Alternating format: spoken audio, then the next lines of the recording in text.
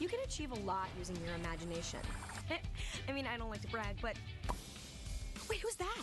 And why is she all over these achievement awards? But with STEM, the sky's the limit. Shaboom! Use STEM to envision... Okay, I'm seeing it. Yeah. Invent... Got any ideas? I've got a few, actually. And create a better world. Told you she's super smart. If she can STEM, so can you. Find out more at She Can STEM.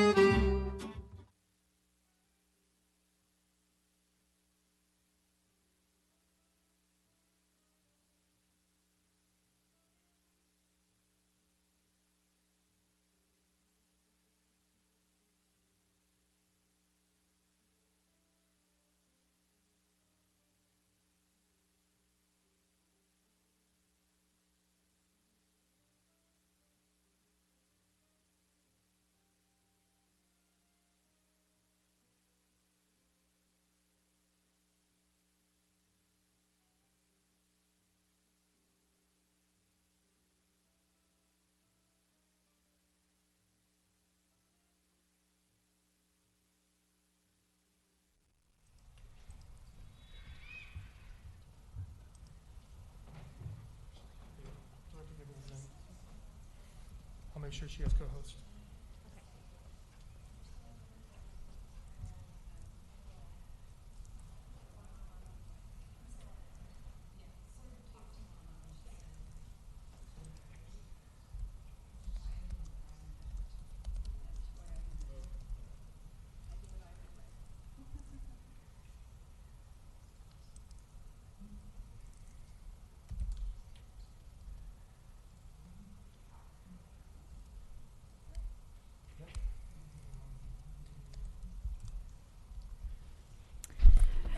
Good evening, everyone.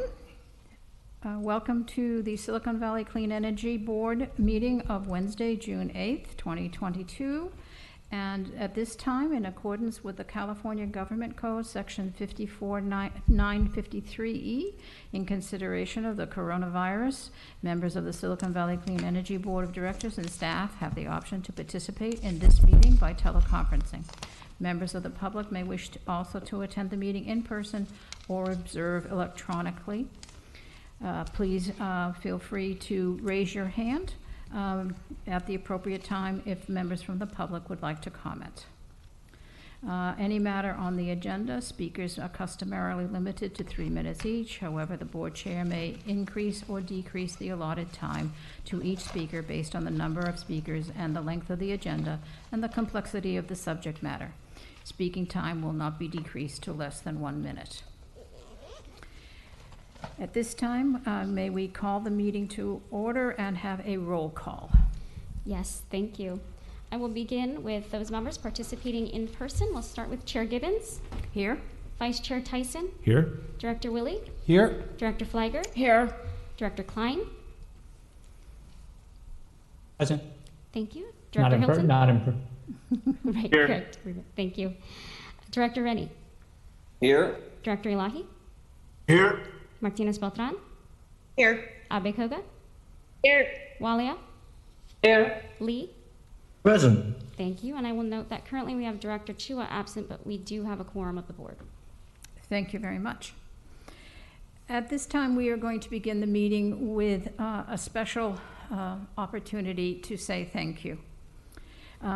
It is with pleasure, tinged with some sadness, that the board, current and past members of the board, are here to have a resolution thanking George Stepanovich for his contributions to from the very beginning of Silicon Valley Clean Energy and leaving us in wonderful hands with Trish Ortiz. So the resolution number 2022-17, the Board of Directors of Silicon Valley Clean Energy Authority hereby resolves as follows. Whereas the Silicon Valley Clean Energy Authority, SVCEA, was formed on March 31, 2016, with the 11 cities and towns and the County of Santa Clara deciding to become an initial member. And whereas George Stepanovich, I'm sorry, Greg. God. Sorry. Apologies. Greg, played an important role in the first general counsel of the authority.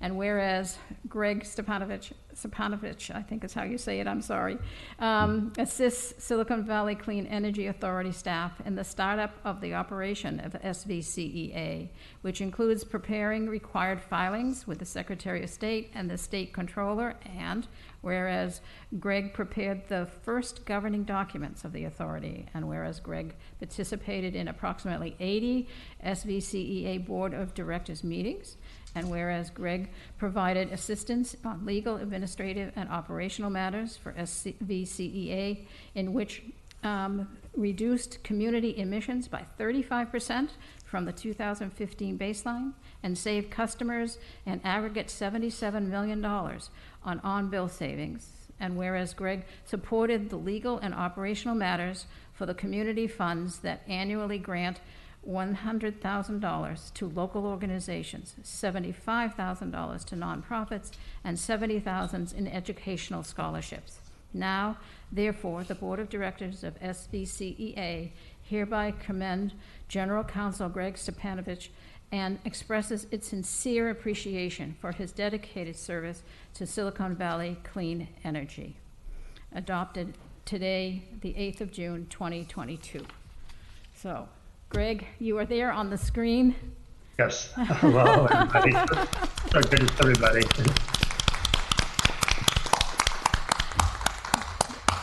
So please, we'd be delighted to hear from you. Well, again, it's so great to see everyone here this evening and be back at a board meeting. And with my retirement, I would like to say a few words here to the board and to the staff. And I'd like to thank the board and past boards for giving me the opportunity to represent SVCE as general counsel since its inception. It was an experience that really stands out as one of the most rewarding parts of my legal career. It was very exciting to be involved at the ground level when we first began with the committee meetings and many staff meetings and meetings with the future board members in drafting the formation documents. But it's been even more gratifying to see how SVCE has grown into this inspiring organization that is truly a model for CCAs and good government throughout the state and for that matter, the country.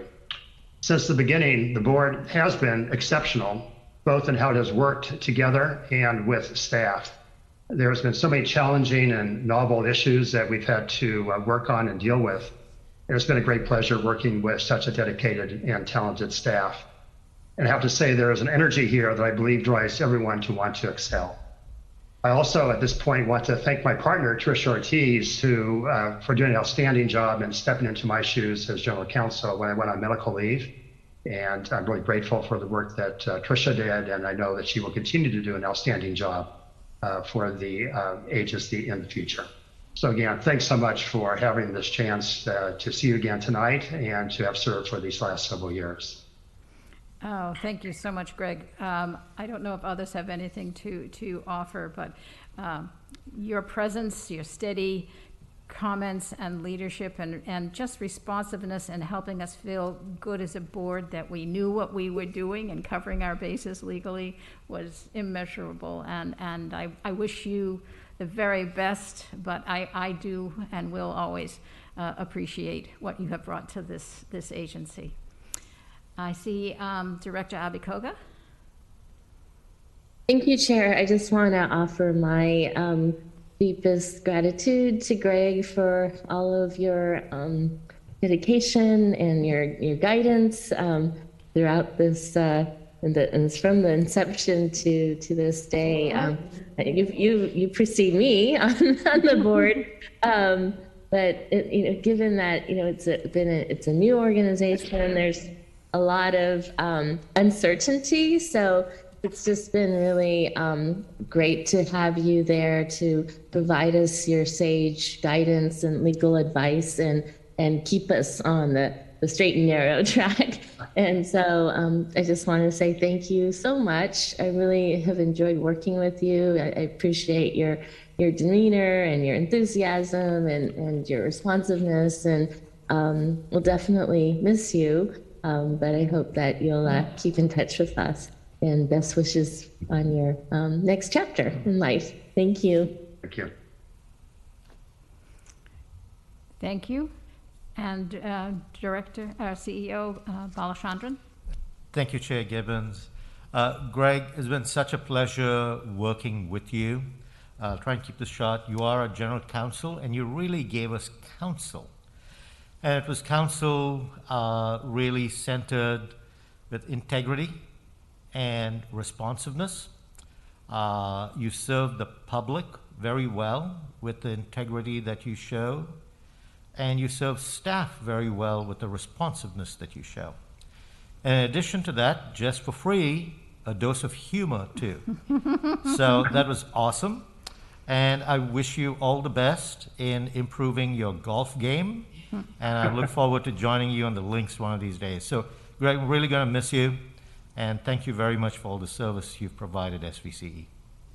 And also, Girish, I'd just like to add, it's been such a pleasure working with you. And I tell you, you're the best in the business. And I really have been fortunate to have a chance to have worked with you over these several years. Well, thank you all. And thank you again, Greg. Thanks so much. Yeah, and I look forward to seeing everything that's going to be accomplished by SVC in the future. Yeah, thank you. Well done. And with that really great appreciation, we will move on to the agenda, and I think we all have a fairly significant agenda this evening, and we will try and move it along appropriate. Chair, this is an item for action. We would like to adopt a resolution commending Greg for his service. I thank you for that. So may we have a roll call vote, please? And I'll make the motion. Okay. And I'll second it. Thank you. Great, thank you. And this is to adopt resolution 2022-17. Chair Gibbons? Aye. Vice Chair Tyson? Yes. Director Willie? Yes. Flagger? Yes. Klein? Yes. Hilton? Aye. Rennie? Aye. Chua? Aye. Elahi? Aye. Martinez Beltran? Yes. Abekoga? Aye. Walia? Aye. Lee? Aye. Thank you. That motion carries unanimously. And thank you, Madam Secretary, for getting that done correctly. So we will now move on to the regular agenda, and just for everyone's knowledge, it is a long agenda, and we will move along as expeditiously as possible. We will also take a break sometime around 8:30 or 9, and then we have two closed sessions. Actually, we have one closed session and one special meeting. So we will take a break for the closed session and convene in private, and then come back and announce any action, if necessary, taken at the closed session, and close out the regular meeting, and then we will move on to the special meeting. And everyone has instructions on how to transition from the meetings. If you have any questions, I know staff can help with that. Excuse me.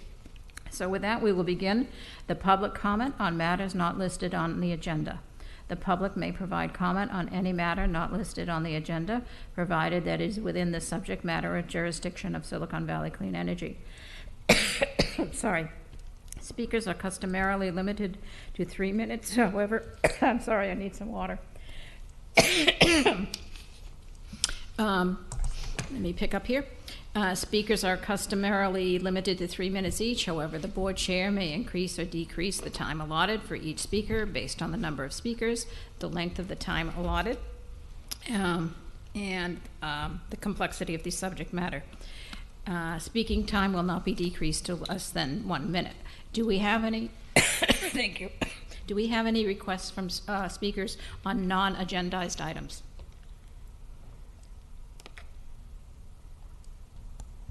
I see none. Madam Clerk? No, Chair, none received. Okay, thank you. We will now move to the consent calendar.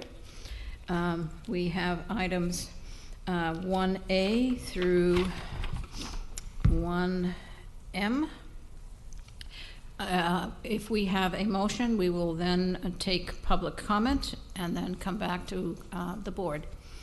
May we have a motion to approve the consent calendar? I move that we adopt and approve the consent calendar. Thank you. Second by Klein. Second by Klein. motion made by Director Flygor and seconded by Director Klein. And do we have any public comment on the consent items? Seeing none, we will close the public comment period, and if there's any discussion by the board, if not, we will have, I see no hands raised, we will have a roll call vote, please. Thank you. Chair Gibbons? Aye. Vice Chair Tyson? Yes. Willie? Yes. Flagger? Yes. Klein? Yes. Hilton? Aye. Rennie? Aye. Chua? Aye. Elahi? Aye. Martinez Beltran? Yes. Abekoga? Aye. Walia? Aye. Lee? Aye. Thank you. That motion carries unanimously. Thank you all. We will now go to the regular calendar. Item 2 is the CEO report, which is a discussion item from CEO Belchandran. Thank you, Chair Gibbons. One of the great parts of my job is to introduce new employees. And we'll start off, we have 3 new employees we'd like to introduce to you. First is Raul Hernandez, a senior marketing specialist who will be working in Pam's group. Raul, would you please introduce yourself? Good evening, everyone. My name is Raul. I'm the new senior marketing specialist here at Silicon Valley Clean Energy. And my role moving forward will be to create, implement, and track our marketing strategies. A little bit about myself. Prior to joining SVCE, I was a senior public information representative with the City of San Jose's Environmental Services Department, where I led marketing and outreach strategies for the Recycle Right program. And prior to that, I was also with the Community Energy Department, known as San Jose Clean Energy, in a marketing role as well during the launch phase. So yeah, during my brief time working with San Jose Clean Energy, obviously I fell in love with the energy sector. There's so much excitement and passion around this industry, and this is something that I truly love and enjoy. And obviously helping others is very important to me, and working for Silicon Valley Clean Energy gives me that opportunity. So I was born and raised here in San Jose, California. I received my undergrad from Santa Clara University, and I'll be receiving my master's from SJSU this fall. So, you know, I'm a proud parent of two boys, 4 and 2-year-olds. So working in this industry is something that I'm truly passionate about, especially for their future. So pleasure to meet everyone, and I look forward to using my skills to help advance the goals and mission of SVCE. So pleasure. Thank you. Welcome. Thank you. Next up is Owen Milligan, who has graduated from being an intern for us while he was completing his senior year in business in Southern California. He has joined Monica's group as an associate power analyst. Owen, would you please introduce yourself? Of course. Thank you, Garish. Good evening. Excited to be here, joining now full-time, as Garish said. So I have served as over a year as a Power Resources intern. In that time, I was assisting with modeling, and I will continue to do that, as well as support Power Resources in front office transactions, of course, the portfolio. I did graduate just over a month ago now from Concordia University, Irvine. I completed a bachelor's in business administration with an emphasis in both finance and data analytics and a minor in communication. So quite the background for just a couple of years there at Concordia, but I was excited to finish undergrad as well as join here full time now. I've been blessed by SVCE to work as an intern, and even more excited to continue with the organization, learn more about the industry. I was lucky enough just a couple of weeks ago to get up and introduce myself in person during the offsite retreat and meet everybody and the great culture that is SVCE. I'm super excited now to introduce myself to you, the board, and continue to interact with you for a long time now. Thank you. Welcome in your new role. Thanks, Owen. Our third introduction is Ethan Wolf, who is a summer intern for us, and he is studying at Cornell right now. Ethan, please introduce yourself. Thank you, Girish. I am the Power Resources team's new sustainability intern this summer, and I'll be working on a project to design a system incorporating carbon offsets, load shifting, and supply-side tools to help make a 24/7 carbon neutral renewables portfolio more feasible for SVCE.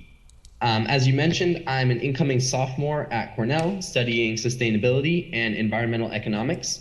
And my professional background includes a couple of marketing internships at Uprise, which is a personal fintech startup based in San Francisco, and Greentown Los Altos, which is a local sustainability nonprofit, which some of you on the board may have heard of. Interestingly enough, I actually first heard about SVCE from my mentors at Greentown 2 years ago, and ever since then, I've been highly interested in an internship. However, as a junior in high school, I wasn't quite ready for a full-fledged clean energy internship. But after getting some firsthand sustainable business experience as a consultant and now an incoming project manager at the Cornell Sustainability Consultants, the stars aligned for me, and I'm thrilled to finally have achieved my goal of being an intern at SVCE. In my free time, I'm an avid musician. I play several instruments, including trombone, piano, guitar, and ukulele. And I'm also the principal trombonist for the Cornell Symphony Orchestra. And I also enjoy weightlifting. I have several years experience with powerlifting and Olympic weightlifting. And it's really nice to meet everyone on the board, albeit virtually. And I'm really excited to achieve what I can this summer with SVCE and learn all that I can. So thank you for having me. It's great to be here. Thank you and welcome, Ethan. And I think we have a musical group at SVCE. So don't be surprised you get called on, even virtually. Sounds awesome. Summer players. We'll see if we can do something this summer. We have one more update. Communications Manager Pamela Leonard is going to talk to you about the 2022 Empower Silicon Valley competition. Right. Good evening, directors. I'm excited to share one of the videos of our winning scholarship competition. It's a short film competition with youth in the community. We do have a slide with some high-level stats. We had incredible engagement this year. More than 40 students participated, either as individuals or in teams. And I want to give a shout out to Matt Lundy, who's actually currently attending his COVID-delayed graduation ceremony in Dublin from a master's in, I think, science communications or something cool like that. So it's like 3 a.m. over there. But he did a wonderful job in leading outreach for this scholarship competition this year. And just want to call out and thank our board judges, so directors Abe Koga, Hilton Klein, and alternate director Wei. And with that, we'll share one of the videos, and just want to call out the link to the website, which has all of the winning videos in case anyone wants to go back and watch them later. So enjoy a little entertainment to kick off the evening.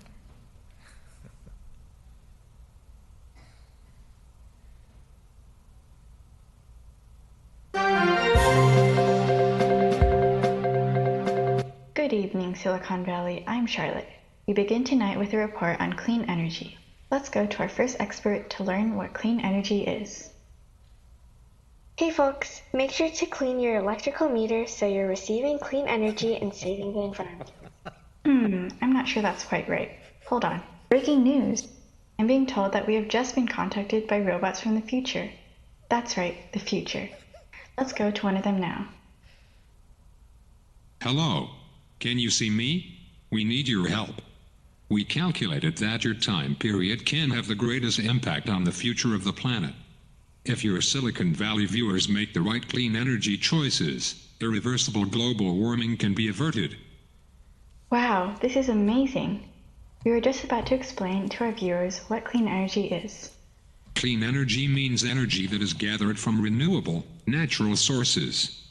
The most common renewable energies are solar, wind, hydroelectric, and geothermal. Solar energy or energy from the sun can be collected with solar panels or used directly to heat water and air. Solar energy is beneficial because the amount of sunlight is practically infinite. Wind energy is produced by wind turbines or windmills, mainly on wind farms. Hydroelectric energy is usually generated from dams. Geothermal energy is energy from heat trapped beneath the Earth's crust as a result of the Earth's formation billions of years ago. Geothermal power plants can use this heat to produce electricity. Unfortunately, as you can see behind me, the future where I am is not so great because not enough was done to adopt clean energy.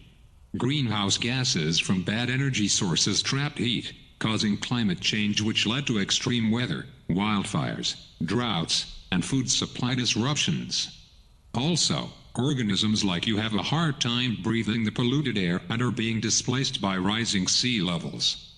So we are contacting you to encourage you to do more to switch from bad energy sources like oil, natural gas, and coal to clean energy sources. Oh no! What can our viewers in Silicon Valley do to start using more clean energy? I can help with that. For electricity generation, there are several ways you can support clean energy.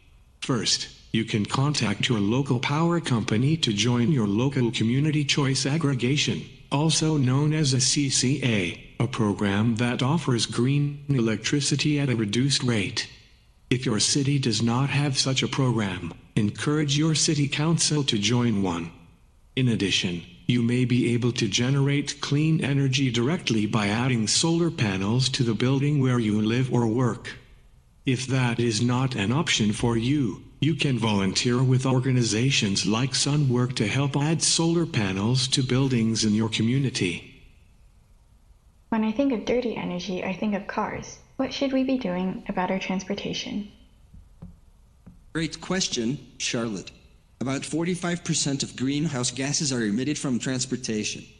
Some ways to switch to clean energy through transportation are driving or riding in electric vehicles. For short distances, your viewers can ride bikes, scooters, or skateboards. They can also walk instead of using gasoline-powered vehicles. Thanks. Is there anything we can change at home to better the environment? Well, Charlotte, about 24% of greenhouse gases are emitted from residential, commercial, and industrial heat. These can be reduced by switching to electric appliances that use clean electricity. 1.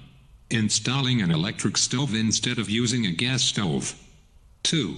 Using an electric heat pump instead of a gas furnace. 3. Moving to a heat pump water heater from a gas water heater. 4. Using an electric fireplace instead of wood-burning fireplaces. Thank you all for listening. For the sake of this planet, I hope this educates you on and inspires you to switch to clean energy. All right, that's it for now, folks. Thanks, robots, for this amazing experience and for educating us. Hope you come back soon and show us a better future after we make some improvements.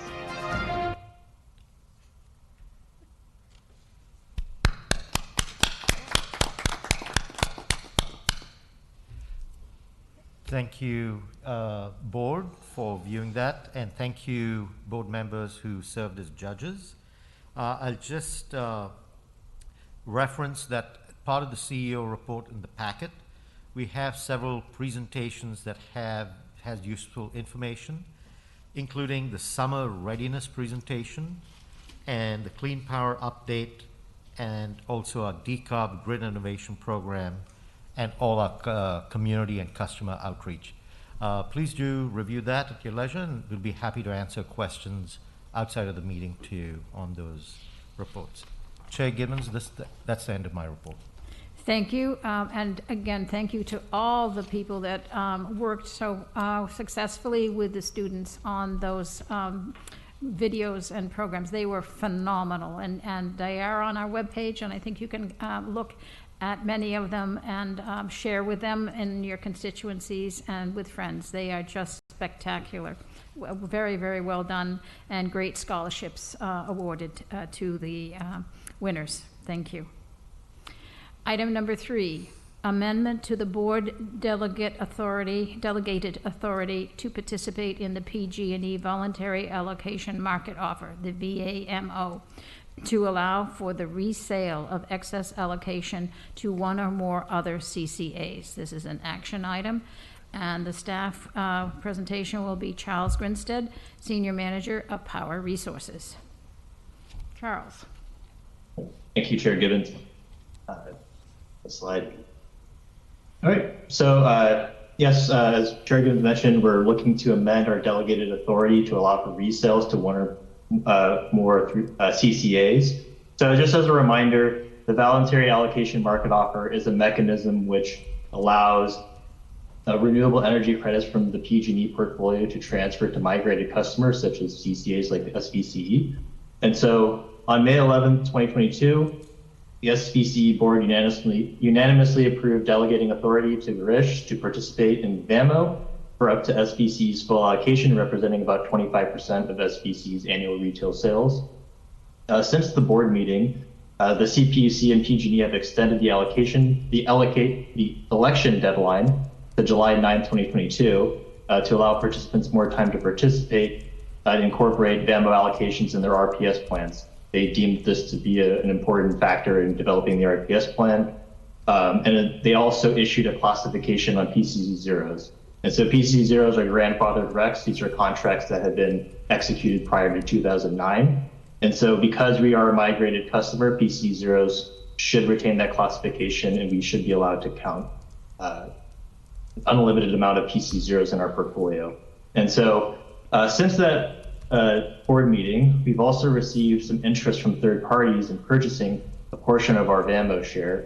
Other CCAs have reached out who are maybe experiencing similar issues regarding contract start dates on their resources. And so this is a viable product in securing long-term RECs.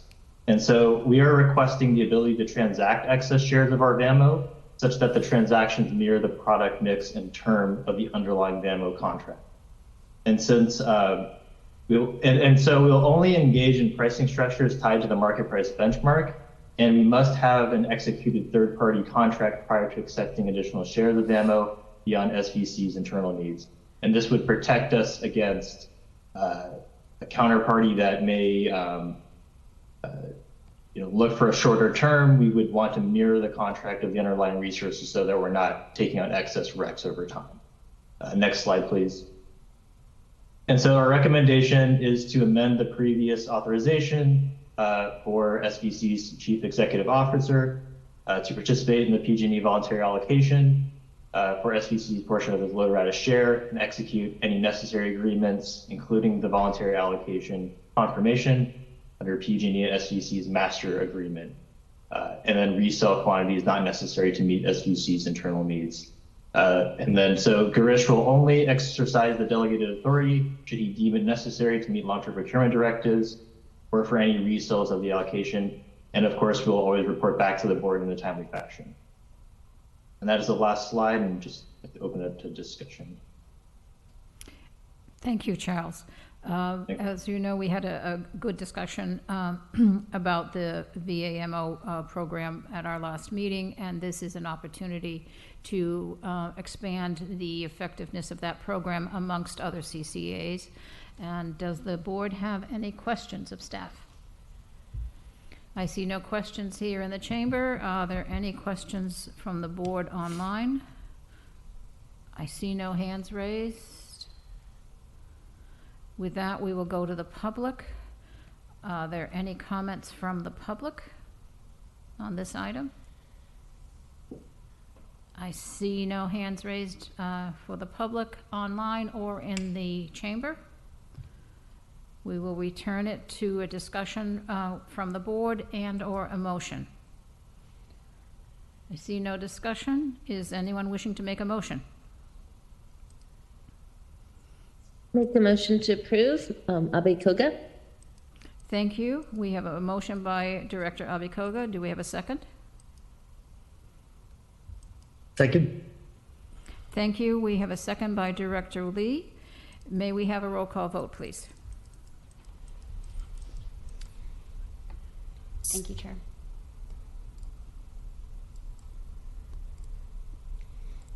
Chair Gibbons? Aye.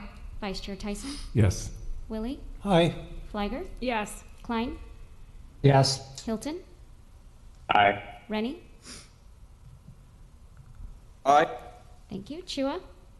Aye. Ilahi? Aye. Martinez Beltran? Yes. Abe Koga? Aye. Walia? Aye. Lee? Aye. Thank you. That motion carries unanimously. Thank you all for that, and thank you, Charles, for that presentation. We will now move on to item number 4, which is authorize the Chief Executive Officer to execute necessary agreements with California Community Power and participating community choice aggregators for the renewable resources from the Ormat Nevada, Inc. and the Open Mountain Energy, LLC.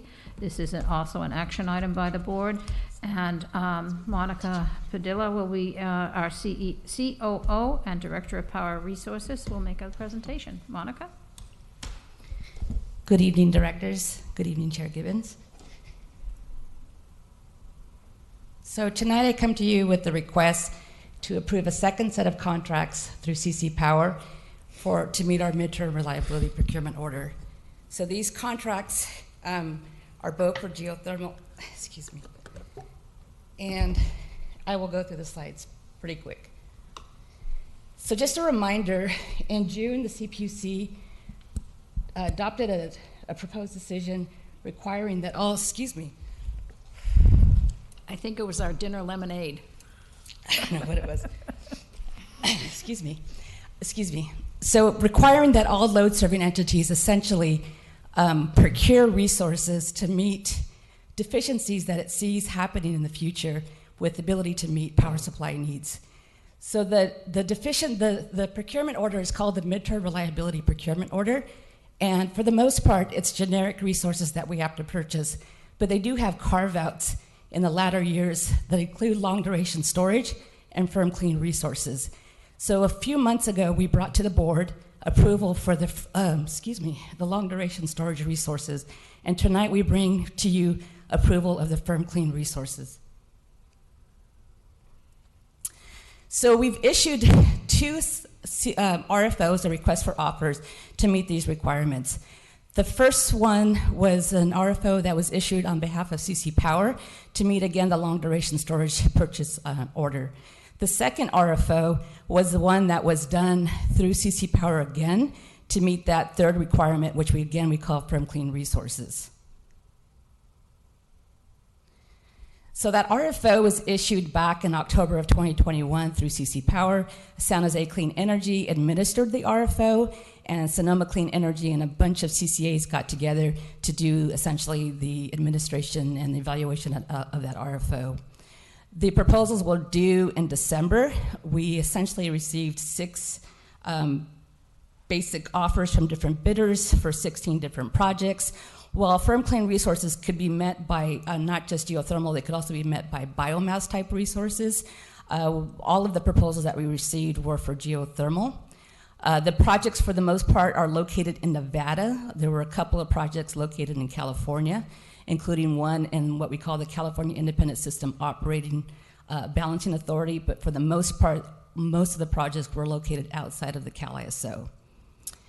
The RFO, or the way that CC Power works, is that you have to put in place what's called the Project Oversight Committee, and the Project Oversight Committee is made up of staff from each of the different CCAs that are participating in the RFP. For SVCE, that was me, and so that Project Oversight Committee is responsible for the evaluation and the ultimate recommendation of shortlisting projects to the general manager of CC Power. So through that process, the Project Oversight Committee essentially recommended 2 different projects. The first one being, again, the Ormat Nevada geothermal portfolio of contracts, and then the second one being from Open Mountain Energy, a geothermal project called Fish Lake Geothermal. Additionally, in form of background, on May 31st, 2022, as required by CC Power, the board did 3 things. First, it waived a resolution that provided for a 60-day notice. This is part of the JPA of CC Power. But because we had to move these contracts quickly, the board actually waived that 60-day notice. It also, through resolutions, approved CC Power's authority to enter into those 2 contracts for geothermal. And for the record, our CEO, Girish Balachandran, serves on the CC Power Board of Directors, so that was his decision on behalf of FCE. So these are essentially the projects that we expect to go both for Open Mountain Energy and for the Ormat resources. Again, they're all located in Nevada. And so because they're located in Nevada, there's a little bit of a risk that these projects may not count towards our midterm reliability obligations unless we're able to acquire what's called import capability. And so we're all in the process, all the CCAs that are participating and the developers themselves are in the process of figuring out how to get those import allocation rights so that these contracts can count towards the MTR requirements and can also count towards our resource adequacy needs.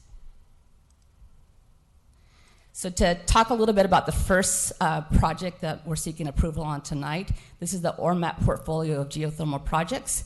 As some of you may know, we have a power purchase agreement in place already with Ormat for a project called Casa Diablo. That project is actually coming online any minute, maybe in the next couple of weeks. Excited about that. So this is a very similar technology that will be used in the portfolio of resources. It's binary geothermal. It's all new geothermal, so that's required in the midterm reliability procurement order, that anything that we procure has to be incremental, that is, it's not already built. The project portfolio will have a minimum capacity requirement of 64 megawatts and can go up to 125 megawatts. The product that's being offered includes energy, PCC1 RPS resources, and full capacity rights for resource adequacy. The expected COD for these resources varies. Projects will be elected into the portfolio as early as 2024, and the project is offered to the CC Power participants at a fixed price in the form of $1 per megawatt hours, and it's for a term of 20 years. Just to quickly go over how that portfolio approach will work, ORMAT will bring to SVCE and to the participants in CC Power, as they develop these projects, they'll come to us and say, okay, we have this project, we've done the development, we've done the exploration of it, it's ready to be added to the portfolio, and then each of the participating members will decide whether or not they want to add that facility to the portfolio. And so the reason that we would maybe reject a resource or a facility to the portfolio is because we were not able to get the import capability, and therefore it doesn't count towards our obligations, or it doesn't meet resource adequacy requirements, or we determine that the volume's not needed. And so that could happen if, say, one of the participants in this joint venture or joint procurement drops out, or say somebody finds another geothermal resource that they that meets their need for some that they didn't think they had before. If the facility is rejected, then ORMAT has the ability to reduce the minimum 65 megawatt requirement amount. Open Mountain Energy Fish Lake project is a bit simpler. It's one project, 13 megawatts. SVCE shared being about 1.82 megawatts. It also is incremental, meaning it's new capacity, as is required. It also will provide energy, RPS, PCC1 resources, and full capacity rights. It's located in Esmeralda County, Nevada. We believe the COD would also be mid-2024. It's offered at a fixed price with no escalation in the form of $1 per megawatt hours, and it too is a 20-year project. So participating in this joint procurement effort are Clean Power SF, Peninsula Clean Energy, San Jose Clean Energy, Silicon Valley, obviously Central Coast Community Energy, Redwood Coast Energy Authority, Sonoma Clean Power, and Valley Clean Energy. SVCE's share of the ORMAT portfolio of resources would be 13.4%. Its entitlement share in terms of megawatts, assuming 125 megawatts are added to the portfolio, is 16.75 megawatts. For the OHM project, or the Fish Lake Geothermal, our share would be 14% of the full joint procurement, equating to 1.82 megawatts for a total of 18.57 megawatts. So if the ORMAT portfolio of resources results in the 125 megawatt max capacity that we're seeking collectively, then all of the participants in this joint procurement effort will have met their MTR requirements, including SVCE. So that is something that we're pretty confident, provided we can get the import capacity, that we will all be able to meet this requirement. For SVCE, will actually be slightly surplus the requirement, and that is because the contract that I mentioned before that's going to come online in the next couple of weeks with ORMAT, the Casa Diablo, we were allowed to count that capacity towards our midterm reliability procurement. And so we're excited about that because the project, again, is going to add valuable baseload resource to the grid. So in addition to meeting our midterm reliability requirements, the two geothermal contracts have the benefit of adding PCC1 resources to our portfolio, and because they're long-term, that is greater than 10 years, they will also help us meet our SB 350 requirements. And so it's been a while since I've shared this table with you, but if you recall, all of the load-serving entities under California, serving in California, have an RPS requirement. And those requirements can be are reflected in different compliance periods, with compliance period 4, the first compliance period in this table, being 2021 through 2024. So that for that period, we have an RPS of 40%. Of that, 65% have to be in the form of long-term contracts amounting to a 26% RPS in long-term contracts for compliance period 4. With the contracts that we've executed to date, we're at 37.6%, so significantly above what the minimum requirement is. Of course, all of our resources are in different stages of development, so there are risks associated with those resources, and for that reason, we've also over-procured. Now, these 2 geothermal contracts are small, and since they come online in the latter part of 2024, or the compliance period 4, they won't contribute very much energy towards that compliance period, but they do contribute them in the outer compliance periods. So you can see how they impact our compliance requirements. The contract structure is very similar to what we use for long-duration storage. CC Power will be the off-taker. That is, they will sign the PPA or the power purchase agreement with the different developers. And the developers will acquire what's called a buyer's liability pass-through agreement, or a BLIPTA. That BLIPTA guarantees performance by each participating member. And so it, in a sense, protects CC Power, and it protects ourselves from each other, that my liability is, or SVCE's liability is only SVCE's liability. The contract in your packet is provided in substantive form. Again, CC Power approved this contract, these 2 contracts last week, and then executed the contracts with the developer. The 2 contracts have a condition precedent in them that if the participating members don't get their board approvals or governing approvals within 120 days, the contracts terminate automatically. And so that is why we have to get approval as quickly as possible.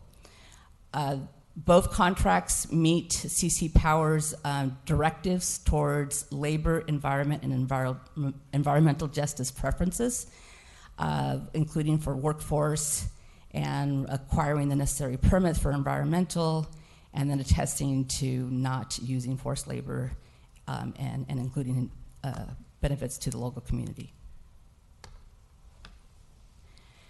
The other part of the contract structure involves what's called the Project Participation Share Agreement. This is an agreement between CC Power and the participating members. It basically establishes our obligations and benefits under the CC Power developer PPA. It also includes a step-up provision, and the step-up provision is necessary so that if one of us, for whatever reason, defaults on the contract, that the other members will pick up our share that we abandon. But this step-up provision is capped to 125% of the original entitlement share of each participating members, and that's necessary so that we don't have, so that we ourselves limit our risk. If it goes beyond 125%, then the developer is left carrying that excess capacity and has to remarket it. In terms of governing structure, very similar to long-duration storage, each participating member, including SVCE, will get a vote on matters pertaining to these 2 contracts. Non-participating members that are part of CC Power will have to abstain. And then this contract structure also creates this project oversight committee, which will be used to make a lot of the operational and contract management decisions. So in addition to providing midterm reliability procurement compliance requirements, as I mentioned, it provides RPS, PCC1, including contributions to SB 350. The 2 contracts have the benefit of reducing SVCE's portfolio risk. These are baseload resources, so they deliver a consistent amount of energy almost on a 24/7 basis, providing for grid reliability, limited ancillary services, resource adequacy. Of course, they reduce greenhouse gas emissions because they're clean resources, and they move us closer to achieving a 24/7 carbon-free goal. Oops. This is just a schematic of the approval process. Again, this was a huge effort on behalf of the CCAs that participated, being led by San Jose Clean Energy and Sonoma Clean Power. It's amazing how much work goes into this, and we got this done pretty quickly. So tonight's request for the board is to delegate authority to the CEO to execute the necessary project participation share agreements and the buyer's liability pass-through agreements with California Community Power and participating members for the 2 new geothermal projects. The description of the projects are here. Included would be a not-to-exceed amount for the ORMAT project of $256 million over the life of the project, and for the Open Mountain Energy contract, $30 million over the life of the project. That's the end of my presentation. That's sufficient. Thank you. I know when I go really fast, I get a little nervous, and I'm a fast talker. So. Would you leave that last slide up? That would be helpful for everyone. No, you were excellent. Thank you for pulling together material that we understand from previous discussions and providing the summary here. This is a project that is directly related to a new carve-out required by the CPUC, right? Exactly. Right. So thank you for that presentation. Do we have any questions from the board? I see one hand raised, and from Director Elahi. Good evening. Thank you for the presentation. I know it's very complicated. You've got a lot of different agencies. I just wanted a clarification. We have under this agreement the right to purchase a certain amount of energy. I'm starting to figure out if we decide not to purchase any, are we liable for that amount? Because I know some of it gets shared by other people, or can we just walk away if we decide not to purchase any for whatever reason? No, we have an obligation to take our entitlement share of the energy that's produced from both projects. So it's not an option or a choice. Once we sign the contracts, we are committing to take that energy.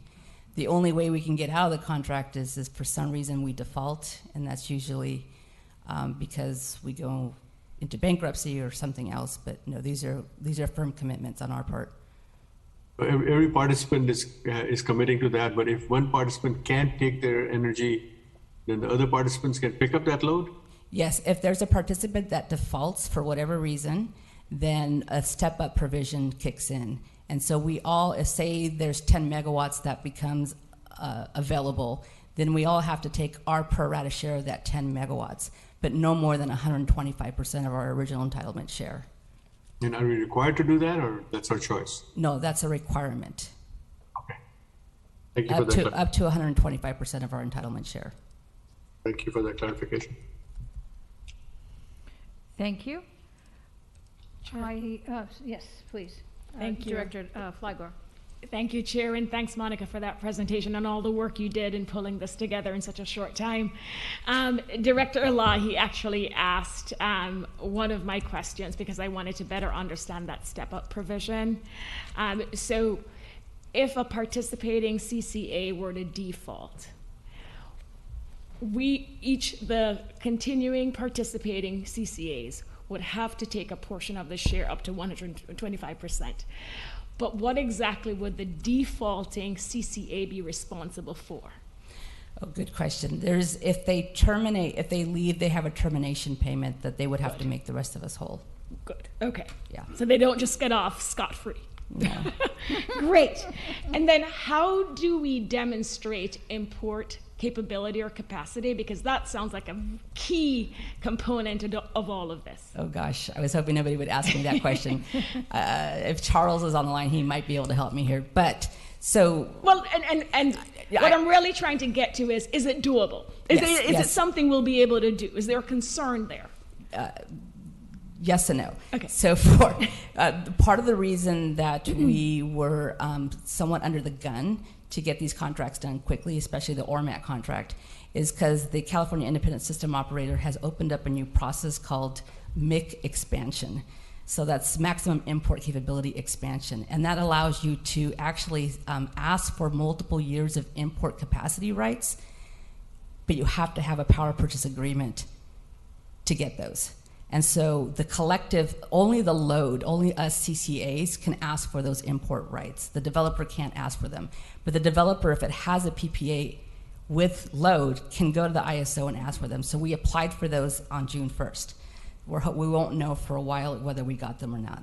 The second opportunity we have is through an annual process where we get allocated import allocation rights.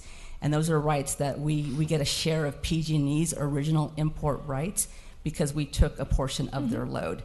And so every year we will nominate for the locations that we need them at. So if it's, I don't know what the terms are, but there's things like Mona and Gondar and all these different locations, we will ask for import allocation rights there, and then hopefully we'll get awarded.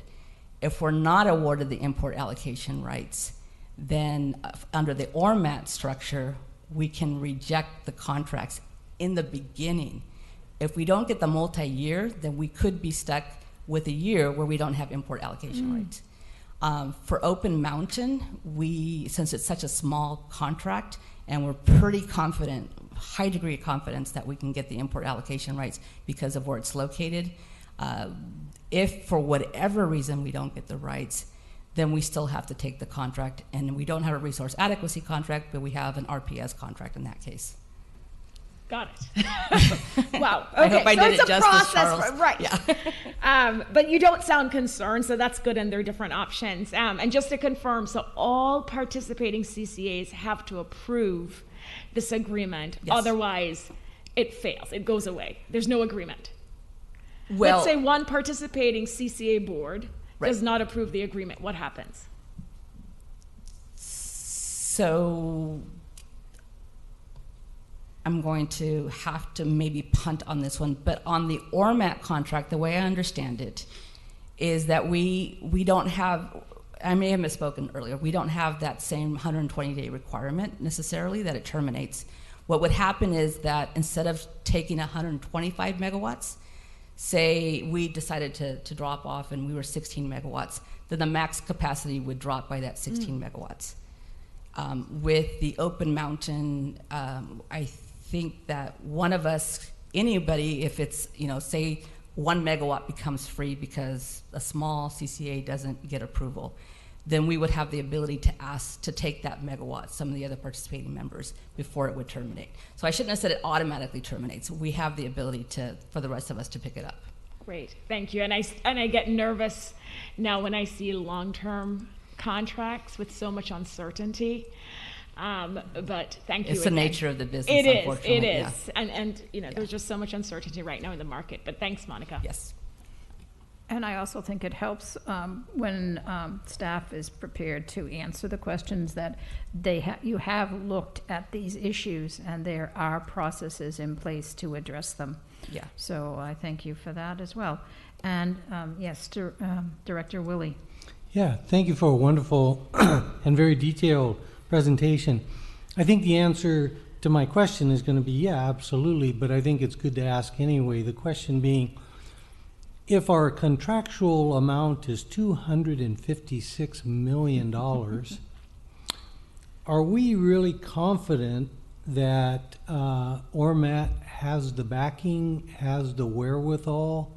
I mean, if our portion is 16% of the total, that adds up to a $1.6 billion project, and wow. And so, yeah, what kind of scrutiny are we even able to do to convince ourselves that they are, where they're not going to get the $256 million from us? No. But ultimately they would.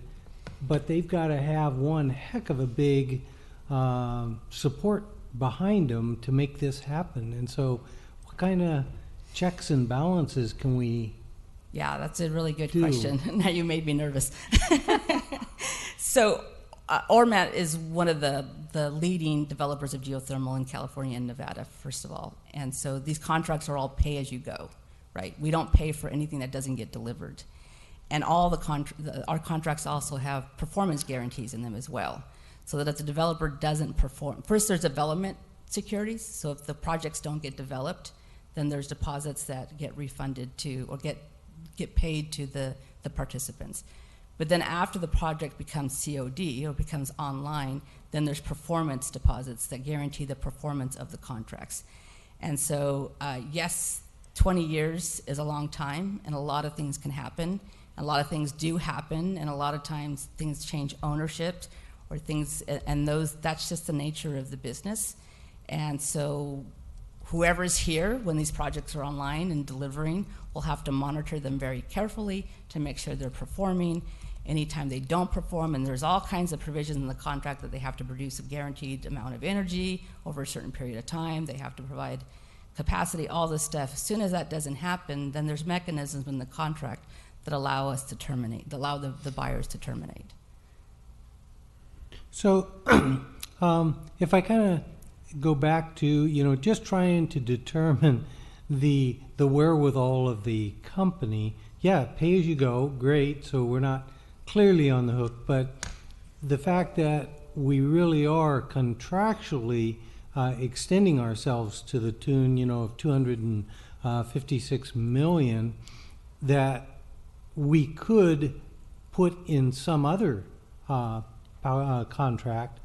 So convincing ourselves that ORMAT really does have the wherewithal to do this, as opposed to, well, it's a great idea, but we're not really convinced that, or they haven't showed us that they truly have the wherewithal to make their own huge financial commitments to dig down as deep as they have to go and set this geothermal plant up and running. Mm-hmm. But yet we would still, I would tend to think we're not able to shift that if we thought that later on, gee whiz, maybe they're not moving as fast as they should have been or something, and we say, well, we'd like to go put that 256 million in a more sure project.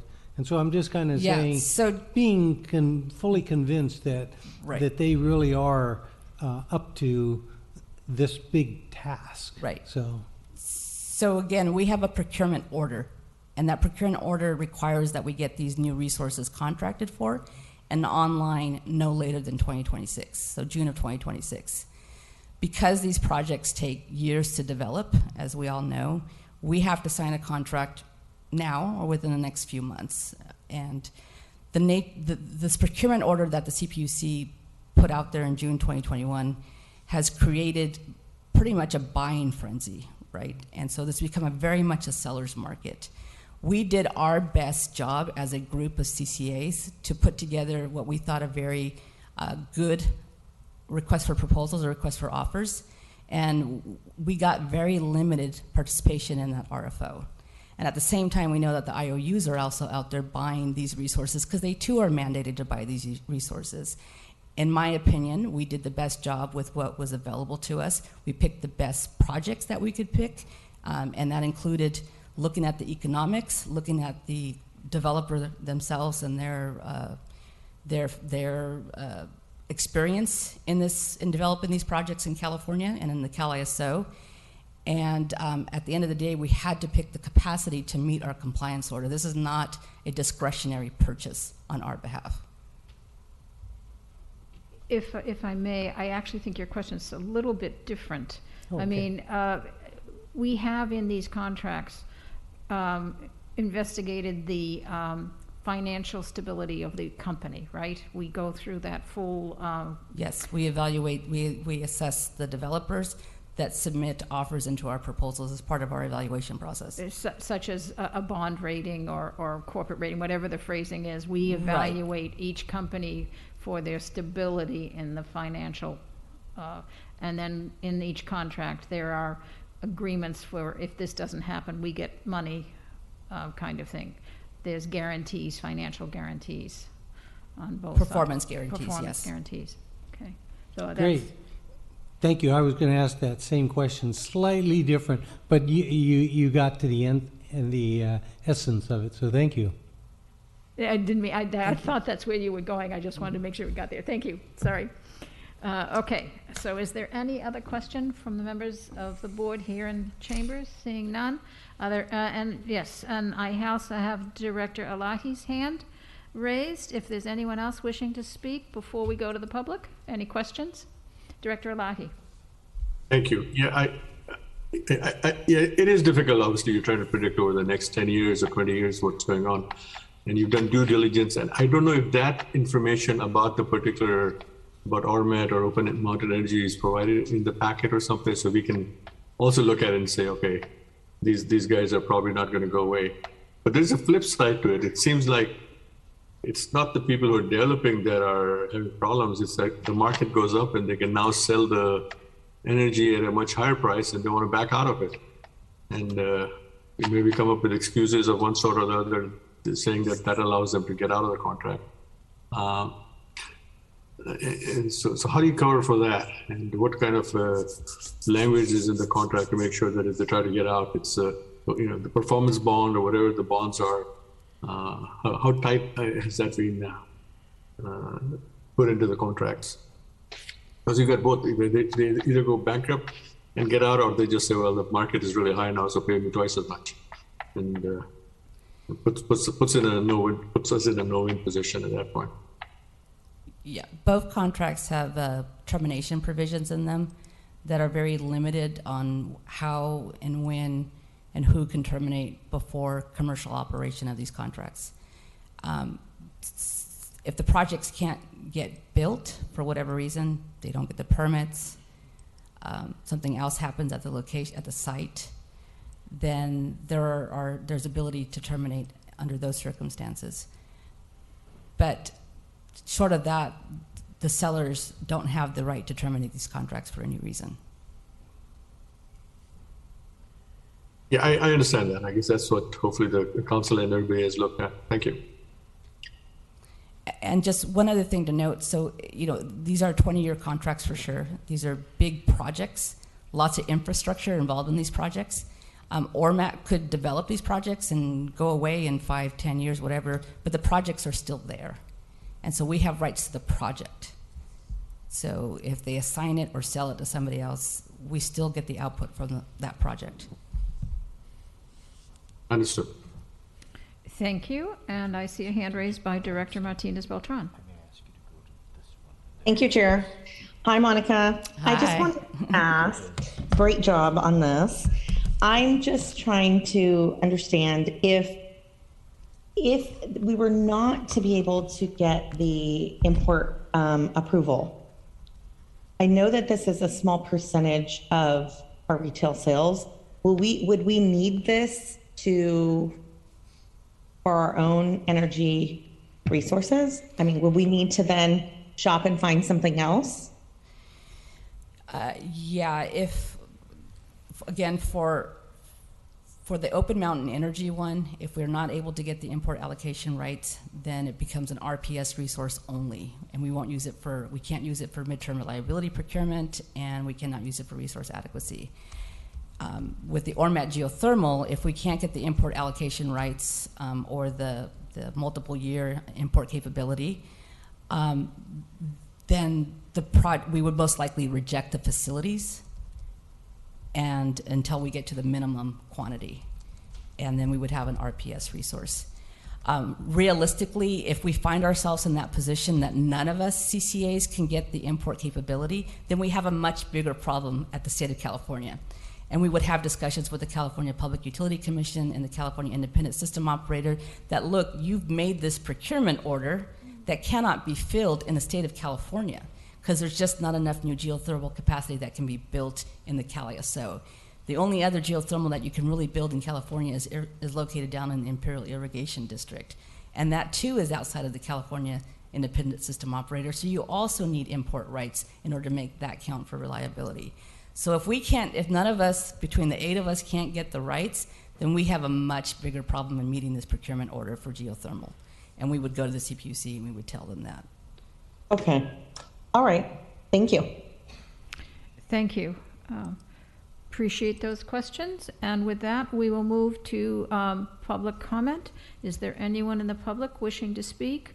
We'll look at the audience here in the chambers. There are no hands raised. Do we have any hands raised online?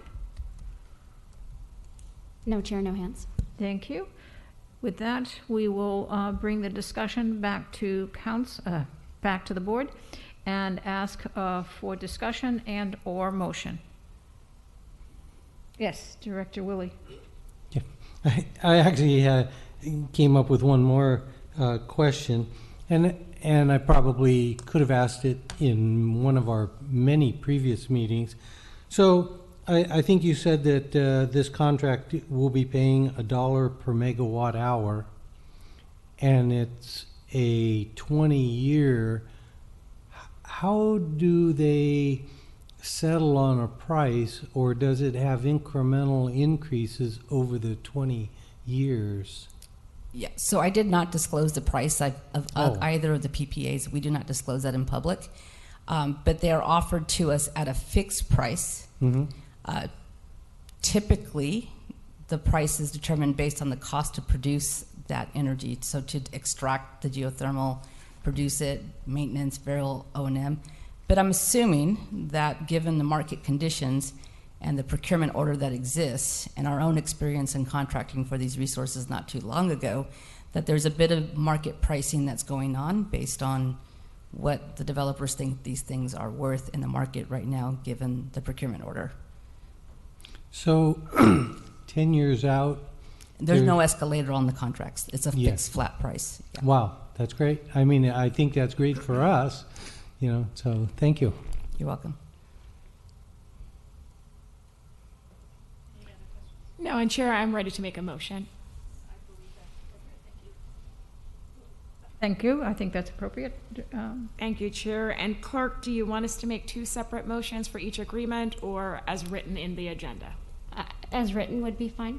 Okay, thank you. So I move that we authorize the Chief Executive Officer to execute necessary agreements with California Community Power and participating community choice aggregators for renewable resources from Ormat Nevada, Inc. and Open Mountain Energy, LLC. And great job again, Monica. Great presentation. Thank you. A second, Chua.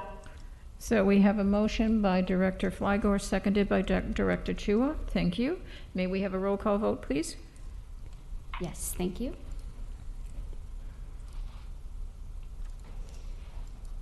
Chair Gibbons? Aye. Vice Chair Tyson? Yes. Director Willie? Yes. Flygore? Yes. Klein? Yes. Hilton? Aye. Rennie? Aye. Thank you. Chua? Aye. Elahi? Aye. Martinez Beltran? Aye. Abe Koga? Aye. Walia? Aye. Lee? Aye. Thank you. That motion carries unanimously. Thank you. Thank you, Monica. All right, and we will now move to item number 5. This is the Silicon Valley Strategic Plan FY23 update. It is a discussion, and the CEO, Balachandran, will be making this presentation. Thank you, Chair Gibbons, members of the board. Tried to keep this going, so since Chair Gibbons said you'll get a break at 8:30. So you've got the slides up. So every year we undertake a strategic plan, and this year is no different. Here's an overview of the timeline, and the strategic plan actually has a variety of different outcomes we look for. One is the conversation we have with you as the board on what's coming up, how you want to direct us in terms of priorities. You also set my goals. You also decide what goes into the budget. And I decide how to implement these goals through the work plan that we develop for the entire team. We want to do all these in parallel so that they're all synced up. So here's a timeline that we have. We've presented the strategic plan to the executive committee. And this timeline, these arrows tell you these different layers that I've talked to you about. Go to the next slide. This is a schematic of what we have in our strategic work plan. On the left-hand side is the actual strategic plan, which is on our website that we publish. It's like a 15-page document. It has a mission, it has 21 goals, and it has 75 measures. That's what we use on an almost monthly basis to track the work that we're doing. Now, of course, things change during the year, and then we adapt to that. The point I want to make with this schematic is sharing all those measures and all the specifics of the goals with you it's not a productive use of your time and our time. So as we go through this process, we try and kind of get it up to a higher level of, let's shine a spotlight on some incremental areas that we want to focus on. So if you go to the next slide, again, just a schematic of the kind of detail we have in the actual work plan that we'll be bringing to you only in October. But today we're going to talk about high-level stuff. So if we can go to the next slide. We started with a day all of us spent at Hakone Gardens on April 29th. And prior to the meeting, we had some preparatory materials, and we kind of themed the day as the past 5 years, because it was right around our 5-year anniversary.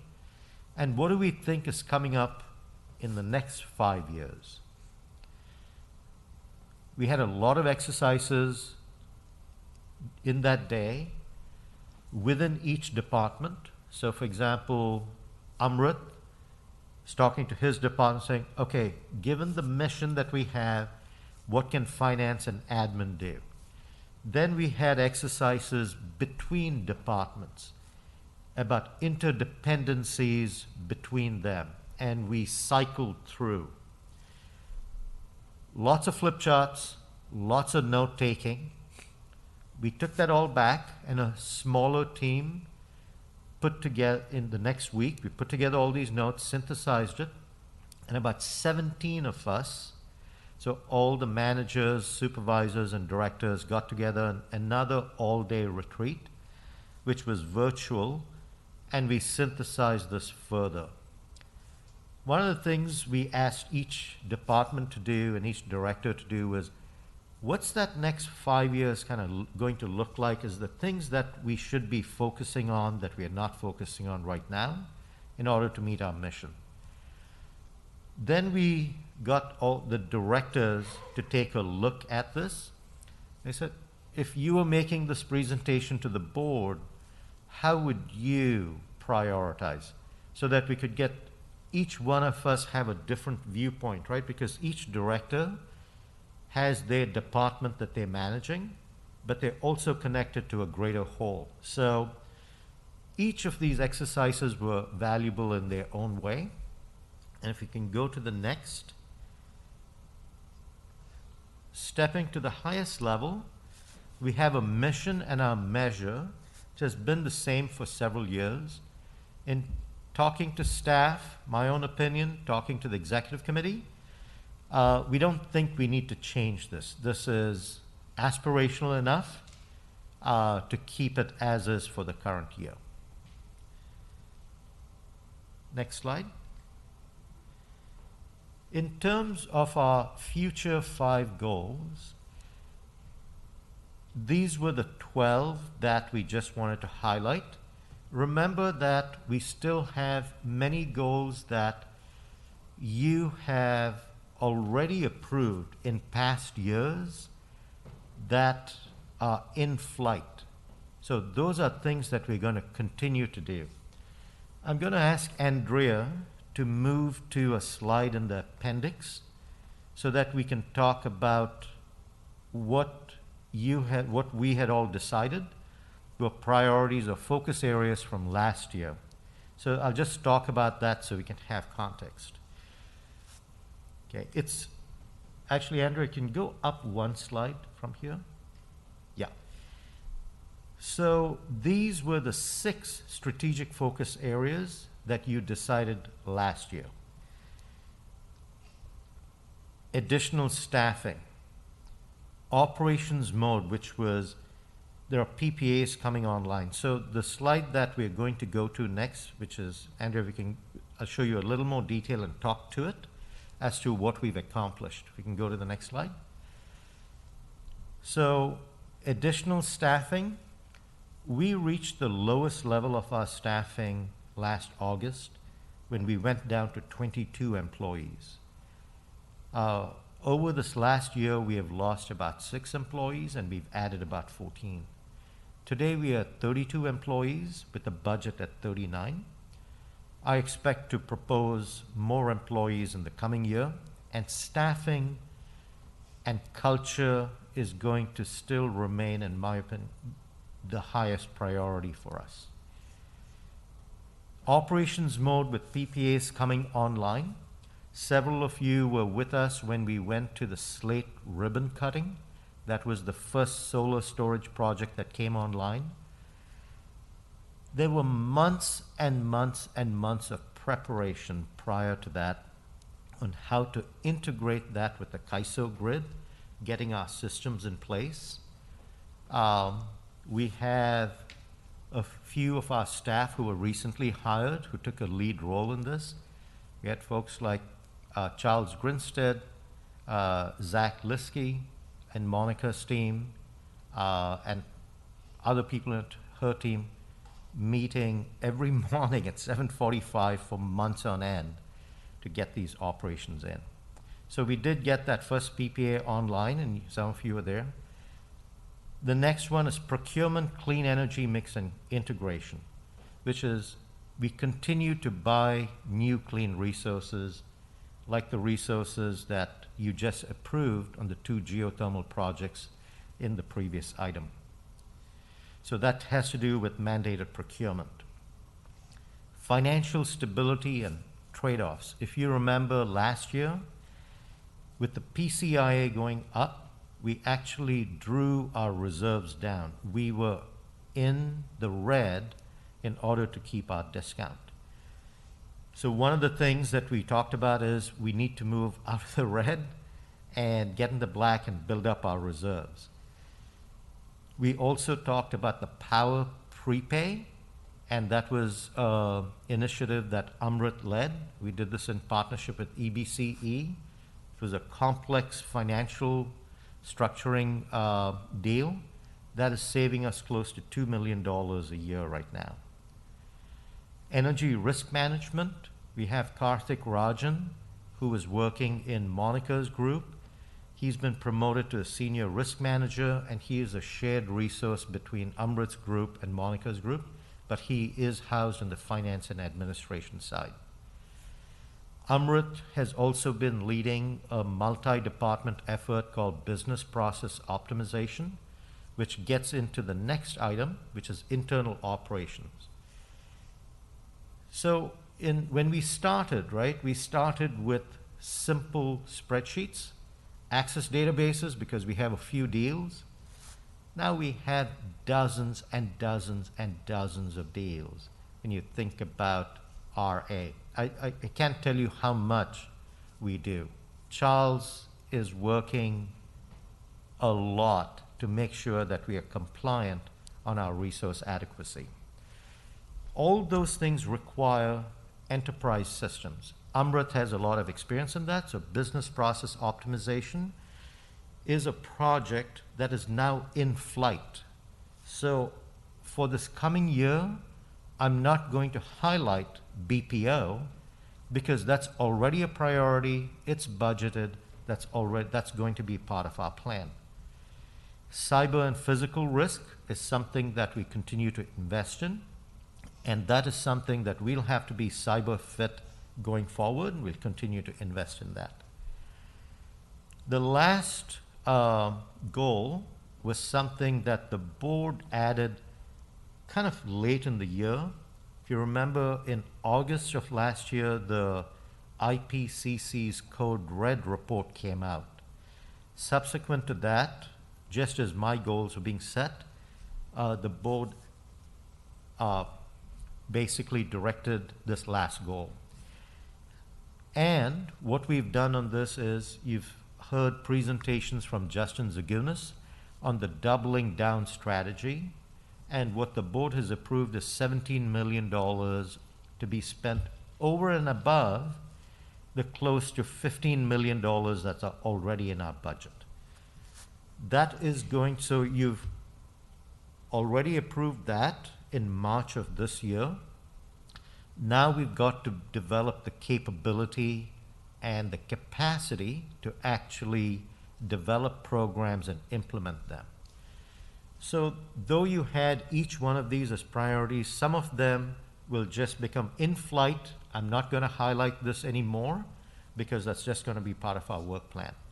So I wanted to provide you a little bit of detail, both to tell you the kind of work that we're doing, and also as we get back to the slide that we were at earlier in the presentation, it'll give you context for the kind of questions I'm going to ask, the question I have of you, which is, getting some further input. So if we can go to the next slide here. So of those 12 boxes, and it's not necessarily in priority order, I put the numbers in there just so it's easy for you to point out a box. You can just refer to a box by the number. Everything in this slide is important, as is everything in our work plan that is important, right? Over here, I wanted to shine a spotlight on a few things because they're different than what we've talked about before. I want to connect 2, 5, and 8. When we talk about being the supplier of choice and working electrification into SVCEA's value proposition and 24/7 clean energy, these are things we really haven't talked about too much at the board level. The 5 years that we have been a clean energy organization, we've basically been buying clean energy on an annual basis. That's how we do our accounting. The grid is moving to getting cleaned every hour.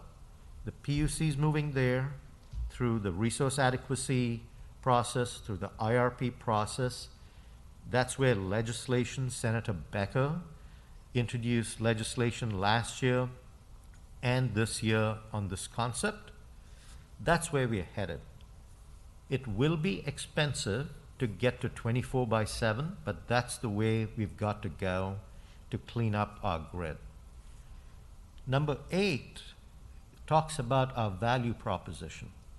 We talk about our value proposition in terms of clean energy, but we want to talk about it more in terms of clean by hour and also electrification.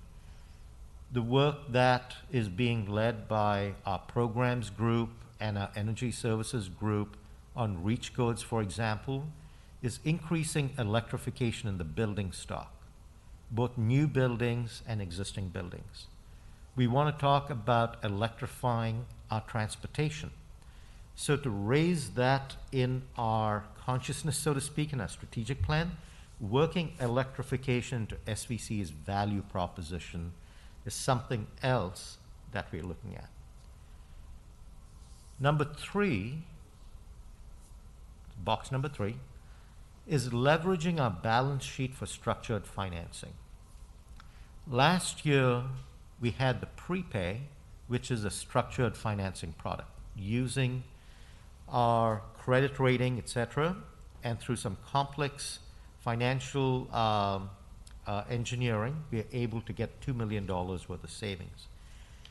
What we were talking about here was, to the extent that we have a strong balance sheet, are there ways in which we can develop products and programs that will help on decarbonizing at scale?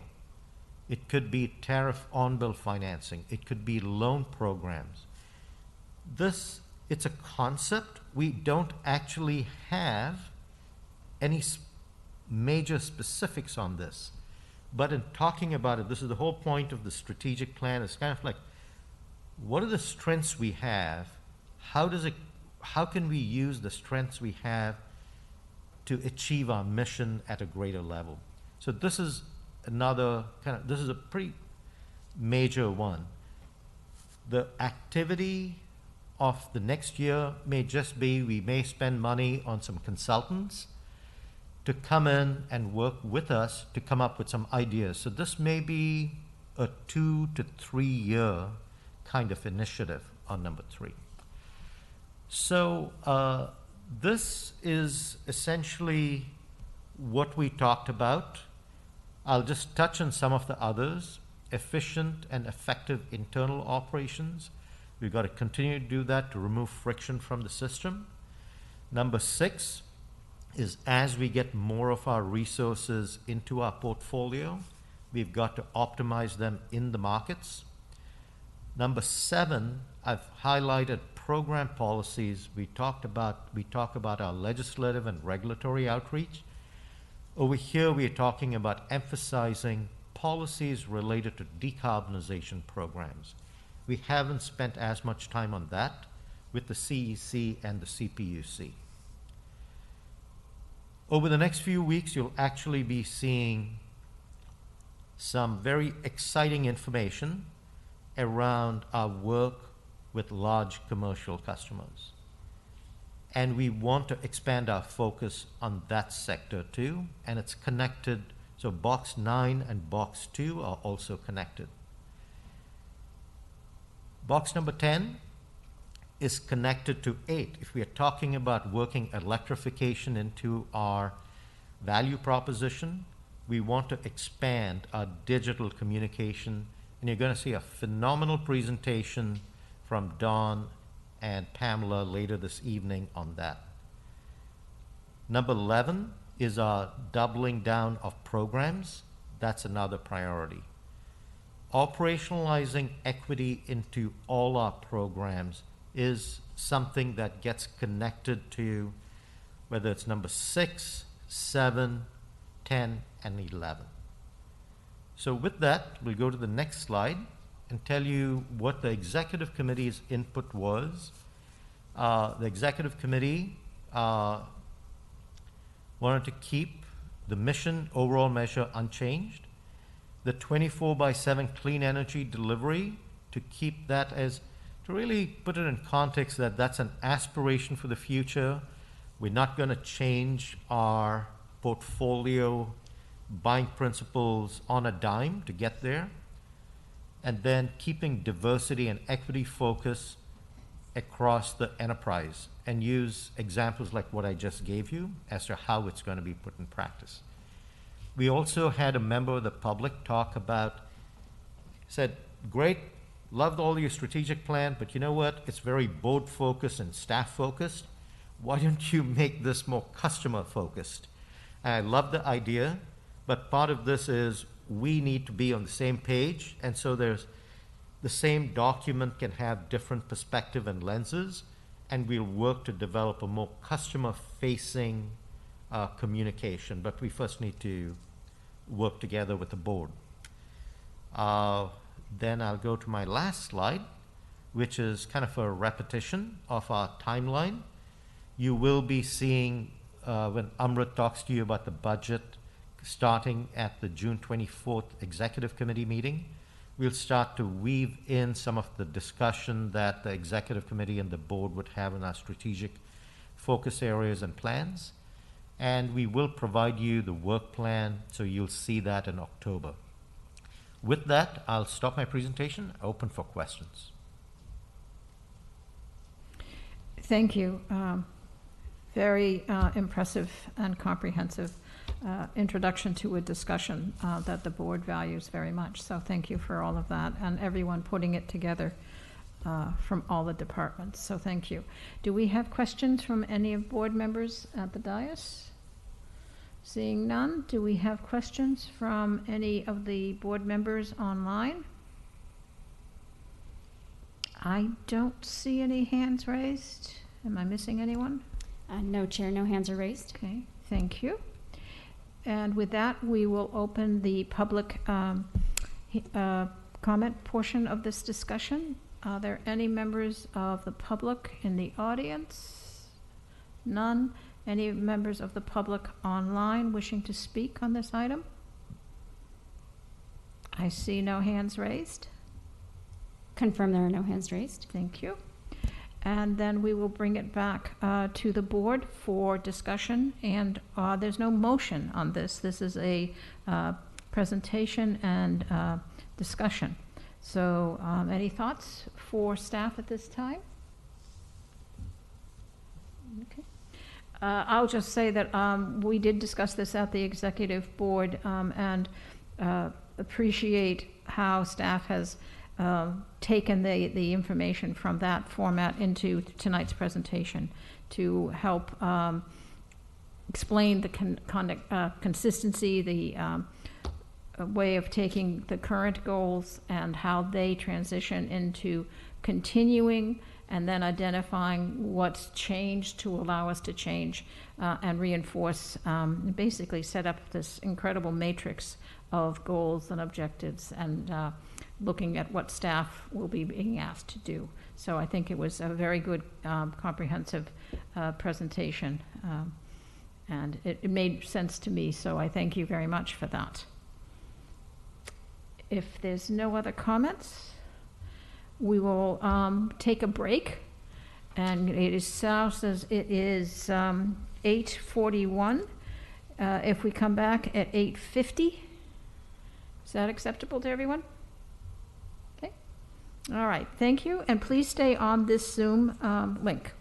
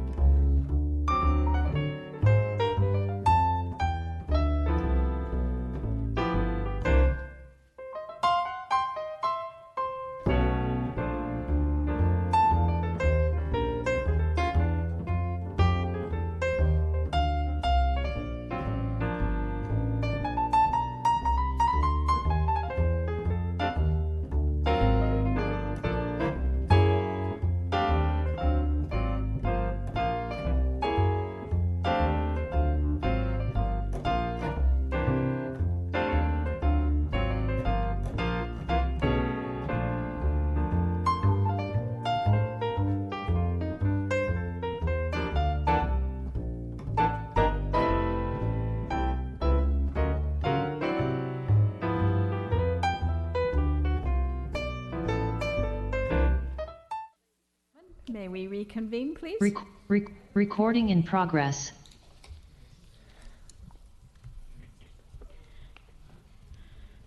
So thank you all. I think taking a break is good for all of us, and allows us to have a fresh mind as we go into additional agenda items. So I think we'll do this on a regular basis going forward. Thank you.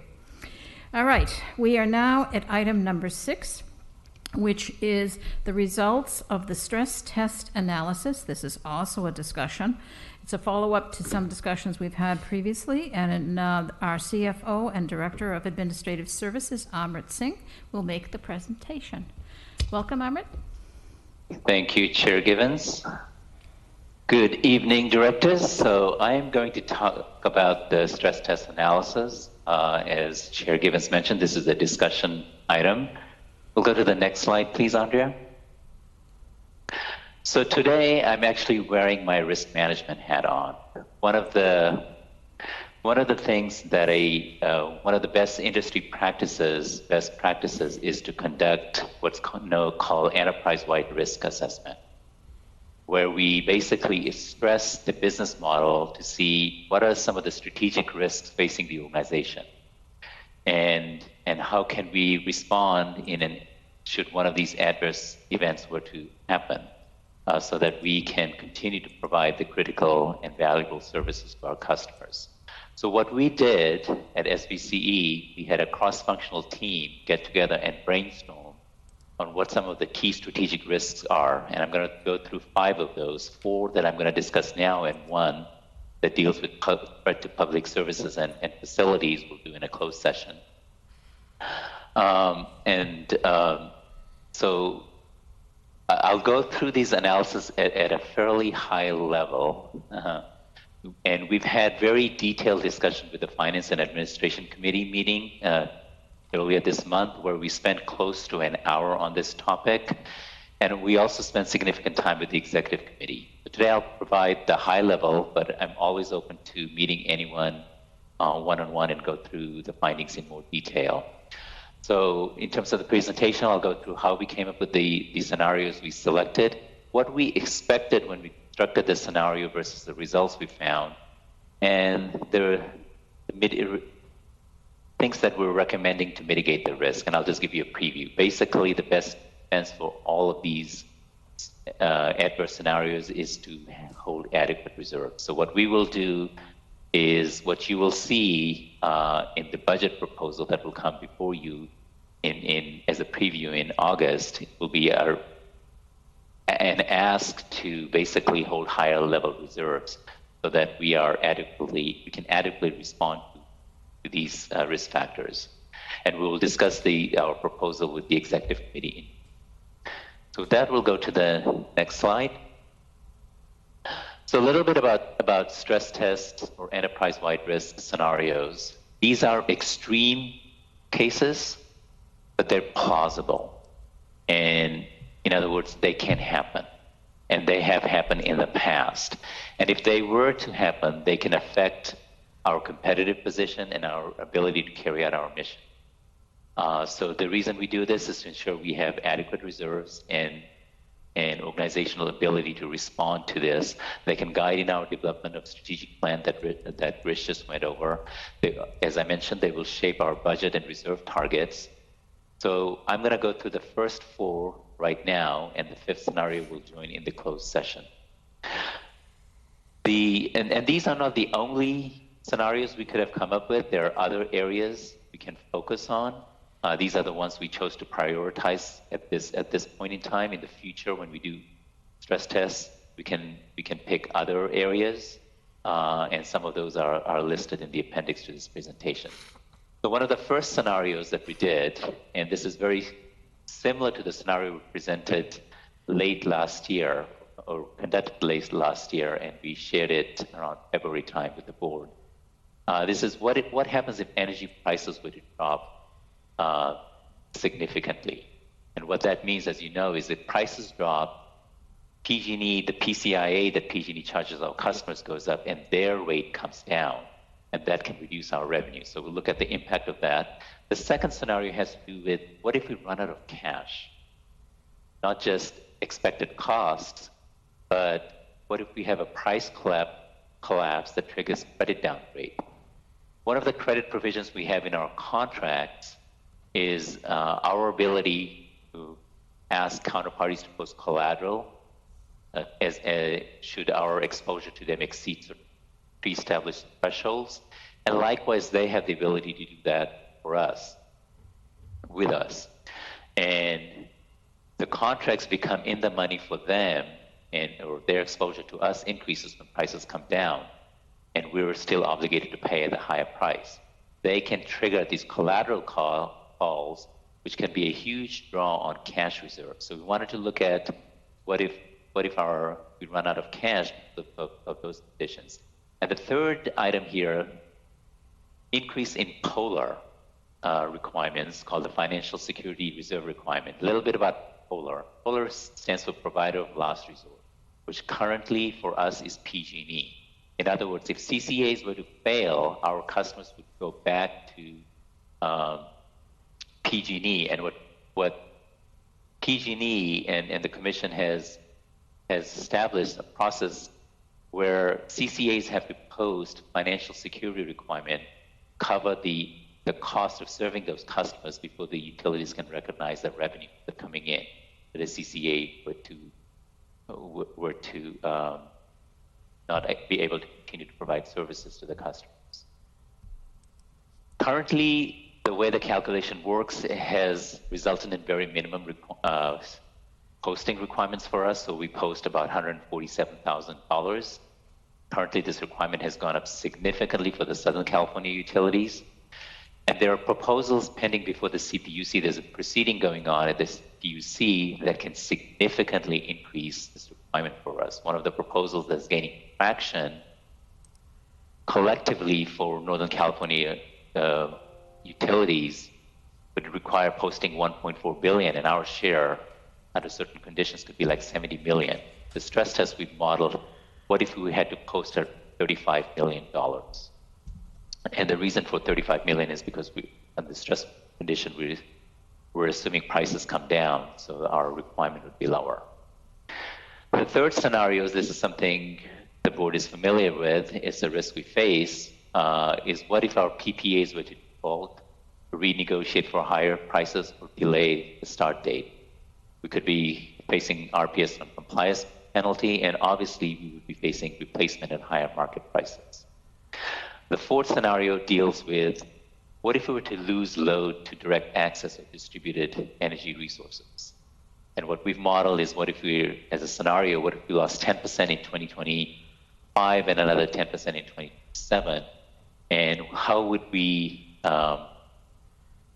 what would be the financial implications to us when we have contracted for the resources, and if prices were to come down, all of a sudden we get stranded resources that we have to sell in the open market at lower prices, raising costs for the remaining customers. That's that scenario. And the fifth one, as I mentioned, we'll talk in the closed session. Okay, so we'll go through at a high level the findings in the next slide.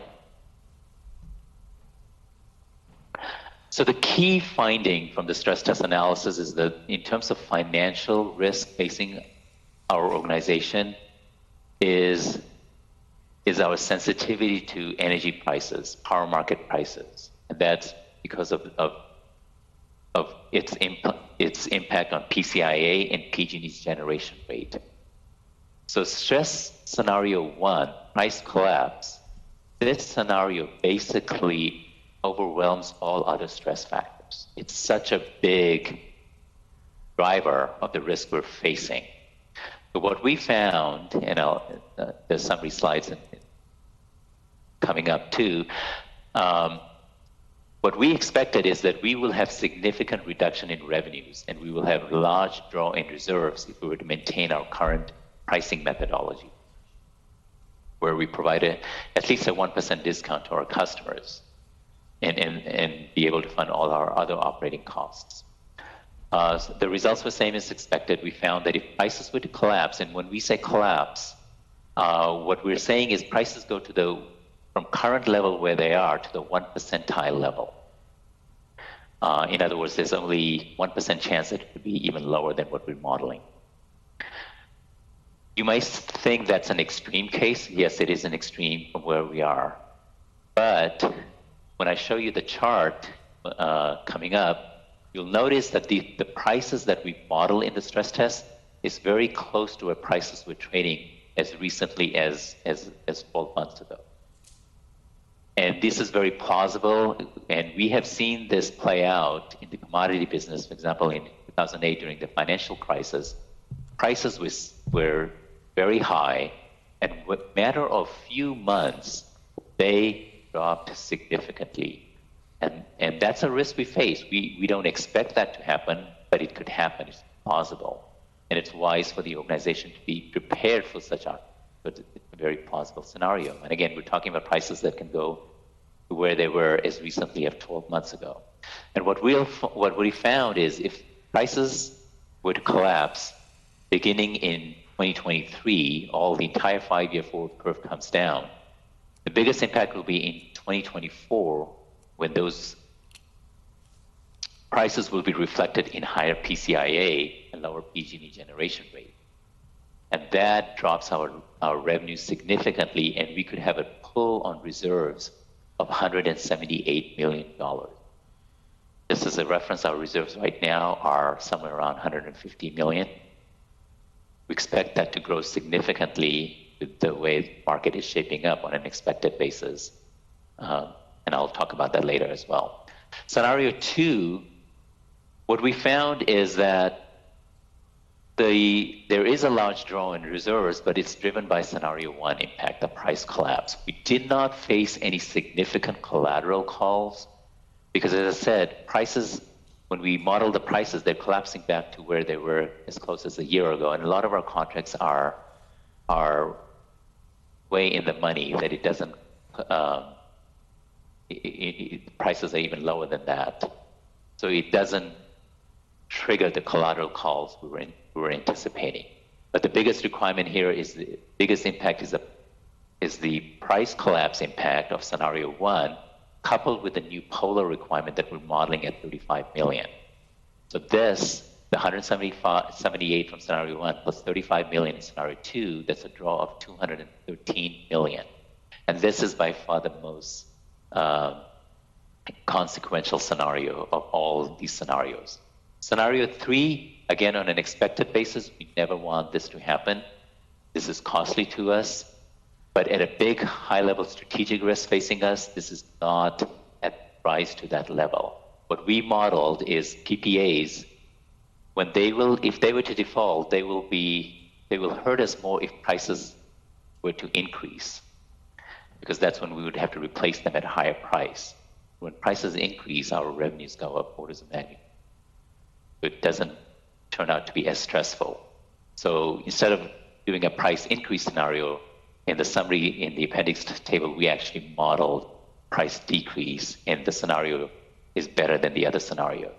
And again, on an expected basis, it's costly, and we want to avoid this with all our ability and make sure all our counterparties honor their contractual obligation.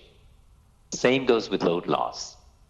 It's overwhelmed by the price drop scenario. So when we model load loss and prices come down, remember we were thinking prices come down, we left with stranded cost, you have to sell at a lower price, pass that negative market to the rest of our customers. But that actually, what we found is actually with the price collapse scenario, this is actually scenario 4 is slightly better than scenario 1, because our operating margins become negative, and selling less of a commodity at a negative margin is helpful. So the big picture here, price collapse is a big risk we're facing. It's something we need to be prepared for as an organization. We'll go to the next slide, and I'll go through these slides quickly. So just as I mentioned, the prices where they're trading at right now, these are forward prices. In other words, for future delivery of power, what market is paying right now, what they're trading at. You can see the huge run-up in the last 12 months or so. And when on the right side, I show the 1 percentile prices that modeled in the stress case, and you can see those levels are comparable to where they were in the recent past. Okay? So while the scenario is unlikely, but very plausible is what this picture is painting. We'll go to the next slide. Now, on an expected basis, base case, if we were to take the current forward prices and model how our business would look 5 years from now, we are seeing very healthy SVCE margin on an expected basis. Okay. But that comes with a lot of caveats here. That's if the current forward prices are actually realized in the spot market, in the CAISO market, come maturity of those terms. If that were to happen, the stress test is modeled at a calendar year level, not at a fiscal year level, and this was done in March timeframe, and actually prices have gone up significantly since that time. So if we were to update these numbers would improve, but the big picture is not going to change, the message that I'm telling you. What we're showing is that reserves could increase significantly, and we'll have continued strong growth over the next 5 years. But the big caveats here is, this is as we have modeled PCIA and PG&E's generation rate. Again, we don't have insights into these models. They are black boxes to us, as we've shared before. And we've modeled them as best using NewGen consultant, CalCCA consultants, and we found their model to be very good indicator. Of course, they cannot accurately predict. You have to have the insights into PG&E's portfolio of both PCIA and Generate. But directionally, they give us good indication. PG&E's portfolio management strategy may change than those assumed in the model. And of course, the CPUC has the ultimate say what the rates are. So even if the model rates are higher and PG&E's costs are higher, the CPUC may moderate rate impacts. And the numbers that I've shown in the appendix and in the staff report, they're uncertain. And the further out in time you go, 5 years, their uncertainty increases. But the focus here is on the delta of the base case to the stress case. That is very relevant, not so much on the absolute level of these numbers. So again, just to reiterate, scenario 2 is the one that's going to hurt the most, where we get the huge draw on reserves from the price collapse, but potential substantial increase on our financial security reserve requirement. And if that were to happen, you can see that in starting years 2025, our days of cash on hand drop significantly below our minimum target of 120 days. Okay?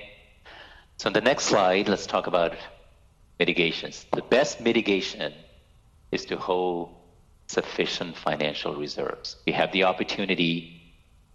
So when we get a good year like we're getting this year, we have to remember, if markets turn, that can go away in the future year. You cannot bank current year's margin. You have to have at least a 2-year horizon of looking at our financial portfolio. So what we will do, as I mentioned earlier, is we will propose reserve targets using the stress test analysis, which we will model for the fiscal year, based, our fiscal year months. And then once we will present that to the executive committee at the June 24th meeting, then we'll run it by the finance and admin committee before we share it with the board in August and solicit board's feedback, and then we'll take all that feedback and submit the final budget in September. But once we set the reserve target, that will then determine how much discretionary funding we have for additional customer discounts we want to provide, as well as any other funding we want to do for our decarbonization efforts. The other risk mitigation strategy that we're looking at, and this is very complicated, but we're doing a lot of analysis, and it's a focus area for us, is looking at our hedging strategy. So one of the things you can expect is when prices collapse, you may be asking, well, isn't that good for us? Buy power at a lower cost. But remember, we have a very active hedging program, which is helped our financial situation to date very well. That means when prices collapse, our cost doesn't go down by the same, commensurately or in a commensurate manner, because we locked into these prices through our hedging program and through our long-term power purchase agreements. One of the things we could look at is what if we were to change that hedging strategy, but there are a lot of implications for that, and we want to go through it in a very thoughtful, careful manner. The big challenge here is not knowing the PCIA and the PG&E gen rate. We know they have an impact on our business risk because of the risk they pose on the revenue side, which we can mitigate the power supply side, but what that direct relationship is very difficult to model without having detailed insights in PCIA and PG&E gen rates. And any changes will obviously increase the volatility in our power supply costs and budget.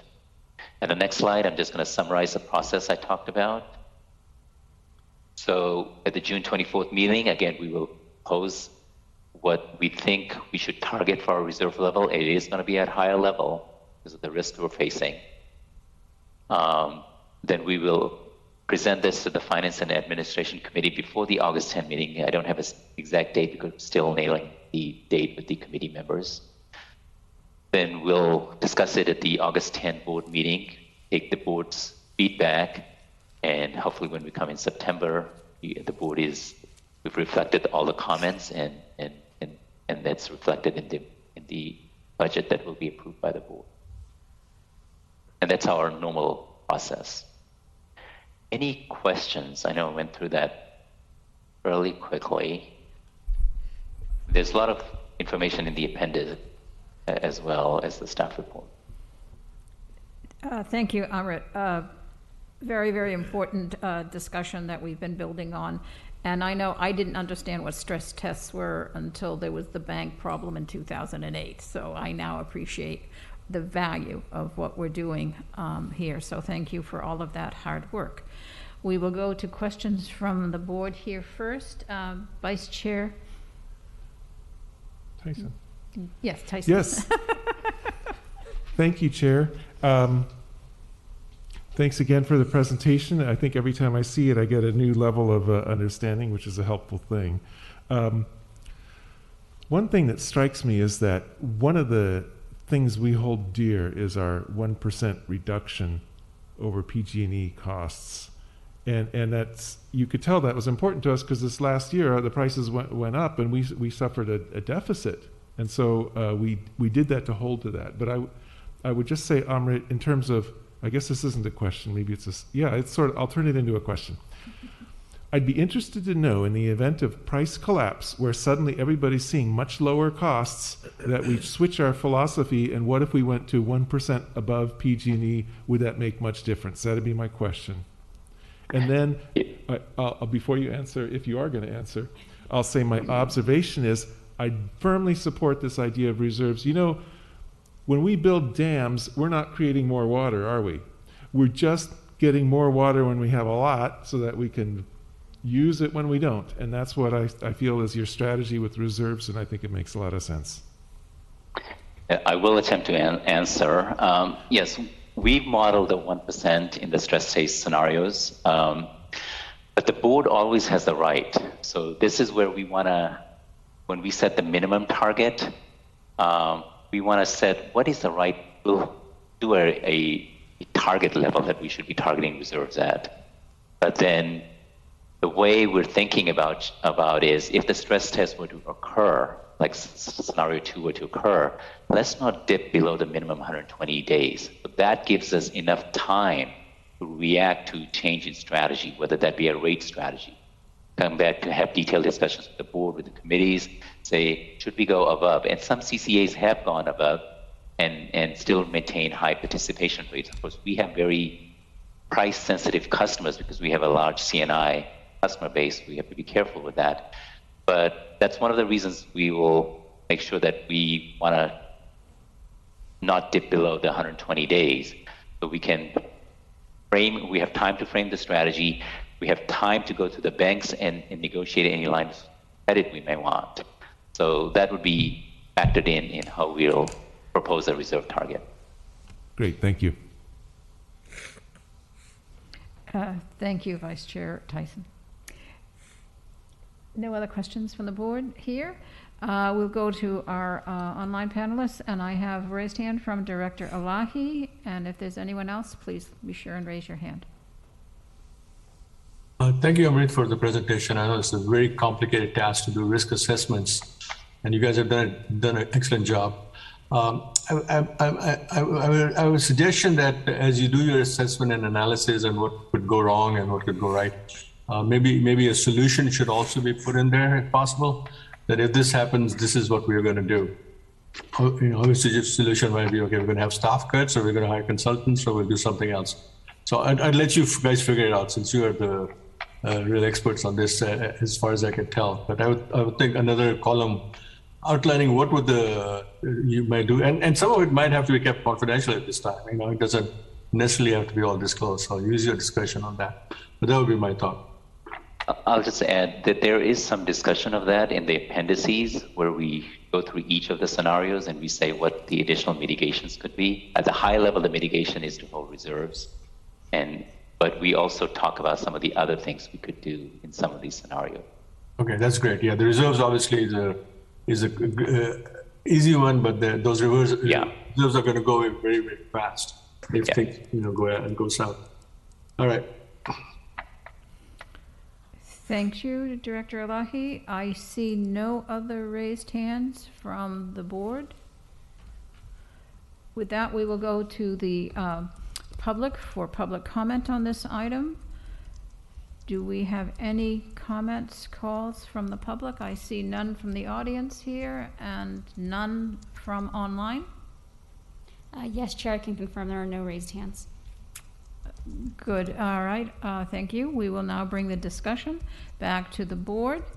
And so this is a discussion. There is no action, but I think what I took away from this, as I was saying, is understanding what stress tests, the significance and the value of stress tests. And as we grow and as our revenues grow and as our clients and obligations grow and we start taking on the PPAs, a stress test analysis is extremely appropriate and essential to protecting the organization.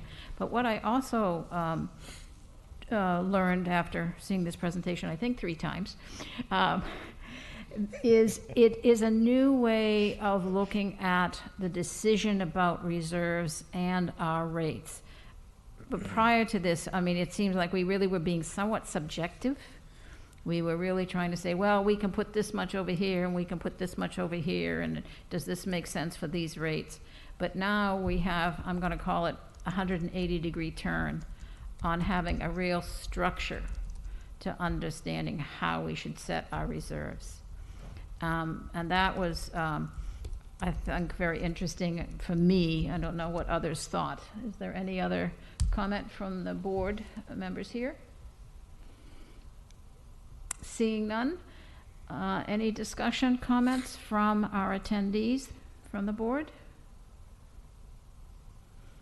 Well, you've done an excellent job explaining a very complicated and significant issue, and I think we'll look forward to your presentations in August and September.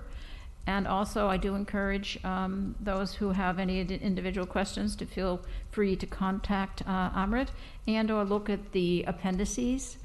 There's a lot of information there and a detailed breakout of how the stress test was developed and the conclusions brought to this discussion. Chair, we do have a raised hand from Director Martinez-Beltran. Oh, okay, thank you. Director Martinez-Beltran, thank you. Thank you. I just wanted to quickly comment. I want to keep the meeting going, but Amrit and the team, thank you very much for bringing this to the board. I really appreciated hearing this in the executive committee. I think that it gives lots of insight into where we want to be and what we want to do with our reserves. And often I think that's one of the questions as your electeds looking at, at the budget and looking at what we're preparing for, understanding the lens or the perspective that you're looking at the situation from as well. So thank you very much. Thank you. Any further comments before we move on? Seeing none, thank you. We have 2 items remaining. It's now 9:30, so we will move to item number 7, an update on the digital engagement initiatives and spring 2023 Silicon Valley Clean Energy Electrification Awareness Survey results. This is a presentation by Don Bray. I think we've been told this is going to be exciting. And also Pamela Leonard, our communications manager. Please. Always easy to follow a stress test presentation with something exciting. Thank you, Chair, and good evening, directors. A big challenge for SVCE as a small and still relatively new organization is how do we best engage with 270,000 customers across 13 communities? Of course, our focus is electrification and decarbonization. These are new concepts for most people.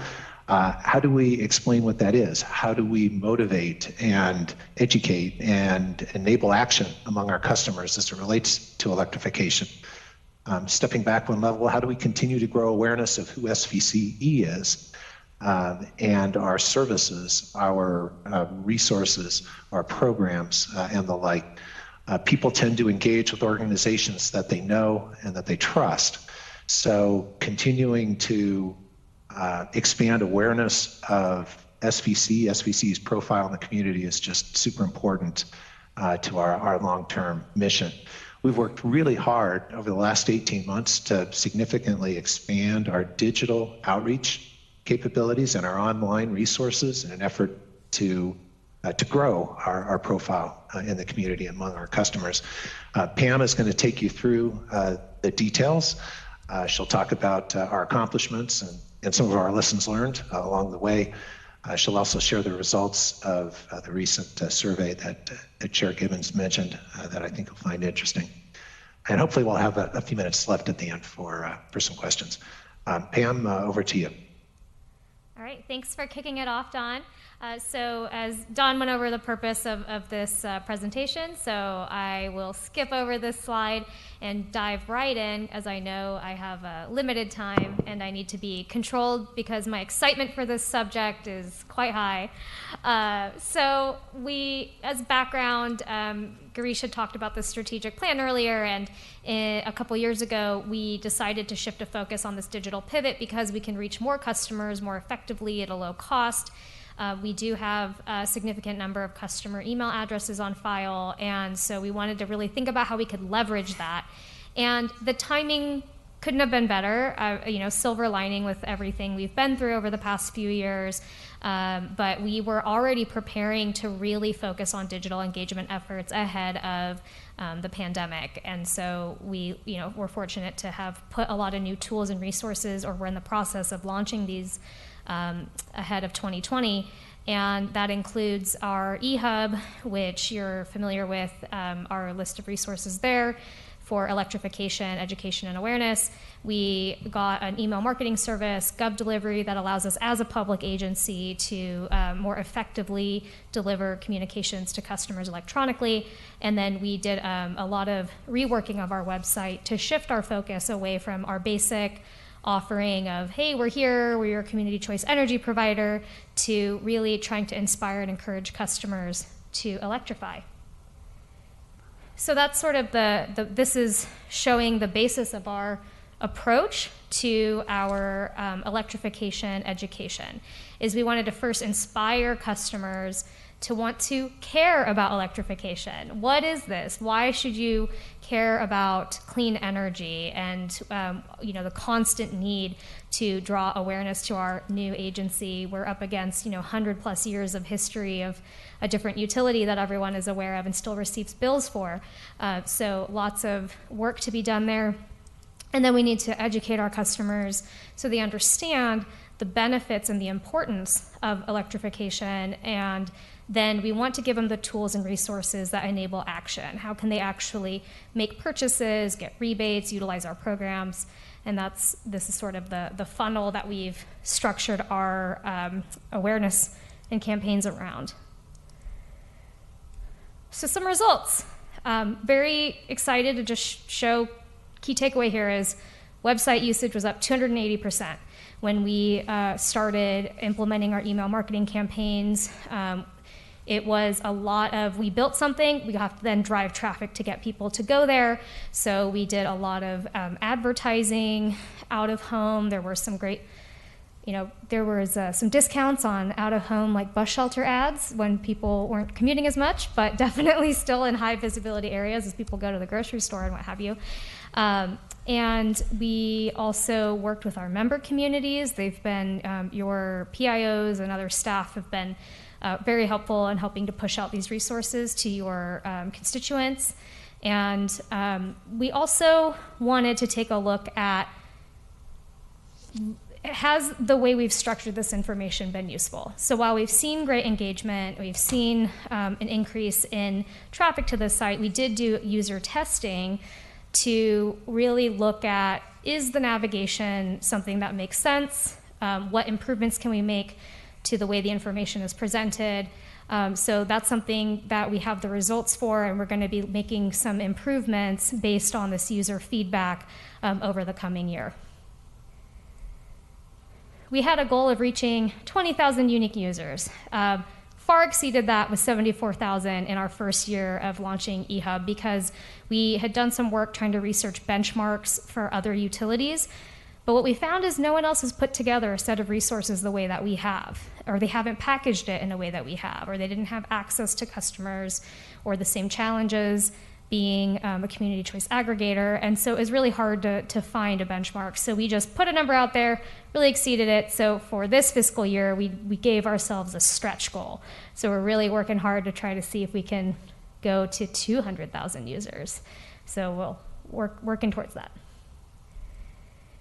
And not only are we just measuring that people have come and looked at the site, but are they really engaging with the content? And the best way to do that was measuring the average time on page.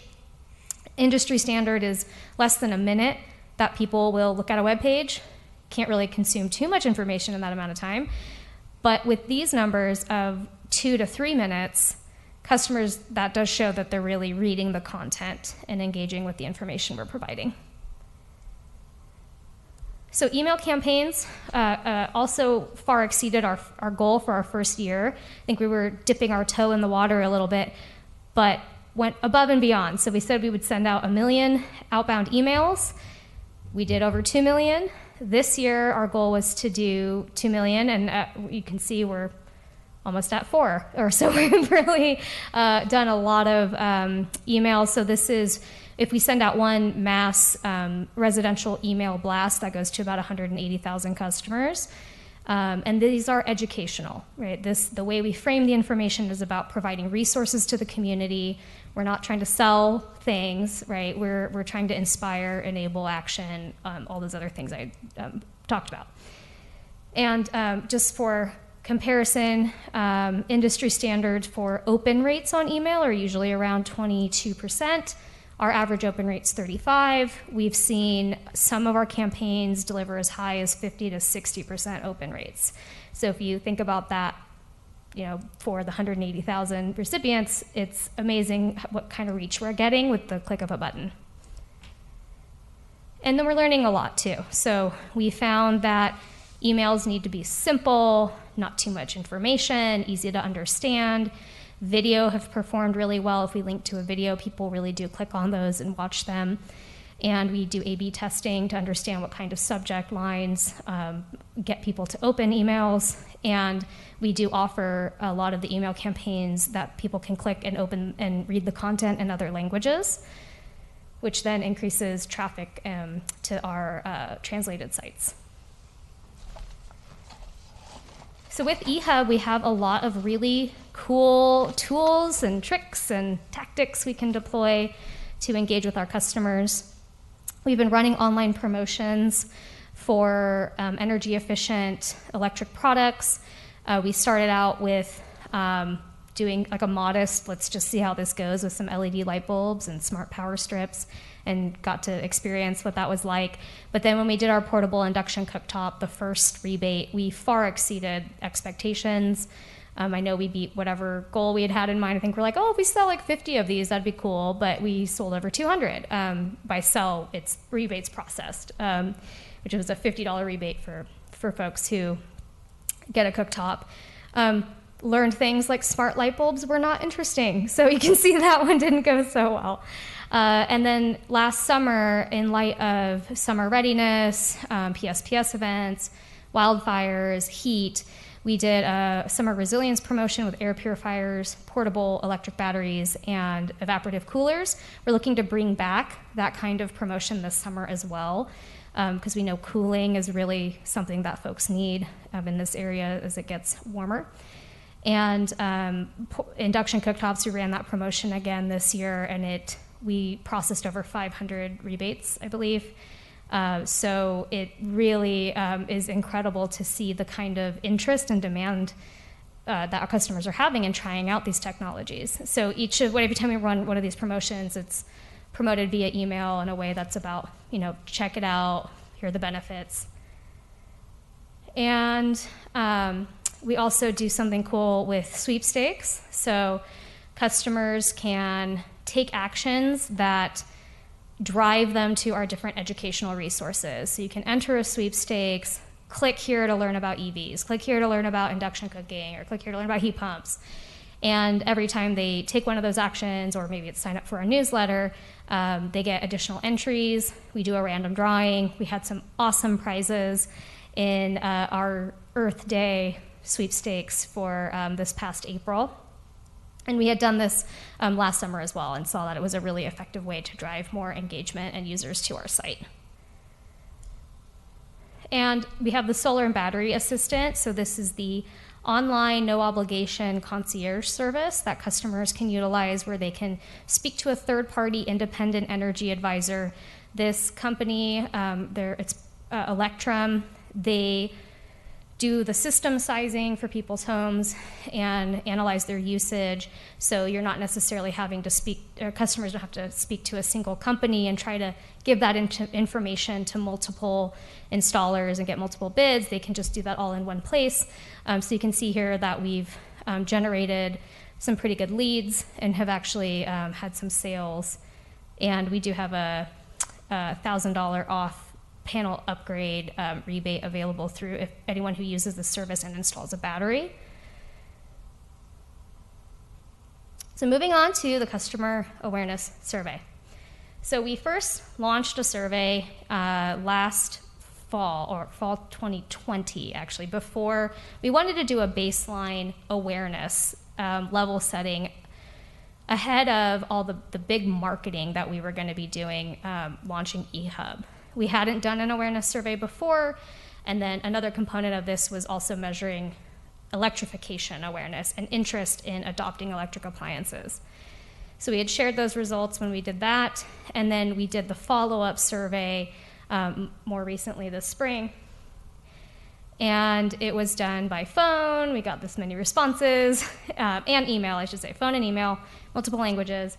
And like last time, we are analyzing the results by the socioeconomic vulnerability index quartiles. So that is by census tracts, customers are grouped into these quartiles, with SEVI 1 being most well off, SEVI 4 being not as well off. And that's an interesting way for us to look at how we could potentially market or adjust our messaging and do marketing to different groups with customers that have different socioeconomic backgrounds. One thing we did not do in the 2020 survey is we didn't do an unaided recall of our awareness. The question was just, have you heard of Silicon Valley Clean Energy? And the results were 70%, and I was like, my job here is done. Thank you very much. But we really wanted to know. We wanted to know the honest truth. And so what you can see is the unaided recall was just 10% of respondents. Like, who provides your electricity? As you can imagine, overwhelming response, PG&E. So that just goes to show we have a lot of work to do, and we need to continue to differentiate ourselves as an agency and increase customer awareness. But then once prompted, we did see a lift. So 73% of people did say, oh yes, I've heard of them. And we also saw kind of from the other results of our own analytics that there was a significant increase in folks who had visited our website. So that was good. Cost and health are the most important factors in making purchasing decisions. So this is where we get into really asking questions about electrification considerations that customers have. And this is going to be helpful for us to keep in mind as we draft messaging and create marketing campaigns for our expanded program offers.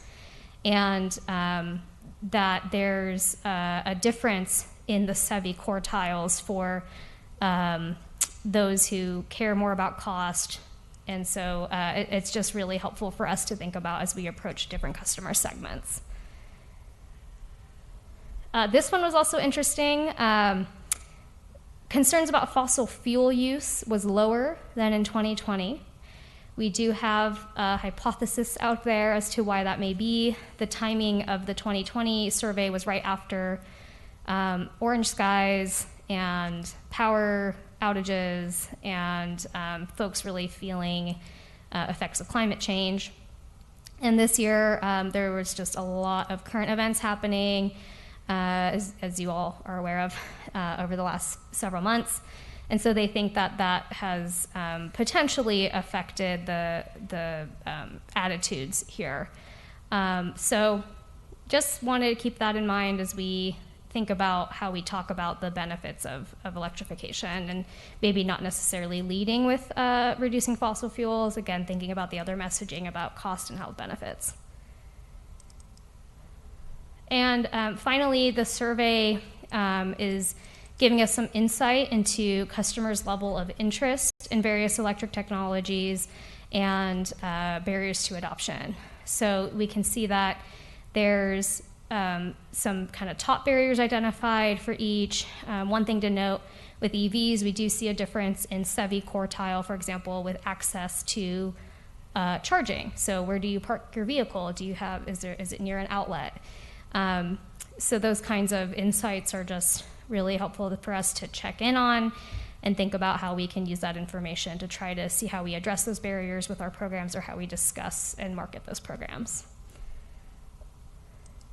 And that is my presentation. Okay. Fantastic, and yes, exciting as the preliminary indications would be. Thank you so much. All right, do we have any questions of the presentation from members on the board here? Director Flygore? Thank you, Chair. And just to echo what Liz just said, Pamela, excellent presentation. We got excited as you are, hearing about the customer experience and how we can improve on it is so important. It goes back to the public comment that was mentioned earlier about really looking at the customer's perspective. So thank you so much for all this work. Just a couple of questions. One, with the website user data. I'm curious because part of this, or one of the primary purposes, is to educate. And I wonder if there are ways to measure the conversion. So we're educating, people are learning about the benefits of electrification and SVCE, but is there a way to measure that they're actually converting to the things they're learning, electrical appliances, switching to SVCE if they're not already a member, and things like that? Yeah, to address that, that is one of the big questions that we've had come up as we created the metrics we're using to evaluate these tools. It is really difficult to say if someone learns about electric vehicles from one of our email campaigns or uses our EV assistant to do some shopping and comparison. We can't really know if 2 years down the road when it's time for a new car, they go buy an EV, and if we were, so our hope is, otherwise if it's tools where there's a rebate that we know for sure we can track that rebate, or if some of our programs where there's rebates that may not be processed through the eHub tools, like the heat pump water heater program, for example, I think there's ways that we could retroactively survey program participants and hear how they've learned about those programs. There are some questions in the survey that do say, do you use the where do you get information about the following? And we do in that can see, do they come to the SVCE website for information or not, or do they use some other resources, word of mouth? And that's what our hope is, to measure that year over year as we do the survey annually, and try to then, once we have more data, see if there is an increase or a lift. So we're trying to figure out a way to find that out. Right. No, great. And then with the unique users, that huge increase, are we able to track which cities we have users? So for example, I don't know if you're able to get that data, the address, and to figure out, are these from Los Altos, Los Altos Hills, Cupertino, Sunnyvale? Do we know where these users are located? I want to say yes, and my team will have to correct me if I'm wrong, but I do believe that Google Analytics does show IP address location. So that is something that we can look into. I'd be curious. We had our first community engagement meeting 2 days ago on reach codes. And Tony from the SVCE staff was there as well with Los Altos employees. And it was interesting that I would say 50% of the questions had nothing to do with reach codes. And I wish I had piped up and said, please go to the eHub on the SVCE website, because I think it would have answered a lot of the questions they had. And the last question I have for you, Pamela, just has to do with the question about when you do the unaided recall question of who provides your energy, and they are not able to come up with SVCE. I wonder if, as part of the survey, people were associating SVCE as a subset of PG&E, because it's one bill. So I actually wonder if people think SVCE is part of PG&E as opposed to its own separate entity. Did you hear any of that in the survey? So we included the full summary of findings as an attachment to this item, and that is a question we do ask. And so it's like, what is SVCE? It's a government agency. It's a part of PG&E. People don't associate us as part of PG&E for the most case. Right. Okay. Yes. They, I forget, I think they pretty much get it if they answered that question, that we're our own entity. But that is one of the questions we do ask. Great. Thank you. Thank you. Any other questions from the dais? Seeing none, are there any questions from the board members online? And I'm specifically looking at Director Martinez Beltran. I always miss your hand. Okay. Seeing none, I'll just offer that I think this is great information, because this outreach, and we've always, from the very, very, very beginning, have wanted to know how to communicate with our customers, how to engage our customers, and to have this information being tracked over a period of time, setting our new goals, challenging ourselves to new ways of outreach, I think is really important to our business. And I think a willingness to learn this information and challenge ourselves is very, very helpful. So thank you, Pam, to you and your staff. And I would say that those of us, because I always say we're an elected board, we're elected officials, we understand what analytics are. We understand what, time spent on a page, getting people to even go, and how do you keep them there, makes a lot of sense to us. So thank you for the valuable information, and great work. Keep it up. Thank you. All right.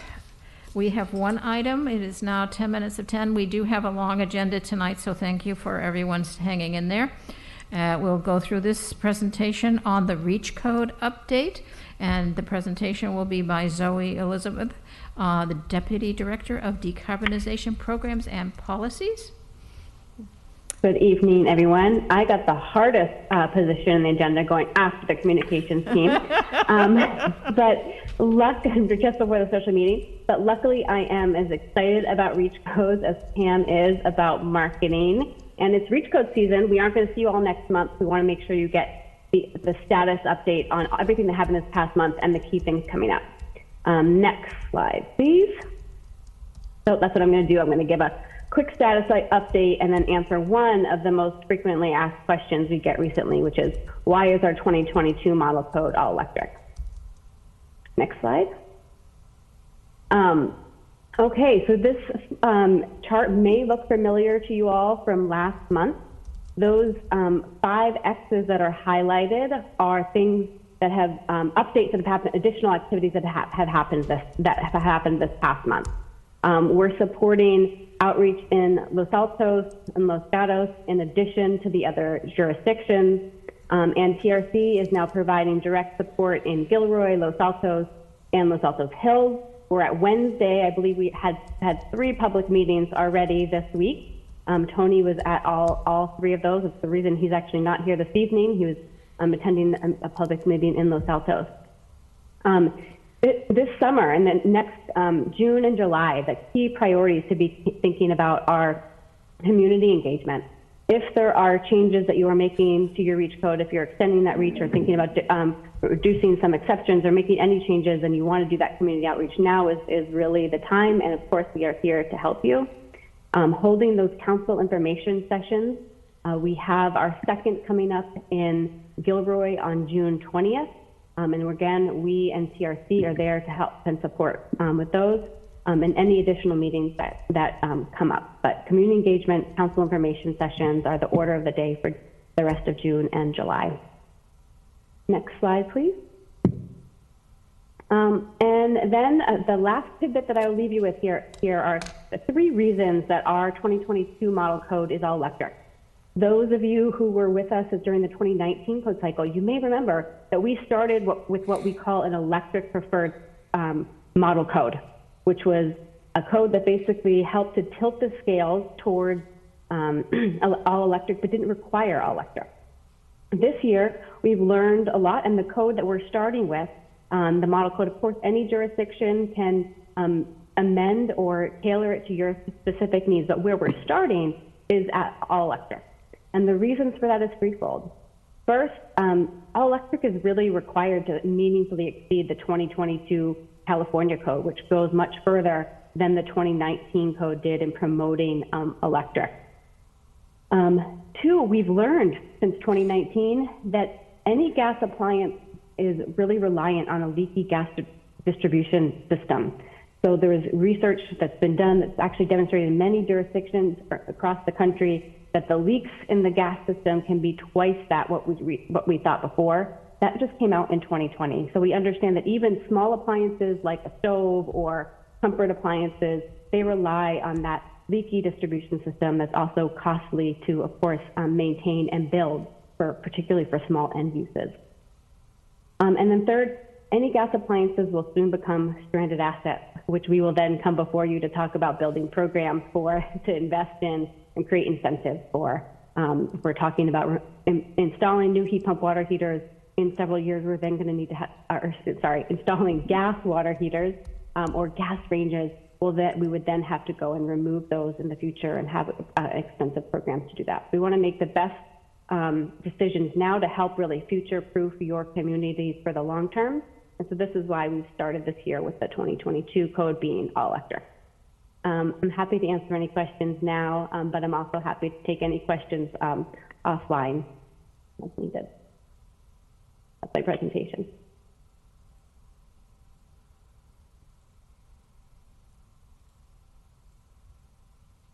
Well, you are clearly excited, and you've set a big target. And the participation and actions with our various community engagement and council outreach has been great, and I'm sure there will be lots more of it. Is there any question about what's going on? Any question that could be answered this evening as to next steps for your city? Any lessons learned that would be helpful from anyone to share? I see nothing from the dais, and is there any comment, question from the members of the board online? I see no hands raised. Okay, and if that's the case, we are going to go to the public, and there's no comment from the public here in the chambers. And I see no raised hands from any of our attendees. So with that, we will bring it back to the board.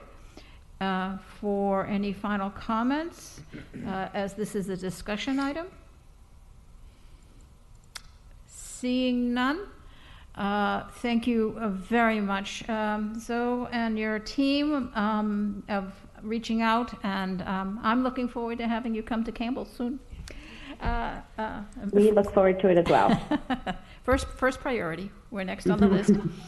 And with that, we will now move to the opportunity for board members to make any announcements and direction on future agenda items. And Director Chua, I believe you have a request to introduce a video on advanced power strips, and I think staff is going to be helpful in providing that via Zoom. Oh, sure. I didn't know it was tonight. No, but it's ready anyway. Is it ready, Andrea? Yes, we'll get that pulled up. Oh, great. So I got, oh, we can start.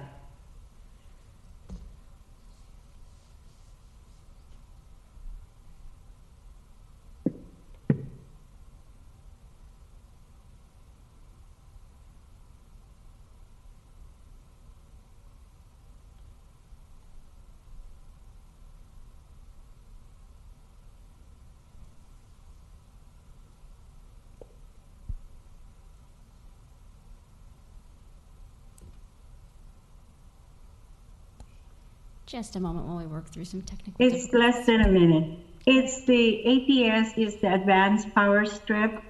So this is to reduce the vampire load. Everybody probably knows about vampire load. And I got the college students at Santa Cruz University to do this video, and they had fun doing it. So the purpose of this is to, like you said, to inspire, educate, and enable and take action, hopefully. So I got some grants, and we bought some APS, and we've been distributing it to a few people. So we're doing a pilot project on that, this one. Here you go.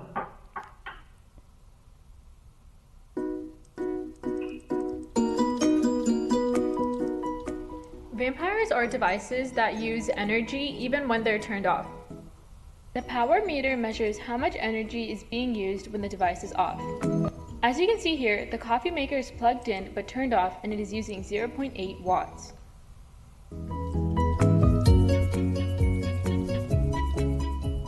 This is a plug-load advanced power strip. The always-on outlet refers to devices that are meant to be kept on all the time. The control outlet refers to devices that we turn on and off after each use, like a TV. An energy-saving outlet refers to devices that only needs to be on when the control device is on, like speakers, as they wait. Here's a quick demo on how the strip works. When the control device is turned on, the vampires also turn on. When the control device is turned off, the vampire is also turned off. Vampires are plugged in an energy-saving outlet to prevent wasted energy standby use. Here are some examples of devices with high vampire load. So that's it. So we're getting a good feedback from people that we gave away the APS. So my goal is to get more grants and give away more. My goal is to have at least, it's a big goal. Like I want to have like 8,000 of these. We have 25,000 households in Milpitas, so I don't know if I can reach that. Maybe in 4 years I can. So anyway, so it's really exciting, and I hope you guys can do something in your cities. It's absolutely spectacular, aspirational, and copycat. I think we can all take advantage of that lesson learned. And are you going to share that video with us? May we ask Andrea to share it with us? Yes. So my goal first is to give it away to all the commissioners, since they are led on to the community.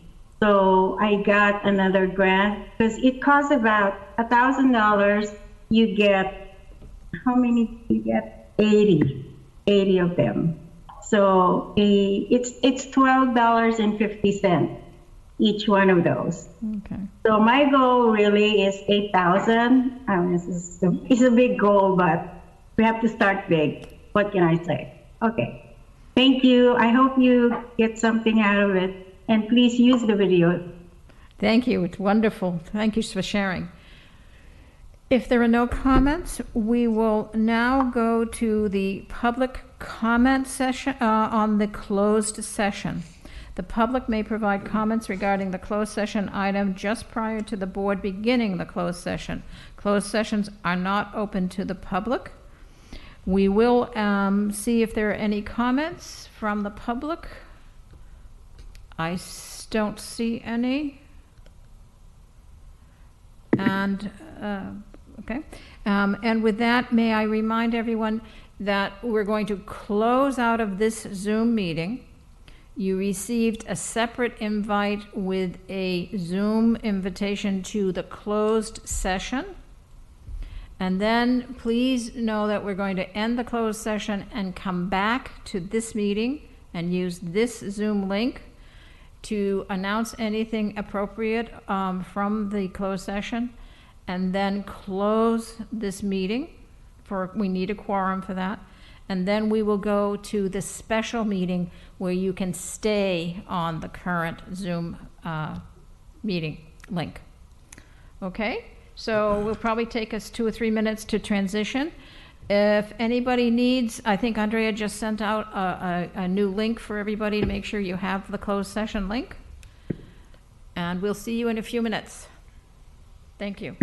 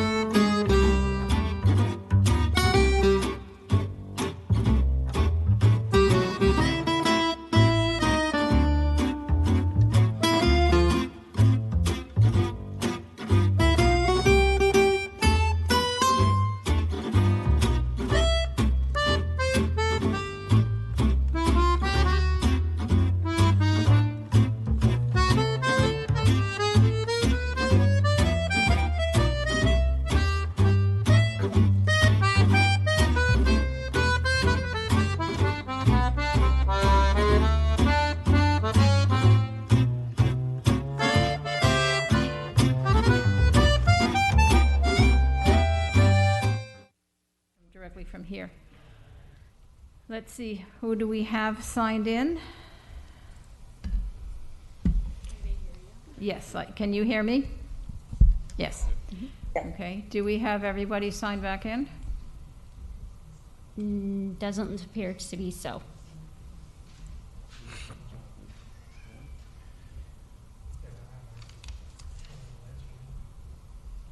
So who are we missing?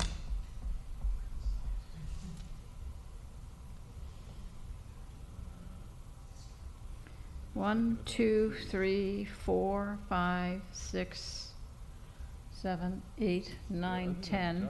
We're missing 3. We're missing Javed.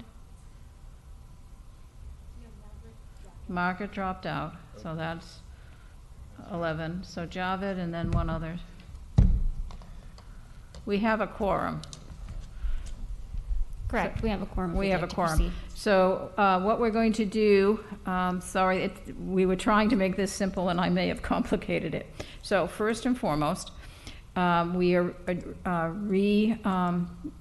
engaging with our original board meeting of June 8th. We had a closed door session. There is nothing to report out from the closed door session. And with that, we will close this regular meeting of the Silicon Valley Clean Energy Board. Thank you to our public. We will now ask the board to move into a special meeting, which is also a closed door meeting. And Andrea, correct me, are we to go back to the closed door meeting Zoom link that we just finished with? Correct. You will return to the same closed session link as previous. Okay, and I believe you sent that out again to everyone just now. I did not, but I can. Why don't you do that? Just to make everyone's life easy at 10:30 at night. Will do. Okay, so thank you all for your patience, and we will go back to a special meeting, which is a closed door meeting. And I believe I have to ask if there's any comment on the special meeting, closed door meeting, before we go to that meeting. There's no one here commenting, and I believe there's no one online commenting. And with that, we will move to adjourn to the closed door meeting. Thank you. And we will come back here and report out any decisions made at that meeting. Thank you.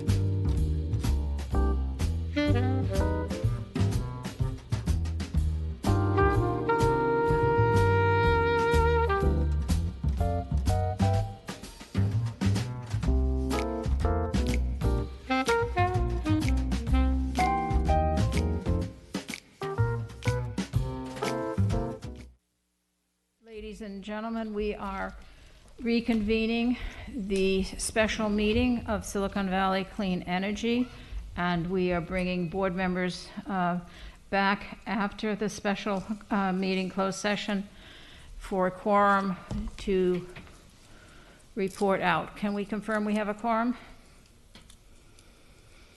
Yes. Yes, we do. All right, thank you. I can confirm we have a quorum. Thank you.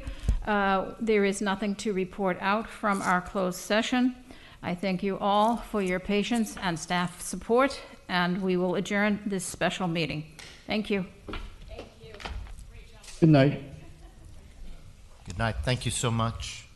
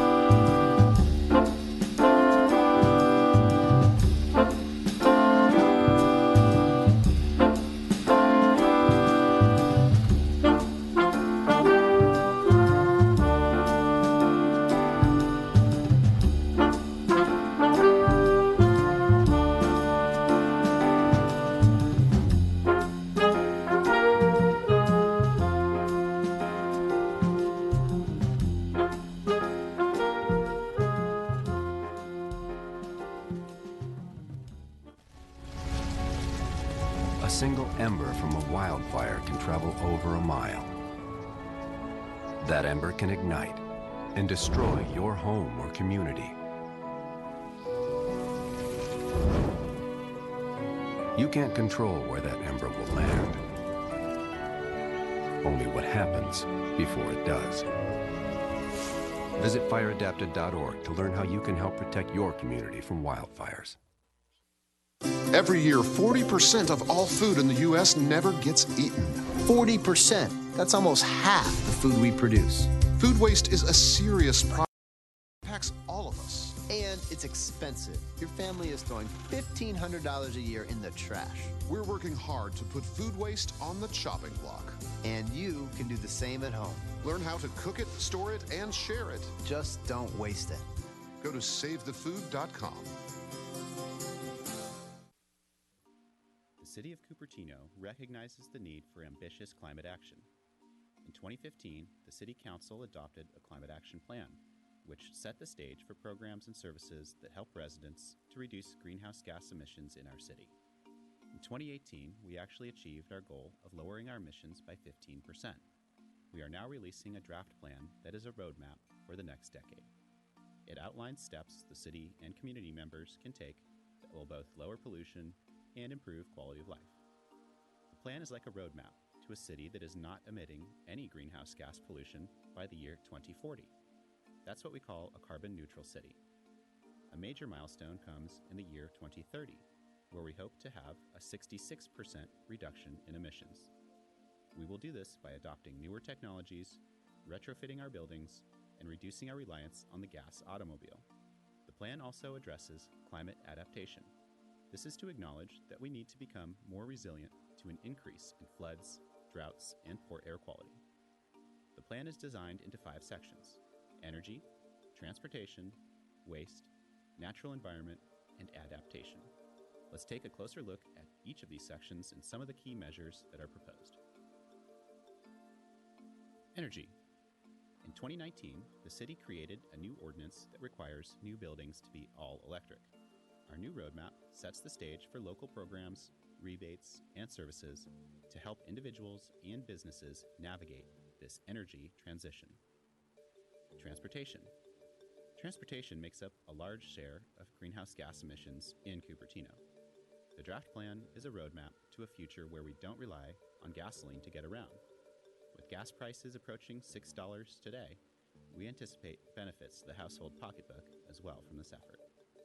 Waste and consumption. This section focuses on education to reduce, reuse, recycle, and compost. Food and organic waste are major contributors to greenhouse gases. Reducing this waste will be a major focus in the next few years. Working with nature. The draft plan hopes to build upon our strong programs for outdoor access, recreation, and protecting biodiversity. For example, creating an urban forestry strategy to plant new trees in the next 10 years. Adaptation.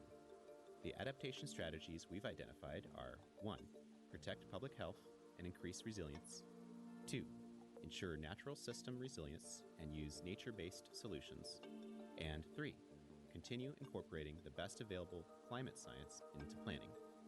These actions are all essential to meet the 2030 emissions reduction goal, but additional measures and technologies will be required as part of future planning to attain the long-term goal of a carbon-neutral city by 2040. Are you satisfied with the actions that we are taking to improve the environment? Now is your opportunity to give your opinion. Please subscribe to our mailing list and make a comment at cupertino.org/climateaction. Thank you so much for participating in this process.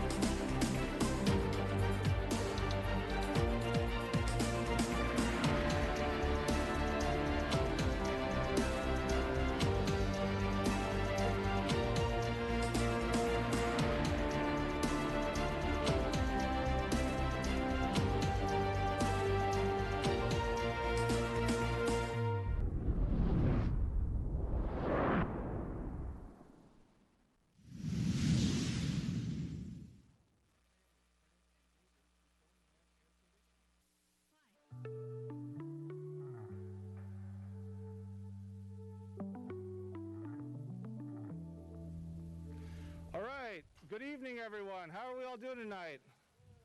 Isn't this the most perfect night for an outdoor event? To talk about public safety before we have any weather that's inclement. It's nice and warm. It's comfortable outside. I want to thank everyone for being here. It's wonderful to be together. And thank you for congregating together for a really excellent cause to learn more about public safety and what we are doing, what we can be doing, and what we will do in Cupertino to ensure that public safety is something that serves us well and doesn't maximize its potential impact on us on very critical moments. One thing I want to point out is that Cupertino has an incredibly good record with regard to being able to optimize our efforts to ensure public safety response. And I think in the last year and a half, there cannot be a better example than through our city administration, which very wisely, very prudently decided in the interest of being able to respond to an earthquake, to be able to make sure that our employee base could continue to serve the city of Cupertino seamlessly in the event of something like an earthquake. And so when the pandemic hit, completely unexpectedly, of course, Cupertino was right at the forefront of being able to be prepared in emergency conditions because we were prepared for that earthquake, for the big one that might hit and force us to go into remote work very quickly. And so never feel like something is irrelevant or not immediate, because you just never know where that effort might be able to become useful later. So everyone, welcome back to the City of Cupertino Public Safety Forum. It's just so wonderful to have everyone here. I'm Mayor Darcy Paul. I'm joined today by a few of my other council members, or at least a couple. We have Councilmember Kitty Moore here. Thank you for being here, Councilmember Moore. We have Councilmember Hung Wei as well. And I want to thank the Public Safety Commission for hosting this event.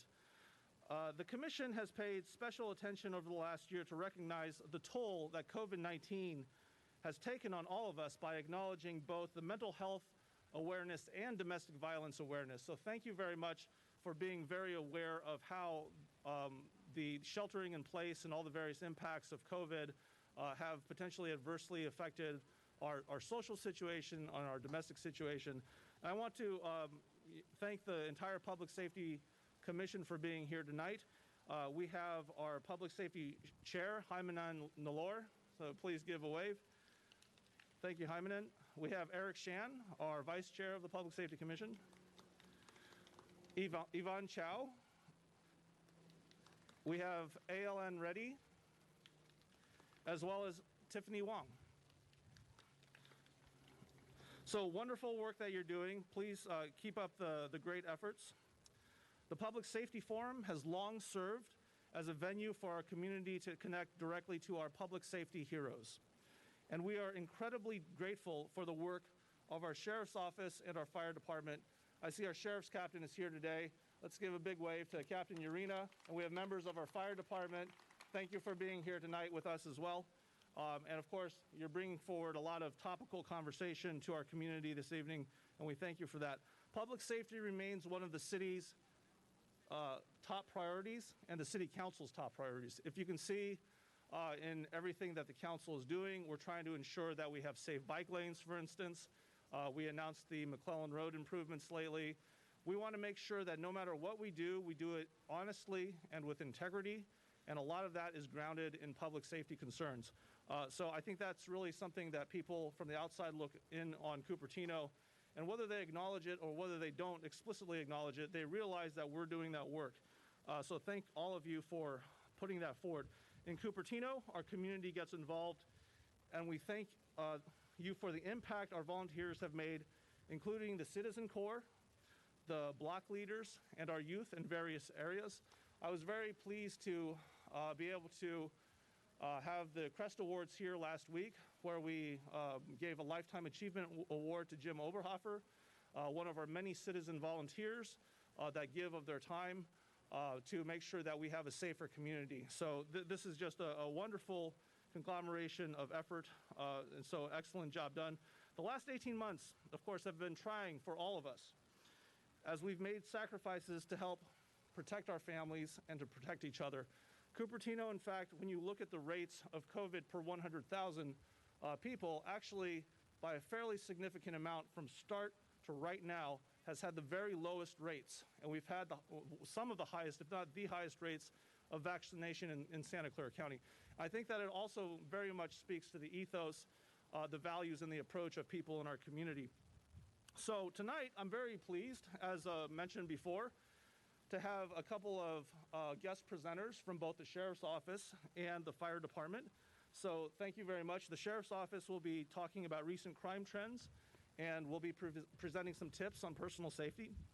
The Fire Department will present Zone Haven and our community planning for potential evacuations. I'm very pleased to have the organization Women SV here tonight to acknowledge Domestic Violence Awareness Month for October. We have the Wildfire Awareness Initiative, or WAI, and that's a group of middle schoolers from Kennedy Middle School who are making an impact on that particular aspect of public safety. And finally, we have the Santa Clara County Public Health Department to provide an update and outlook on COVID-19.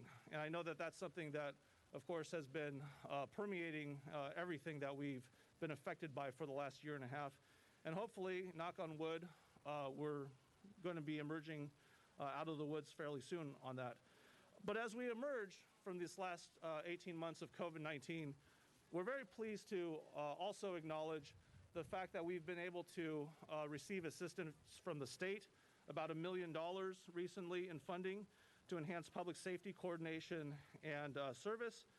And for that, I think that we should acknowledge the work of Assemblymember Evan Lowe in making sure that the West Valley cities have that funding and the wherewithal to be able to proceed on those grounds.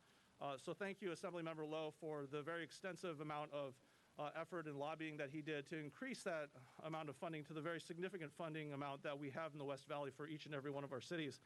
I think originally it was a much lower amount, something more in the low six figures. We will support our small businesses in preparing for the next disaster, just like we prepare all across the board to be prepared for any number of disasters, and they might be able to cross-coordinate, for instance. And we're going to try to make sure that we have coordination between the West Valley cities. And so this funding from the state is not just funding for Cupertino, it's $7 million in funding for all of the West Valley cities. So it really works quite effectively together. Should a wildfire or any type of disaster occur, Cupertino will have the capability to coordinate that regional response.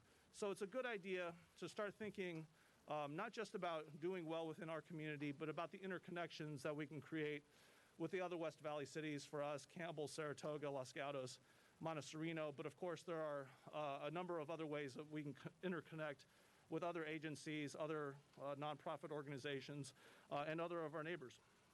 And finally, the city of Cupertino values the fact that each and every one of us have been working together. I look out here and I see volunteers who have put in countless hours.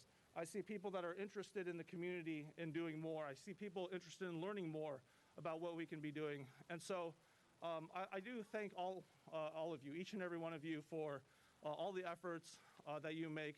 It truly is what makes our society singular, dare I say, great. It is something that we should cherish and value and nurture. It's truly not easy to do. As you can see, in virtually any social context, when you try to inject the idea of more diversity, of more free expression of opinion, inevitably what you get a lot of the times is tension. And it's basically precisely these types of events that help us kind of hash out these ideas in a calm forum. So thank you again for all that you do. Without any further ado, I'd like to introduce the chair of the Public Safety Commission to introduce the first speaker. Ladies and gentlemen, Hyman Nalor, chair of the Public Safety Commission.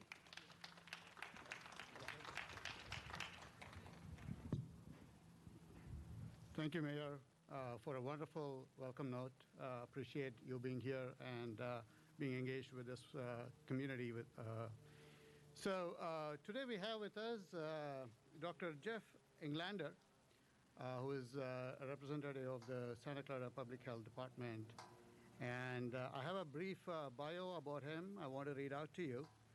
And he's going to talk to us about COVID-19 overview and the outlook. And a little biography about Dr. Jeff Englander. Dr. Jeff Englander is a board-certified in internal medicine and physical medicine and rehabilitation, abbreviated as PMR. He was medical director of brain injury rehabilitation for over 20 years, then chair of the PMR department for 4 years at Santa Clara Valley Medical Center. During that time, he was a principal investigator for the Northern California Traumatic Brain Injury Model System, a series of 5 consecutive 5-year grants from the National Institute on Disability, Independent Living, and Rehabilitation Research to study the outcomes of individuals with TBI. He is a clinical professor affiliated in the Stanford University Division of PMR in the Department of Orthopedic Surgery. In the last 18 months, he has worked as a medical provider at multiple Santa Clara County and Ravenswood Health Center vaccination clinics. Since his retirement from full-time work at SVCEA in 2012, he has volunteered for the Environmental Volunteers, San Francisco Bay Bird Observatory, Jewish Family Services, San Jose Public Library, and the Osher Lifelong Learning Institute at Santa Clara University. He enjoys bicycling, gardening, yoga, and traveling. With that, I would like to invite Dr. Jeff Englander onto the podium and talk about COVID-19 overview and the outlook. Thank you.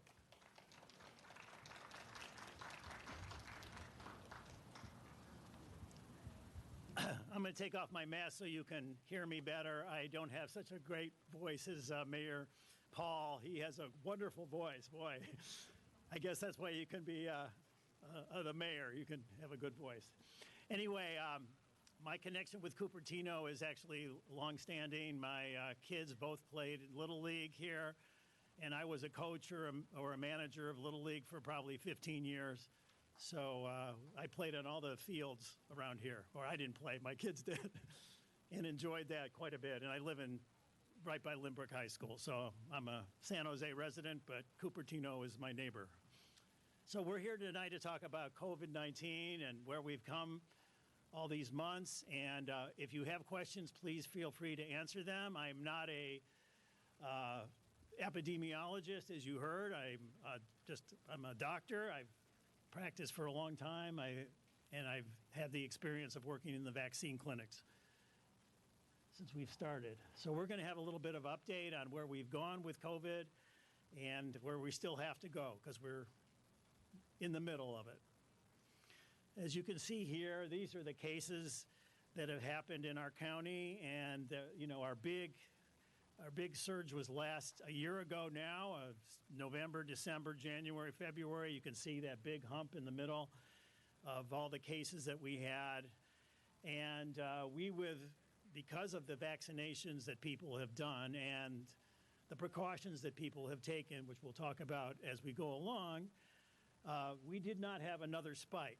Other communities, you hear about them now in Alaska and Montana, in Arkansas, and some of the cities in the South where people have not gotten vaccinated. They had a peak that was even bigger than the first peak. But we have not, because of all the precautions that we as a community have taken. So thank you for doing that. This is a chart of the vaccination curve. And the vaccinations were just beginning to be available in last December, January for healthcare workers, and then frontline workers, and then older people, and then gradually all people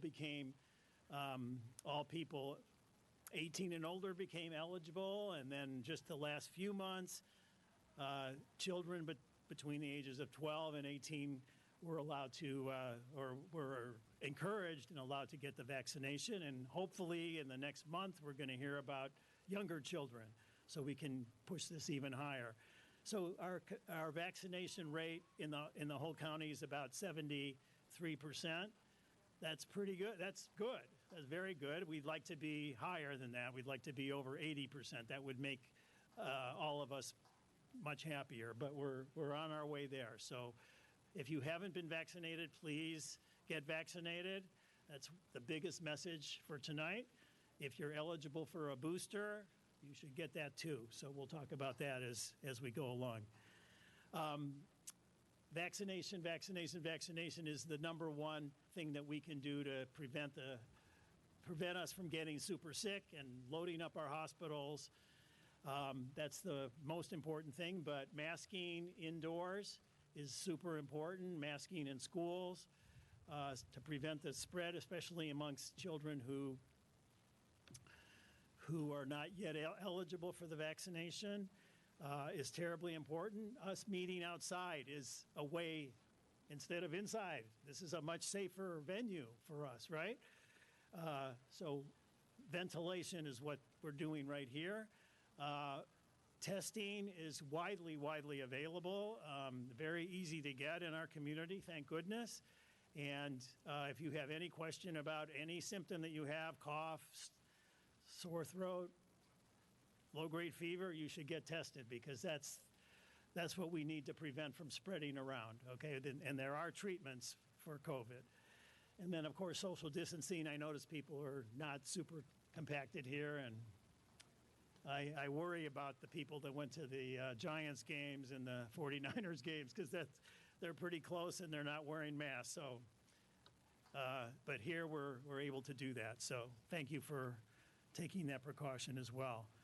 So who should get the vaccine? Pretty much everybody. I mean, there's very few individuals who are not eligible for the vaccine. Even if you're pregnant, even if you're thinking about getting pregnant, it's okay to get vaccinated.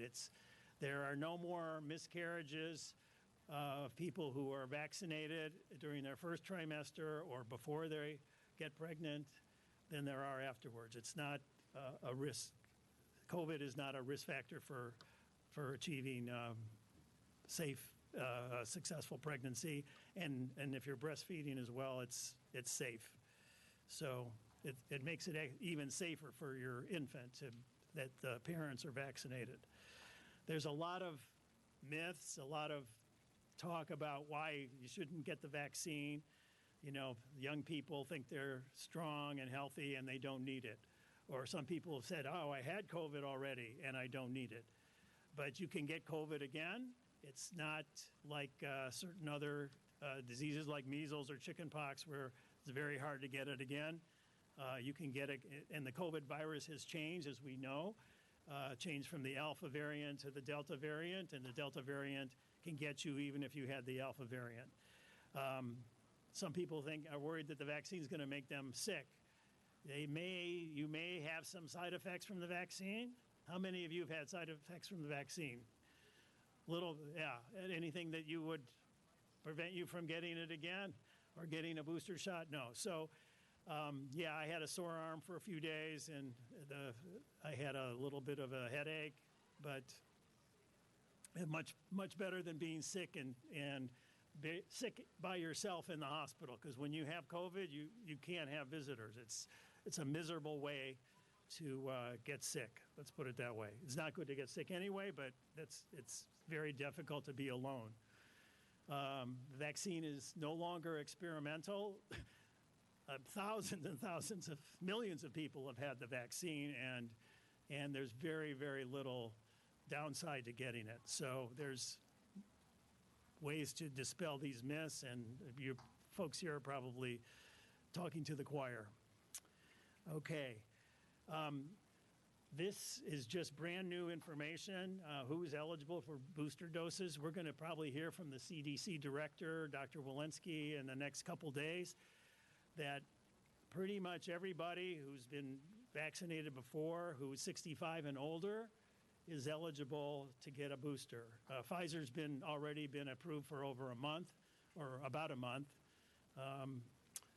I got my Pfizer booster at on 25th of September.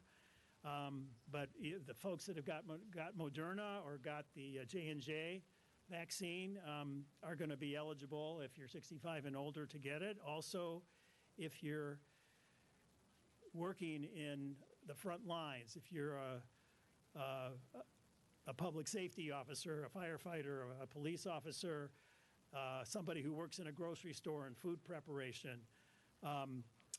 If you're a healthcare worker, of course, you can get a vaccine and you don't have to be 65. If you have underlying medical conditions that make you at risk for getting very, very sick with COVID, you can get a booster shot. And the requirement for Moderna and Pfizer is that the booster shot is at least 6 months after your second shot, but with the J&J, you can get it within 2 months, or after 2 months. And they're probably going to say that with the J&J, you can get either Pfizer or Moderna as a booster. It might be an advantage to do that. What about our children? And a lot of us are worried about our kids that are less than 12.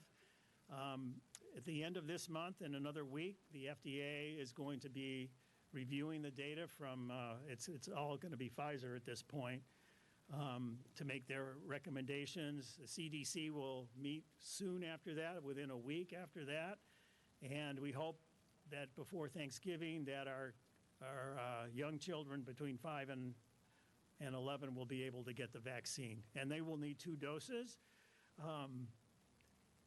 For safety reasons, the dose is going to be lower than the adult dose. It's 1/3 of the adult dose. There will be 2 doses. It'll be widespreadly available. I mean, if people have pediatricians that they're comfortable going with, and that office will give the shots, it's available there. It'll be available in pharmacies, and the county is going to continue to have multiple clinics available for children to get their vaccines. So I've seen a number of teenagers getting their vaccines. A lot of the schools haven't required it, but they've strongly encouraged it, and the kids do just fine with it. They have fewer symptoms than us older folks. Now, COVID is not the only virus out there, and of course, every year the flu virus comes around and makes some of us miserable. Flu vaccines are currently available. I got my flu vaccine today, and because I'm over 65, I got my double dose, and I'm fine. I'm here, doing okay. You can get your flu vaccine and your COVID vaccine at the same time. You can get your flu vaccine and your COVID booster at the same time. Your body will be able to handle it, and it's more convenient to get it at one time. I am not going to make a prediction about mask wearing after being vaccinated again in the boosters. There are going to be conditions in which we got into in June, I guess it was, for about a month. It seemed it wasn't very long that we were allowed to go without masks indoors. And our county has been very proactive about everything from the very beginning. We have been so fortunate to have a competent public health officer in Sarah Cody and her connections with the other public health officers in the all over the Bay Area, that we were on the forefront of being as safe as possible to deal with this virus, and they're continuing to do that. And there are criteria for removing the mask requirements. We have to get above 80% vaccination of the whole population, not just the eligible people. So we're almost there from that point of view. And it's possible that they'll remove the mask mandate 8 weeks after the COVID vaccine is authorized for use in children. But we'll have to see. I'm not going to bet on any of these. And I think we got to get used to mask wearing because it's going to happen again. We'll have other viruses that come along that make it more safe for us to wear masks. And I know that the countries like in Taiwan and Australia and New Zealand and Singapore and Vietnam did a better job in terms of containing the virus because people were used to wearing masks and did it without complaining so much like we do. We complain a lot. It's, inconvenient. There's wide availability of getting both tested for COVID as well as vaccinated for COVID. Many, many sites. It's very easy to get. And even if you don't have you're not good on your cell phone or you're using the web, you can call a number. I think there's a number 211 to get help in terms of getting registered to get a vaccine. So you don't have to be computer literate to do that, because it could be daunting to go through all the different websites if you're not used to it. And we also, because we are a multi-ethnic, multilingual community, the information is available in English, Mandarin, Spanish, Vietnamese, and Tagalog. So there's not much of an excuse not to get the information and not to get vaccinated. So I hope that wasn't too quick, but I have time for questions. I'm more than happy to and I'll try to repeat your questions.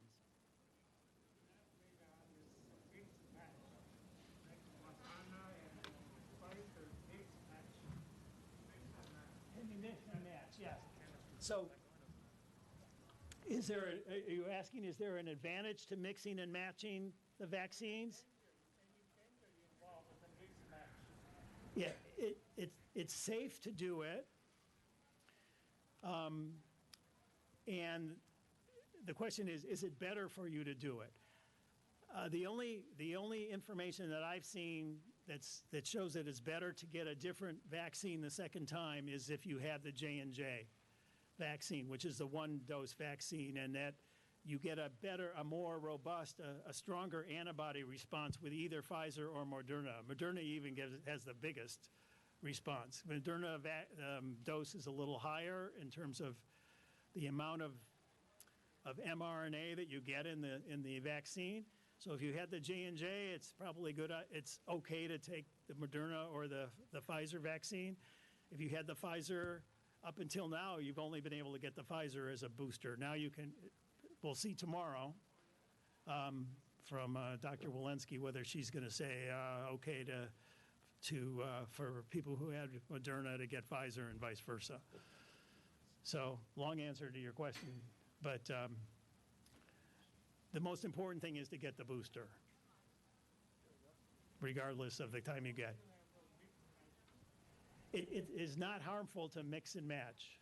Okay, it is not harmful to do that. It's okay to do it, and as from the point of view of the J&J, to get one of the mRNA virus vaccine, you'll get a more robust antibody response. It isn't the way that our bodies fight the virus is not just antibodies, but it's the front line. The antibodies are the front line, and then the other parts of the immune system also help.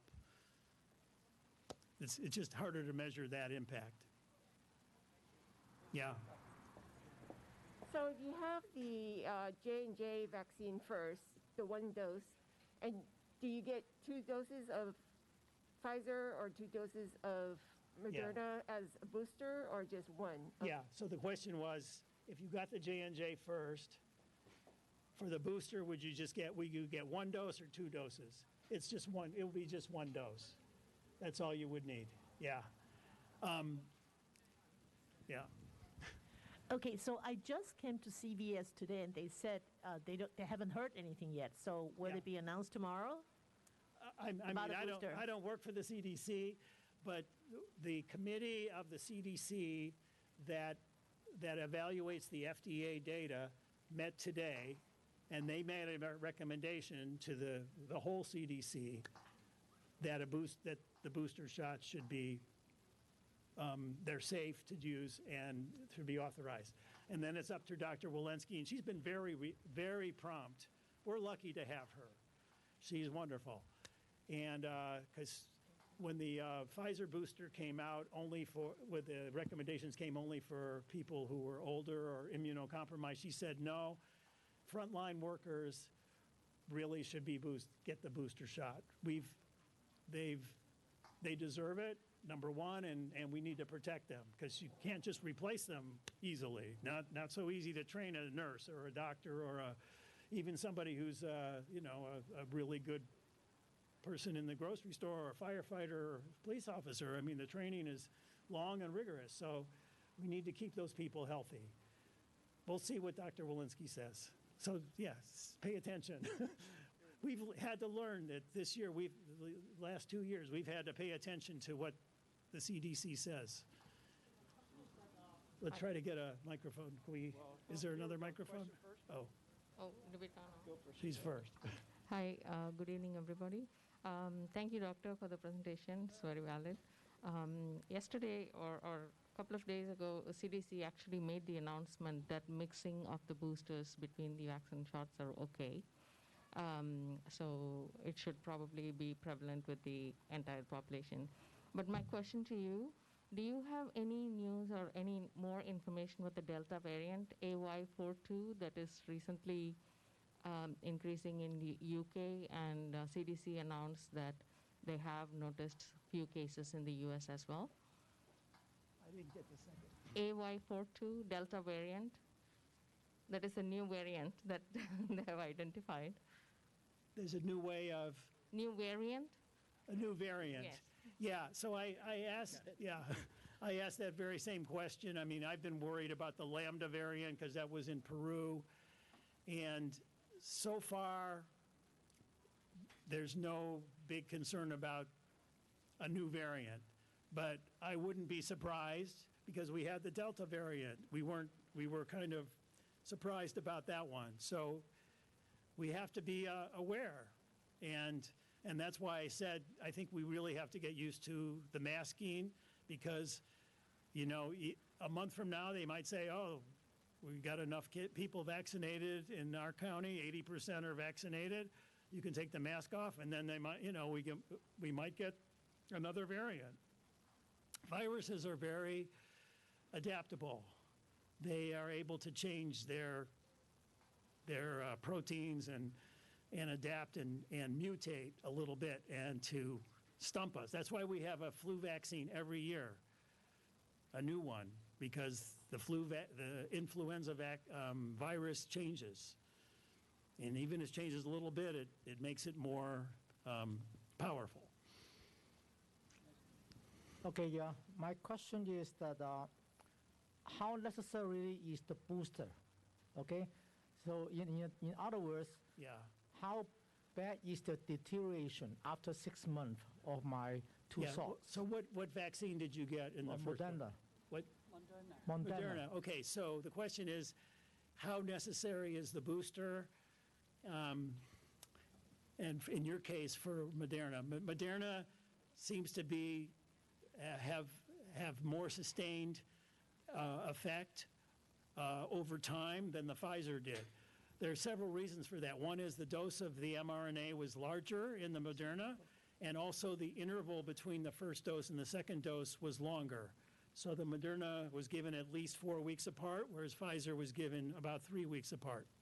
So that's the way they designed their studies to administer the vaccine, and Moderna was either lucky or smart in doing it that way. So if you have the Moderna vaccine, you're much more protected than, not much more, but more protected in terms of severe, for hospitalization and death. I mean, the rates are still above 90%, whereas the Pfizer rates went down to like 80, 75 to 80%. So, but when you get the Moderna dose, the next dose I don't think is going to be as strong. I think it's going to be a half of a dose. The people that I know that have gotten the booster dose of Moderna and they got the higher dose, they had a lot more side effects. They had several days of feeling crummy, but they didn't have to go to the hospital and didn't get sick, super sick. So it's a personal choice, and depending on your other risk factors, you should talk to your doctor about it. That's why you have a doctor. You know, I hope you have a doctor, and that's why you talk to them. That's why they're there for you. Hey, so given that the vaccine just effectiveness wanes over time, Yes. should we expect that, you know, every 6 months for a long time we should be expecting boosters? Okay. Wow, great question. So the question is, because the vaccines aren't perfect and the immunity wanes over time, should we be expecting to have boosters more often? I'm trying to think like Dr. Fauci. And he would probably say yes, that we should be prepared. We shouldn't be surprised. He wouldn't say, "Oh yeah, you're going to have it," but I think he would say we shouldn't be surprised if we're going to need it. I mean, we need a flu vaccine every year. You know, is the coronavirus as smart as the influenza virus in terms of mutating? And so far it seems to be pretty good at surviving. And also, the world has not been as well vaccinated as Santa Clara County, for sure. And I have friends in other countries, and you know, in Mexico, for instance, they only had availability of Sinovac and the Sputnik, and you know that vaccine is around 50% effective. Well, the virus is going to keep spreading, so I wouldn't be surprised, but I can't say for sure. All right. Thank you so much for your questions.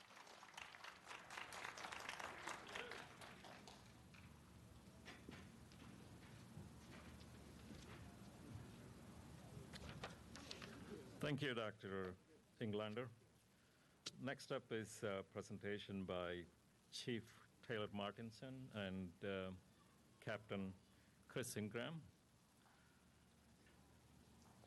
They're going to talk about evacuation planning and Zone Haven. But before we get there, let me introduce both of them. Chief Martinson is a battalion chief with the Santa Clara County Fire Department. He has 22 years experience in the fire service and is currently assigned as a battalion chief in the training division. Chief Martinson has a bachelor's degree in psychology from University of California at Santa Barbara.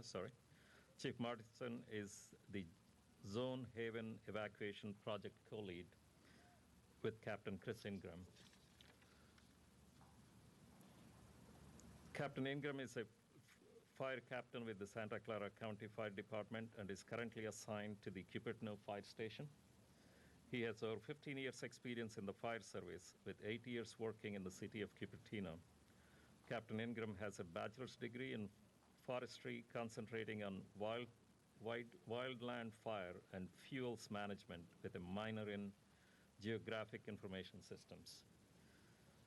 He is a member of regional and state incident management team responding to many of the state's most catastrophic wildfires. Captain Ingram has been involved in implementing many mapping and technology projects within the Santa Clara County Fire Department. With that, I'll invite both of them.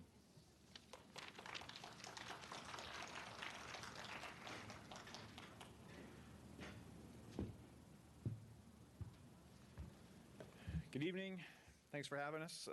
I'm here with Captain Chris Ingram, and then we also have Jen Sanoa from our community education and firefighter Chelsea Brown. They're presenting some material at the back table. So we're very honored to be here and present this topic to you. We're really excited about it. It's a great platform that we're going to be implementing. It's already implemented that we can bring you up to speed on here.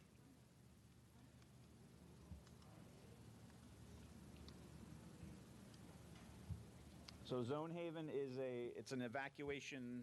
What is Zone Haven? It's an evacuation platform that we can use in the fire service to help implement evacuations for any type of hazard, wildfire, flooding, active shooter, any type of event, hazardous materials release. And it's a program that Captain Ingram first got introduced to and saw the value in it and brought it to County Fire. And so now it's being utilized currently in the areas that County Fire provides fire protection to. We'll go over how it's used, how you all will receive alerts, how to evacuate safely, and sort of a little tie into emergency preparedness. So what is Zone Haven? It's a tool that facilitates our activities on an emergency, and we can assist the communities evacuate in a more timely and efficient manner. The old ways of an evacuation would go, from the incident commander, the first, captain or battalion chief, we would be communicating to county communications. It was a sort of a cumbersome process to get that evacuation in the end out to the citizens who we're trying to protect. So Zone Haven will greatly increase our capabilities and speed up that process. And the picture here is actually, the middle picture is Captain Ingram on his incident management team on the CZU fire. So Zone Haven is a product that's being used throughout the state. It's been used for quite some time. It kind of started up on the peninsula, I believe, and it's grown throughout the state of California, and it's used quite often. And so it'll be, it's something that we brought to County Fire to use in the areas that we serve. You can also, we'll go into it later, but it also allows the community to have, there's a public-facing side of Zone Haven, and the community can see that, as it takes place, as we, place these evacuation orders and warnings. Some of the incidents, as I mentioned, that it's already been used on: the CZU Lightning Complex, the Glass Fire, the Red Salmon Complex, and then this year it's already been used on, as you can see, Dixie, Antelope, McCash, several fires up and down the state. It's a web-based platform that sort of gives us and you real-time data, real-time information on these evacuations that are taking place, not just in our community, but you can see them going on, up and down the state if you want to log on to this this website, and we'll show you how to register and all that. But there are two sides to Zone Haven. There's Zone Haven EVAC, which is the law enforcement and the fire side. That's what we use on the operations side of things. And then there's Zone Haven Aware. Zone Haven Aware is the public-facing side of Zone Haven that you all can log on to at community.zonehaven.com. And we'll go into the Know Your Zone campaign. But you can log on to that, and you can kind of look through the platform and kind of play around with it. And there's some tools to use and, kind of see how it works. We're live in the portions that are the west side, the portions that are served by Santa Clara County Fire Department. And we're going to be working on more areas coming soon. Just where you can take over. And then Zone Haven, it's basically, like I mentioned, it's an evacuation platform where fire and law will come together at the command post, and we will get that message out to the citizens as a unified command team, whatever the incident is. Like I mentioned, it's all risk. It could be a wildfire or a flood, a hazardous materials release, and we'll go through kind of what that will look like for alerts for you all, and how you can, tie into the public-facing side of it as well. So we're really excited. We've been working really hard with the Sheriff's Office in this area to sort of get those zones built, and you'll see what I'm talking about, as we progress through the slideshow. But we started up in the north end of the areas served by County Fire and kind of worked our way south. And as we went through these zones, we built them out with our area knowledge, with the sheriff's area knowledge, and how we were going to collaborate together and build out these zones in order to most effectively evacuate should we need that process.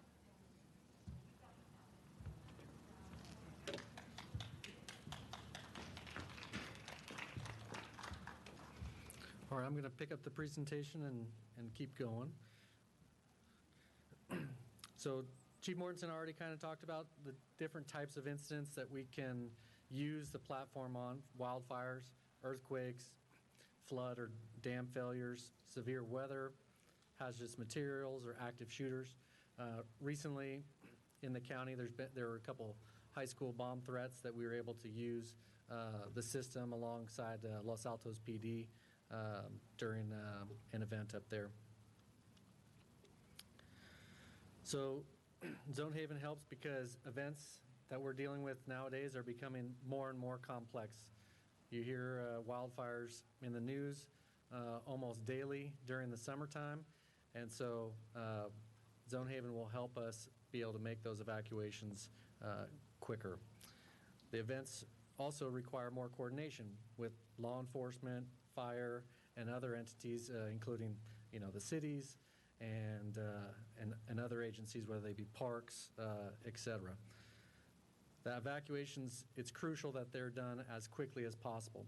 Zone Haven actually, it was a startup company after the Camp Fire in Paradise. So obviously that was a catastrophic fire that they just couldn't get notifications out fast enough. And that happens a lot of times when the fire starts and it's a wind-driven fire that's pushing into a community.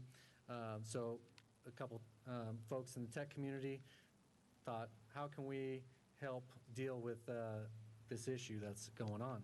And so they were able to reach out and talk to some folks in the fire service and in the community to ask, how can we help and how can we build a platform that will be utilized by both first responders and the community? And this is where we're at right now. These evacuations continue to be hitting larger and larger populations. I was on the Kincaid fire where we evacuated everything from Highway 101 in Santa Rosa all the way to the Pacific Ocean.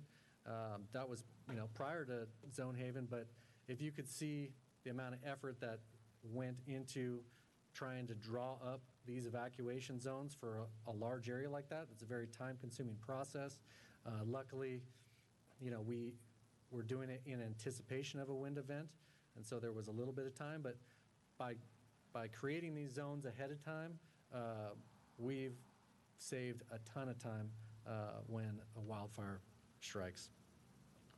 And then there's also some advantages within the platform that takes into consideration traffic flows, how many people we're trying to get out of an area, et cetera. So if it'll help us make those decisions on, okay, we're going to evacuate this zone first, give them some time to evacuate out because the fire's not anticipated to get, progress further, and then we can make another evacuation order after the fact so that we don't cause too much traffic backup. So let's talk about some evacuation terminology and what they mean. So within Zone Haven, there's several different statuses. Normal status is everything's A-OK. An advisory status is we're just trying to get a message out to somebody. There might be a gas leak in the area that could be a safety hazard, and we just want people to avoid the area. So we might turn a zone into the advisory status and make some notifications. Past advisory, there's an evacuation warning, which then allows people to say, okay, there's something occurring. We advise that you should probably either pack up and maybe get out if you can and want to, but definitely stay tuned because when an order comes, you definitely need to get out. But we always encourage folks, even when they're under evacuation warning, to evacuate as well. Then there's the evacuation order. So this means that there is an immediate threat to life and property in that area, and that we're asking folks to evacuate at that time. We can also put in a shelter in place. This is typical more for like a hazardous materials incident where maybe some sort of chemical has been dispersed in the area, and we just want people to stay indoors while that event is being mitigated. And then the last one is clear to repopulate. That's once the fire's kind of gone through and we've determined that it's safe to allow residents back into the area and repopulate. Okay, here's just some graphics that talk about evac warning and order. So with the warning, it just says a potential threat to life and or property, and then evacuation order, like we mentioned, imminent threat to life. Okay, so now that we're live in Cupertino and the rest of the community served by Santa Clara County Fire, we have kicked off a Know Your Zone campaign so that the public can find out what zone they live in prior to the incident happening. So if you want, I'm not sure if you'll be able to snap the QR code from where you're sitting now, but you can also go to community.zonehaven.com and we can do a little exercise. And so in 5 steps, you can go to the URL. You can then you click on the highlighted zone, or you type in your address, and we'll I think there's a video that'll pop up here explain a little better than. So we'll follow the video here. Is there audio by chance?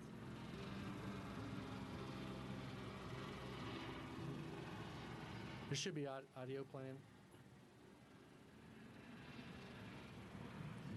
This short 5-minute video is going to walk you through the process of using Zonehaven. Begin by navigating to community.zonehaven.com. Once there, accept or decline the agreement. You can then use the tooltips to see the different functions, including search, active fires, weather, legend, and filters. Once you understand the tooltips, the first thing to know is that you can easily pan or zoom the map with your mouse. Zoom in, and you can see that each zone is clearly labeled with a designator. Click on a zone for more information. Once you click on the zone, an information box will appear. It will show you the zone designator, the zone status, reason for the status, a summary of the zone, a description of the zone, and useful links. To see additional useful links, click See All. Each of these links is clickable. In this example, we will take a look at Alert SCC. It is exceptionally important to be signed up for Alert SCC. Zonehaven does not take the place of Alert SCC. Instead, the two products work in concert to keep you informed and aware of protective actions in your area. We can next take a look at Santa Clara County Fire's Ready, Set, Go webpage. This is a great resource for understanding the things you can do before a protective action is necessary to keep yourself, your family, and your community safe from wildfire and other threats. Once you have reviewed the linked information, go ahead and close the new tab that is opened, and you'll be returned immediately to Zonehaven Aware. One of the most powerful tools within Zonehaven is the ability to search for your specific address to determine if you were affected by a current protective action, like an evacuation order, evacuation warning, or shelter in place. Type your address, and Zonehaven will recenter the map and show you the zone that currently applies. You can also take a look and see who your fire and police agency are with primary responsibility for your area. We can see the same information that was present previously, including zone designator and description. We can also easily toggle between a satellite view and a map view to better orient around your home, your neighborhood, or your workplace. Let's toggle the view back to map and zoom out and take a look at an area under current evacuation orders and warnings. We'll navigate up to the Dixie Fire in Plumas County to see an example of what an area might look like while protective actions are in place. You can see that as we navigate into the area of the 2021 Dixie Fire, the zone status is indicated by different colors. You can find a key to these colors using the tools in the upper left of the screen. In this example, some zones are shaded red. These zones are under evacuation order. Other zones are under evacuation warning, which are shaded yellow. One final tip for using Zonehaven is the ability to see detailed local weather directly inside of the application. You can see temperature, relative humidity, rainfall, wind, and air quality index.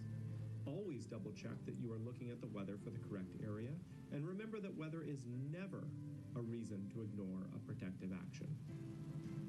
Thank you for taking time to watch this tutorial. I want to remind you one more time that it is critically important that you either sign up or remain signed up for Alert SCC. Alert SCC remains the best source of information for local Santa Clara County alerts and will advise you of any change in status to Zonehaven zones. Thank you and be safe.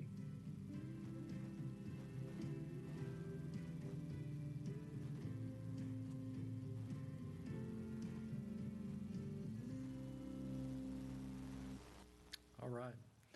So let's talk a little bit about the alerts and notifications. So in the video, they talk about Alert SCC. We encourage everybody, if you haven't already done so, to register on Alert SCC so that you can get notifications via via cell phone, via email, etc., when any of these protective actions might happen, as well as other information that's pushed out. In addition to Alert SCC, if an incident is significant and we're doing evacuation warnings and alerts, you will get what we refer to as WEA alerts, the wireless emergency alerts. You typically get them for like amber alerts, silver alerts. A lot of times it just automatically comes to your phone. That information for an evacuation would also come directly to your phone. And any of those alerts are going to be started by law enforcement and the fire department. All right, we talked about going to community.zonehaven.com to check out what zone you live in and kind of make a mental note, because anytime we push out these alerts, we'll also list what zones are being affected. Perfect. Okay, here we talked about Alert SCC. Social media, it's important that it's a great tool, but it's not the only tool.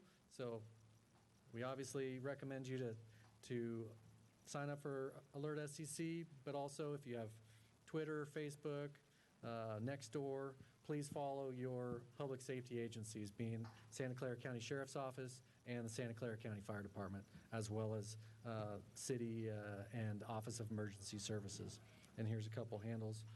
You can also follow Zone Haven, but that shouldn't be your only place to follow. All right, and just a couple things over at our booth. There's additional emergency preparedness information to help your family create an emergency and escape plan.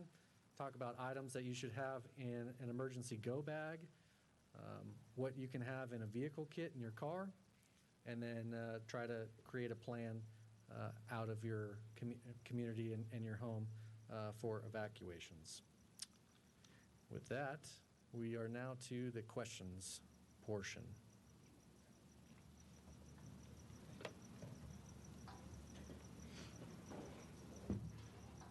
Yes, what kind of backbone or infrastructure behind the scenes is there? How robust is the system in case of a power failure or something like that? Yeah, so the system continues to become more and more robust. Last year, it was still in the beta mode, and during the CZU fire, the website was taken down with too much traffic. So this year, it's managed multiple extremely large fires between the Dixie and several other fires all at the same time. It's managed all of the web traffic just fine. They're on Amazon Cloud, and I'm sure most of you know more about that stuff than I do, but it definitely is able to ramp up when it's being hit with additional hits. As far as communication pieces, there's other things that are available that our fire department has access to. If the cell towers go down, etc. Obviously, with these alerts, we'll also be working with the Sheriff's Office to be doing as best of door-to-door type of evacuations in the areas that are most threatened. But if all communications go down, we have the ability to bring in some other equipment to help bring up some communications. We've got two what are referred to as Moses units within Santa Clara County Fire that can spin up some bandwidth to help push these alerts out and still make it to devices. But, I would... We're constantly working on trying to have backup plans in place in case we lose comms. All right. Anything else? We really encourage, from your side of things, to receive those alerts, again, to register for Alert SCC. Not just your landline, which is always a sure thing, but also your wireless device as well. And so from the end user's perspective, you can also, when we bring up to speed our equipment to send those messages out, whether that's the Moses unit or just a standard, Zone Haven platform, you all have the capabilities via landline, wireless alert, alerts on your cell phone, just a multitude of ways to get that alert SCC message out to you. So it's a, two-sided approach there. Good question, thank you. So the Safe Haven is not an app, it's a platform? No. Yeah, go ahead. Yeah, it's a web-based application. So it's not, you don't go to the App Store and download it per se. You just go to the website, and it's a web-based application. Yep. And the community side of Zonehaven, the community.zonehaven.com is it's not, we've kind of talked about this before. That is not the alerting piece to you all. That's definitely a great resource for you to have and to know your zone, and you can log on and you can see that a zone is in, evacuation order or warning. But the website of that is more of an informational piece. I guess it's somewhat passive.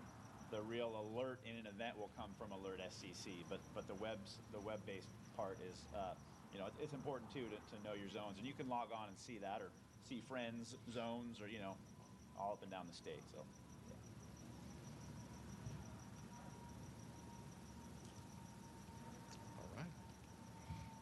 Thank you for your time tonight.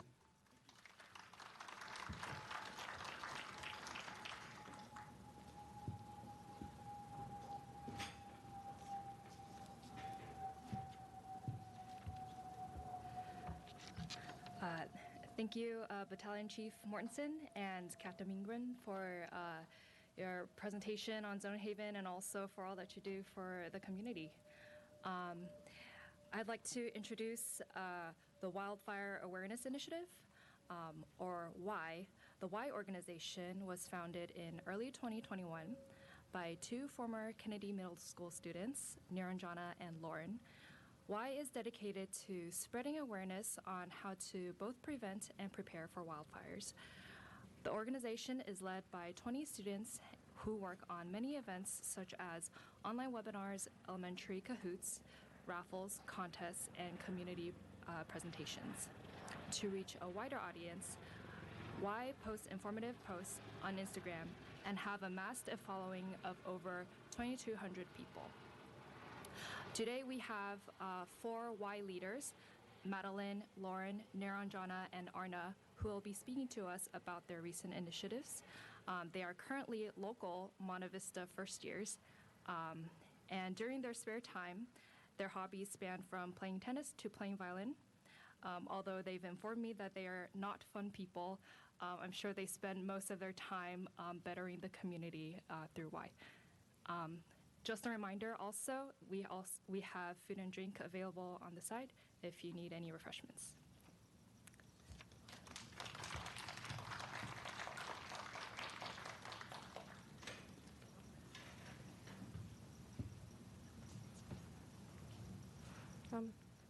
Hello everyone, we are Wildfire Awareness Initiative, or WAY, and our organization, as mentioned earlier by Wing, was that we are founded by 2 high school students, Niranjana Sankar and Lauren Kim, and we were founded in early 2021, and our goal is to inform youth on how to prepare and prevent for wildfires. This includes informing them on how to plan and what to expect, and the importance of passing the information to their parents. We also have 4 different teams: creative, outreach, research, and event. And together, we all work together to plan events and post informative posts on Instagram. And total, we have around 10 to 15 team members. Here is our team, and we are also sponsored by the Santa Clara Fire Safe Council, as they provided us with $200 to prepare the flyers over there at our booth and for our contests and events. Some of our accomplishments include we volunteered at Santa Clara Fire Department to prepare disaster kits for elementary schools. These disaster kits include fun flyers on teaching the youth about safety and how to prepare for wildfires, and also little goodies such as pencils. And we prepared over for about 400 schools locally to send these disaster kits to. We have also prepared wildfire cahoots and flyers for CUSDK 8 schools. These cahoots and flyers are about wildfire topics such as statistics, causes, effects that we'll go into later on in this presentation, and they've been made for elementary schoolers to give them some basic knowledge on what wildfires are. And we also hosted online preparedness webinars with guest speakers from Santa Clara Fire Department. These guest speakers would present a short presentation on Ready, Set, Go or other wildfire topics. Then we held a Kahoot, like just some questions, and whichever audience member answered the questions accurately and as fast as possible would receive a gift card. And we also worked on a thank you card workshop over quarantine for firefighters and had different audience members write little thank you messages, insert little pictures, and we're going to send that to the firefighters. And we also presented at the Cupertino Teen Commission as a youth-led nomination and reached 2.2 thousand followers on Instagram. Here are our pictures from the Santa Clara Fire Department volunteering, these two, and these are our webinar pictures, the Kahoot, and our presentation. And these are also some of the meetings we had for the thank you card workshop and other meetings for our work. Now on to our first topic of wildfires, wildfire statistics. Just in 2020 alone, over 4 million acres have burned due to wildfires. And there have been 5 times the death toll since 2016 and 2,000 more wildfires since 2016. As you can see, over these past few years, wildfires are becoming more severe and frequent. Therefore, we need to learn how to prepare and prevent for them. This is a post on our Instagram at WAI for Change, and this is by one of our creative team members, Lotus. As you can see, many of the causes of wildfires are due to human activity. To be more precise, 53.8% are caused by us, while only 7% is caused by lightning, a natural event. 24.6% is still undetermined, but it is highly likely that it's due to human activity. As we can see, some negative wildfire effects are that it drastically changes terrain, which can cause a loss of habitat for native species, causing them to move to a new place. This can also increase animal species extinction. For humans, we can have a worsened water quality from more pollution, such as soot and dust, and etc. These effects will be talked about more in depth later in the presentation. There can be a worsened health due to these pollution, as we cannot adapt to those changes. It will also increase the death rate, especially in more affected areas, which will then worsen the economy due to deaths and damages.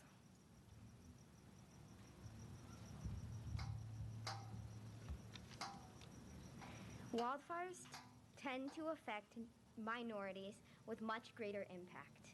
One example is how Native communities tend to be 6 times more likely to be wildfire prone as they live in areas that tend to have more wildfires. Black and Hispanic communities have the 50% greater vulnerability as many of their communities lack adequate equipment, and this means that wildfires could have devastating effects as these communities cannot fully recover.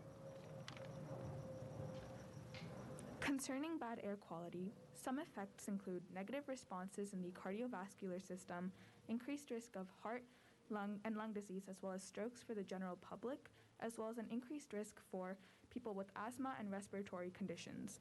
An AQI, air quality index, is the measure of how healthy, clean, or unhealthy the air is. An AQI below 50 is generally considered healthy even for people with respiratory conditions, while an AQI between 300 and 500 is considered dangerous and is mandated as a health warning for emergency conditions and may even be cause for evacuation, where even healthy individuals are at risk for respiratory illness. There are a number of sites on the internet to learn about the AQI in your city and state, but one credible site with reliable information is airnal.gov. What are some simple ways that we can combat this in our own communities by ourselves? For one, we can use air masks and filters, and we can keep track of the AQI, be aware of what's going on in our community, and acknowledge warnings. Recently, last month, Lake Tahoe suffered from the Caldor fire. The AQI hit 694 in Tahoe City, the worst AQI in the world, previously compared to the highest AQI, which was 453. The smoke was so thick that many residents reported not being able to see past their own lots, and some struggled to keep smoke from seeping in through their windows. The fire started on August 14th and went up till September 17th and lasted for 49 days. In these 49 days, 3 counties were affected, and the cause for this fire is still under investigation. According to CalFire.gov, 81 structures were damaged, 1,003 structures were destroyed, and 5 people were injured. While wildfires may seem frightening, there are many ways you can prepare. Ways to prepare your home include utilizing zones. So 5 feet away from your home, make sure to remove flammable material, such as leaves and gutters. 5 to 30 feet away from your home, make sure to trim grass and don't block emergency exits. 30 to 100 feet away from your home, make sure to trim trees regularly and get rid of dead foliage. You can also prepare go bags with your family. These can include food, water, chargers, and anything you would need in case of emergency evacuation. You can also create emergency routes and emergency contacts with members of your household. And always make sure to listen to authorities when they issue alerts. These alerts can come through radio or TV, as that is the General Natural Disaster Alert, or you can choose select alerts, such as the SVCEA Alert app. Wildfires are on a trend of becoming more and more frequent, and the best way to be ready for them is to prepare. Thank you for listening to our presentation. If you would like to join Y, you can join with a QR code, which is on our lovely thing over there, or you can follow at Y for a Change on Instagram or email us at yforachange.com. Thank you.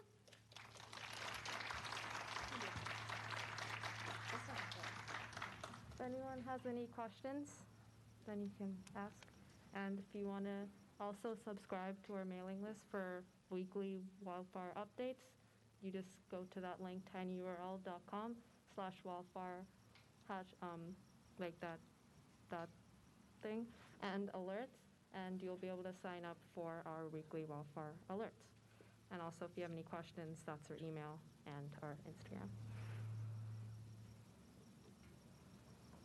Okay, if no one has any questions, then thank you for listening.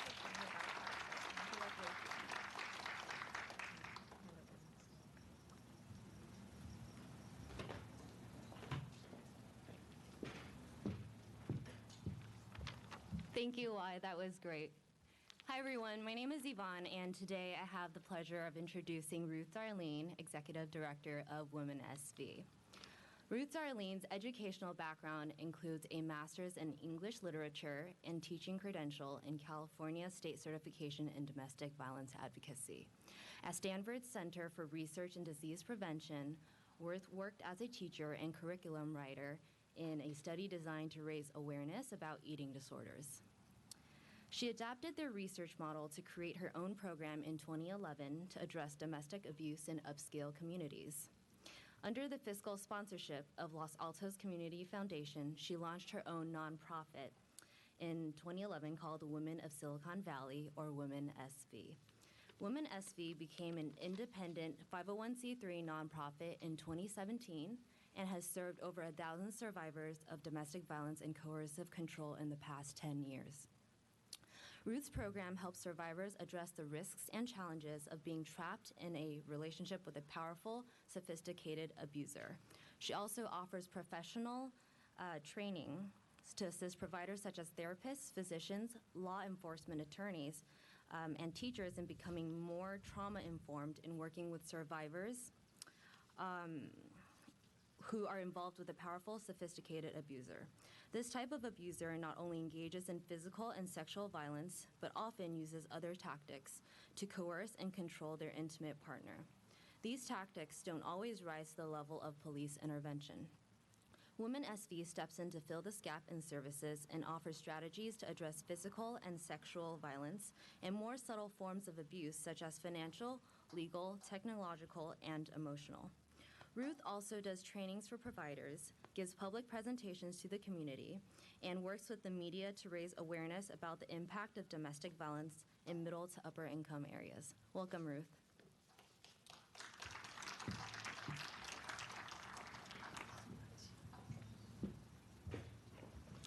Thank you so much, Yvonne, and thank you for that very thorough introduction. I almost feel like you gave my talk. You said so many wonderful things, and very thorough, and thank you for that. It's a pleasure and honor to be here with you all tonight, and thanks so much for coming out tonight and enjoying this fine weather before the atmospheric river hits us. So let's enjoy it while it lasts. As Yvonne mentioned, I'm the executive director and founder of Women of Silicon Valley, Women SV, a nonprofit that focuses on more subtle forms of abuse. We do address physical and sexual violence, but our real area of expertise is in the more subtle forms that Yvonne mentioned: emotional, financial, legal, technological. So tonight I'm going to share with you a little bit of what I've learned after working with over 1,000 women about what domestic violence and covert abuse and coercive control, and I'll define that in a moment, what they all look like in our lovely community. But first, starting with some troubling statistics, I'm sorry to have to share with you tonight that according to the World Health Organization, 1 in 3 women on the planet will be severely beaten or raped during her lifetime. 1 in 3. In the United States, 1 in 4. And 1 in 7 to 1 in 9 men. So men can be victims of domestic violence. It's important to acknowledge that too. But according to the Department of Justice, 85% of victims of domestic violence are female. So that's our focus at Women SV, and that's our area of expertise. But did you know that when a woman is pregnant, actually one of the greatest dangers to her is her intimate partner? 25% of female patients who go to the ER are there for domestic violence-related injuries, and unfortunately, physicians are not getting the training they need to recognize the difference between falling down the stairs and being pushed down the stairs. So that's one of the things I do, is go out and do trainings for physicians. Last week it was for Valley Med, OBGYNs, and the week before that, Kaiser physicians, to help them become more trauma-informed in dealing with domestic violence survivors. Some people think, well, I'm out of the relationship now, it's only going to get better. That's when the real danger begins, because the danger level spikes for up to 2 years after leaving an abuser. Over 70% of domestic violence incidents happen after the woman leaves her abuser. So our mission is, exactly as Yvonne was talking about, to empower survivors, to raise awareness in the community, and to do trainings for providers to become more trauma-informed. We dream of a day when every man, every woman, every child can live in peace and safety in their own home. It's a fundamental human right, and it's violated every time there's an act of domestic violence. Our services, we went over it, direct client services, we run a helpline, we run a support group, we work one-on-one with our ladies for as long as they want. We're in it for the long haul, and we have ladies from all over the world, all different races, religions, cultures, backgrounds, but all united as sisters because they share that common bond of being involved with a powerful, covert, sophisticated abuser. Here's our fabulous team. Multicultural, multilingual. Well, I'm the only one that speaks one language, but all the rest of them speak more than one. I'm just delighted and honored to have them all working side by side with me. 10 years we've been around and served over 1,000 women, and we're still going strong. Serving over 1,000 women now, and last year alone it was 216 survivors, 216 from our immediate area. Most of the survivors we serve are in Santa Clara County, but they do come from other counties as well. And in fact, we get calls from all over the United States. And why? Because we're the only nonprofit in the United States that's focused on coercive control, covert abuse, women in middle to upper income areas dealing with a powerful, sophisticated abuser. I was on the Megyn Kelly Today show a few years ago before it got canceled. I don't think I had anything to do with that. But while I was just before I went on the show, I was talking to the producer, and she said that she scoured the country looking for a nonprofit focused on the demographic that we were about to address on Megyn Kelly's show. And she said, "You, Women SV, were it." I spoke with her last year, and I reminded her about what she said, and she said, "Yes, you're still it." So we have a long way to go to educate our country and the world that domestic violence doesn't just involve broken bones, bruises. It also can involve more subtle forms of abuse that damage you and threaten you and put your life at risk. Examples of some of the presentations I've done and the trainings I've done for Google, Oracle, Kaiser Physicians. We are so blessed to have these partnerships with powerful providers, men and women who use their power and credentials for good. Thank God for the good men and women out there.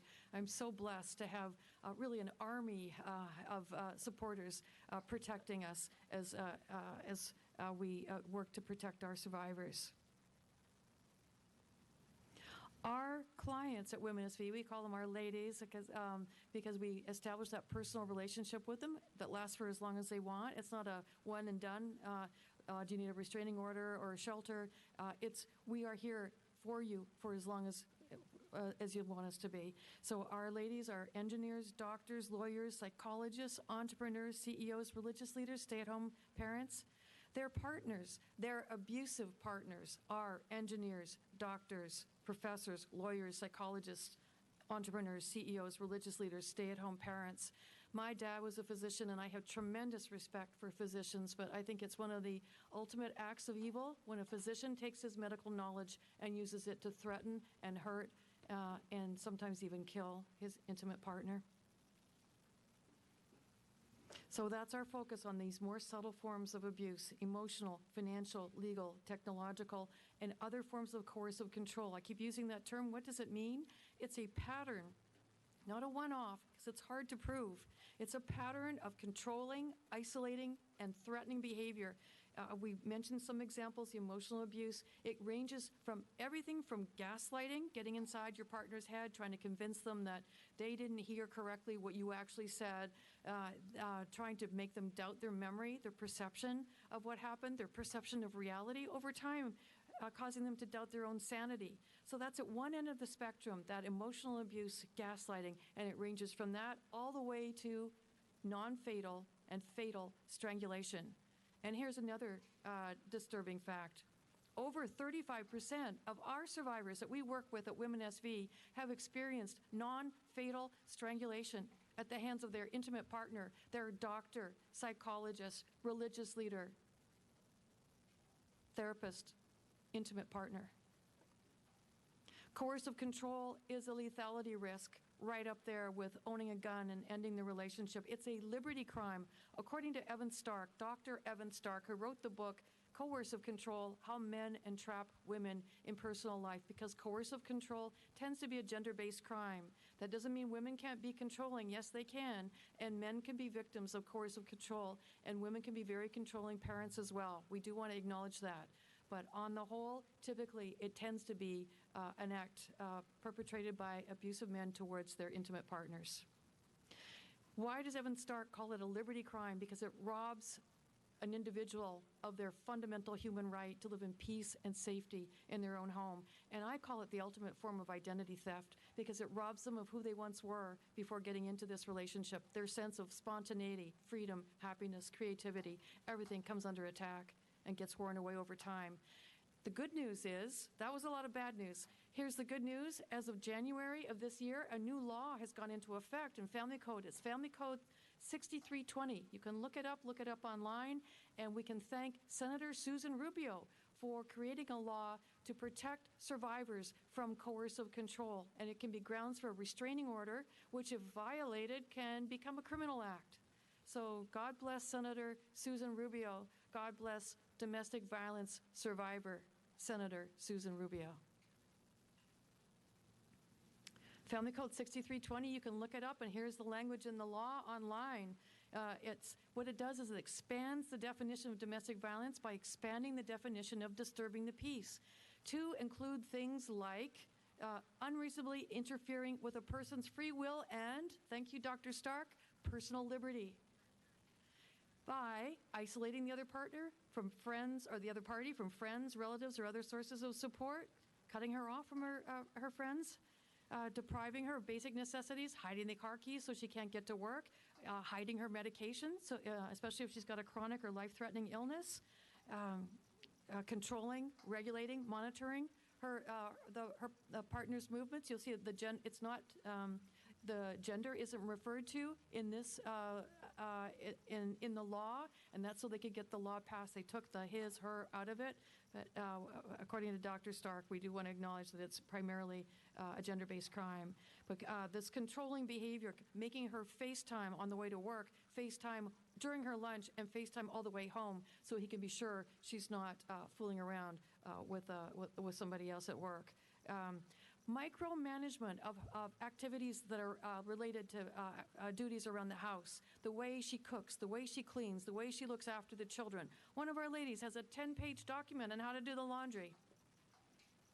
It's a form of human trafficking. It involves force, fraud, and coercion, those three elements of human trafficking. And it can be deadly when a woman tries to escape from a relationship like that, when all the financial control has been usurped by her partner. Coercive control also involves financial abuse. And that's the reason why we don't charge for our services at Women SV, because so many of our survivors have experienced severe financial control and abuse. And when they leave the relationship, their partner's still living a fine life while she's struggling to put food on the table and keep a roof over our head. One of our ladies was camping out at Denny's just to have a roof over her head. Compelling her by force or intimidation to do things she doesn't want to do or shouldn't have to do, like forcing her to go back to work 2 weeks after giving birth to twins by cesarean section, or not letting her work if she wants to pursue her career or her dreams, forcing her to sacrifice her dreams for his. We have this idea that domestic violence doesn't happen in nicer neighborhoods, but the fact is we're just better at hiding it. According to Susan Weitzman, clinical psychologist who deals with survivors in this population and who wrote the book Not to People Like Us, the more money the community had that belonged to the husband and wife, but really she'd lost control of it in most cases, but the more money the partnership had, the more worried she was of being killed if she ever left the relationship, if not by her partner directly, then perhaps by a paid third party. A reminder of what's happened to our ladies. So who are the covert abusers? It's the therapist who gets inside his partner's head and starts to convince her that she's losing her mind, who calls the police when he wants to show her who's boss and gets her put on a 5150 psychiatric hold after she says she wants a divorce. It's the CEO that hides his income and takes money out of the community funds and pretends it came from another source. We have terms like embezzlement and fraud and forgery and money laundering out in the business world, but what do you call it when it happens in an intimate partner relationship? It's harder to prove and it's harder to get justice. It's the cybersecurity expert who puts hidden cameras in the light fixtures. One of our ladies, a hidden camera in the faucet in the shower head in the bathroom. It's the physician who threatens to kill his wife, terrorizes her by saying, you know how I'm going to kill you? I'm going to inject you with a poisonous solution between your toes in a way that the coroner won't even think to look. I sit on the domestic violence death review team. I know what the ultimate act of domestic violence looks like, and I asked the coroner, is that possible? Can you do that? And she said yes. So what does an abuser look like? What does a covert abuser look like? You can't tell. They look like regular people. We have this idea that an abuser looks like the guy with the red frame around him. That's our stereotypical notion of what an abuser looks like. And what's he wearing? Do you know what that's called? A wife beater, right? With the bottle of beer and watching football and the fist raised. But all of these other men, all but him, have been found to have committed domestic violence, and some, the ultimate act. Every single man in that bottom row has been found to have committed the ultimate act of domestic violence, murder. In our own community, a Silicon Valley engineer in January of this year showed up at the police department and confessed to killing his wife. And when the police went to the home, they found that not only had he killed his wife, but he had killed their 11-year-old daughter. It happens here, even in our wonderful, educated, safe community. What does a survivor or victim of abuse look like? And I use both terms, not always survivor. Why? Because not all of them survive. These women on the bottom row, the two on the left, the two on the right, did not survive. The couple of ladies in the middle, this is Mrs. Carmen Dow mourning the loss of her son who was killed by her husband. The ladies on the top, beaten severely. by their intimate partners. And we have Senator Susan Rubio, survivor. And we have Evan Rachel Wood, who was one of the other driving forces behind Senate Bill 1141, now Family Code 6320, coercive control survivor, abuse survivor, Evan Rachel Wood. It happens here to intimate partners, to women in our community. And as I said, they don't all survive. Here was an ultimate victim, Juliana, in our community, finance manager at Apple, murdered on Christmas Eve just a few years ago. So that is a lot of bad news, but I want to focus on the good news and the hope that we are building a village of supporters, of very strong allies who are focused on this issue. I've got a wonderful relationship with the Los Altos Police Department. I was privileged to speak to Mayor Darcy Paul's City Council a little while ago at the Public Safety Commission. I'm so glad to build the partnership with Cupertino.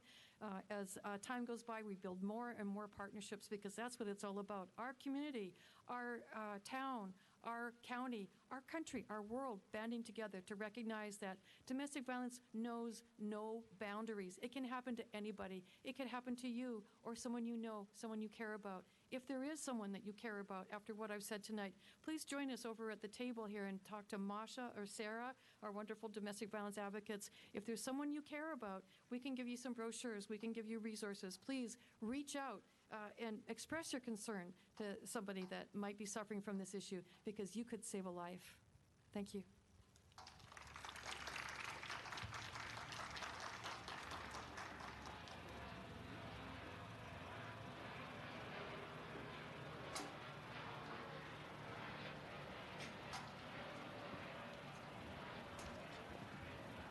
All right, Ruth, thank you for that moving presentation and for everything you've done for women in need in our community. All right, I'm Commissioner Shan. For our last topic, it's an overview on crime and safety. And I have the distinct honor of introducing someone who's a staple of the Public Safety Commission, as well as a staple in our community, Captain Rich Urena. Captain Rich Urena started his law enforcement career with the Santa Clara County Sheriff's Office in 2001. And during his time, he has worked in a wide range of assignments to include patrol, court security, the air unit, a detective, and police trainer. Captain Urena previously managed the Investigations Division and the Court Security Division before being given the honor of serving as the captain of the West Valley Patrol Division.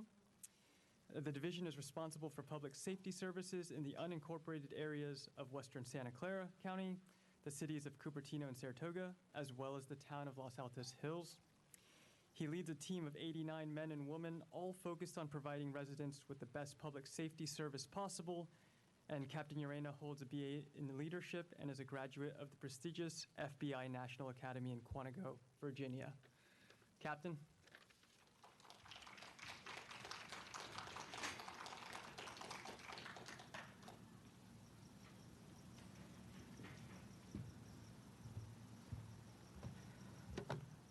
Good evening. How's everyone doing this evening? Excellent. So first of all, before I get started, I wanted to thank the Public Safety Commission for all their work in putting together this awesome presentation. Even though you guys are just here tonight, you dedicate yourselves every month to this topic, and so we want to thank you for bringing us together this evening. All right, so what are we going to talk about this evening? Well, we're going to talk about some crime totals. One of the questions I get asked often is, how are we doing in Cupertino? I keep hearing that crime's on the rise, right? We always hear that. But the reality is, we're actually doing okay. And we'll look at some statistics. We'll talk about some cases. We'll really get a good perspective of where we're at in terms of crime in Cupertino. One of the categories that we like to measure is our residential burglary rate. Unfortunately, property crimes in Cupertino is our #1 type of crime. And so what we look at is our residential burglary rates and the data associated to that. And I think what you'll see here is a lot of good information that can help mitigate some of these thefts. We'll look at grand thefts as they relate to the catalytic converter epidemic we're having. And I'll talk about what a catalytic converter is and I think you'll be shocked at the statistics we have here in the city of Cupertino. The communication with the sheriff's office, there's some miscommunication out there in terms of how we get information. And so I want to go over kind of the best way to get a hold of us, what we don't monitor next door. We'll talk about that. We'll talk about Alert SCC as well. I know our fire partners talked about it earlier, and I do have a very nice video, short video that they put together that I think really highlights the reason why we want to sign up for Alert SCC. Hopefully you can see this. So I have another slide as well that kind of gives this information in a different format. But we can start at the top. So robberies, we have had this year 15 robberies. And what does that mean? Well, a robbery is a crime where somebody uses force or fear to take something from you, right? So for example, let's say that you leave your purse on a seat you're seated in now. You walk up to get something to drink and you come back and it's gone. That's a theft, right? Now, on the other hand, if you're seated and somebody comes up to you and says, hey, if you don't give me that purse, I'm going to beat you up. Or worse yet, points a gun at you and says, give me your purse. That's a robbery. And that's what we call a personal crime. And that's a serious crime. And so we track that every year to ensure that we're doing the best we can to minimize robberies. But unfortunately, this year we have had 15. Of those 15, we have resolved over half of those, meaning about 9 of those, we identified the suspects and took them into custody. The other ones, we do have some very strong leads. So in terms of how we're doing in robberies for the last 3 years, we're about average. Back in 2019, we saw 8. Residential burglaries, again, we do measure that closely, and I have some more data here that will kind of give you a breakdown of how these are being committed in the city. We have 51. If you compare that to last year, we had 82. Again, we're talking about January through September, as you see there in the graph. We had 82 last year. It's amazing because last year, right, many of us were home. We stayed home. And so last year, we actually saw a very low rate at the end of the year. So it started off last year with a small increase, but then towards the end of the year, it really dropped off because we were all staying home, right? If you remember, March is when we all decided to stay home because of COVID. But this year at 51 is actually really good. It's really good. I can tell you that we're working hard on this, making sure that we do everything we can to capture these folks that are doing this in our community. What we know is that if we capture 1 or 2 of these guys, they're probably responsible for the significant portion of the ones that are being committed in town. So I would say out of these 51, we probably have a handful of people that are doing this. So if you capture 1 or 2, we're going to see a dramatic drop in crime. Commercial burglaries, those are business establishments that have been burgled. You'll see that we had 53 this year. Last year, we did see an increase in this category. A lot of businesses shut their doors because of COVID. And early on, right around March, April, May of 2020, unfortunately, we did see some businesses being victimized, again, because they knew no one was inside, and so they took advantage of that opportunity and ended up stealing items from our business community. Vehicle burglaries. Now, here's the big one. In 2019, 320 of these, right? Most of these, I would say a good 90 to 95% of these in 2019 occurred in our shopping centers. They continue to occur in our shopping centers. And then in 2020, we saw 155. Well, our businesses were closed, right? And so the crooks had nowhere to go to break into cars because we weren't grouping ourselves together in shopping centers.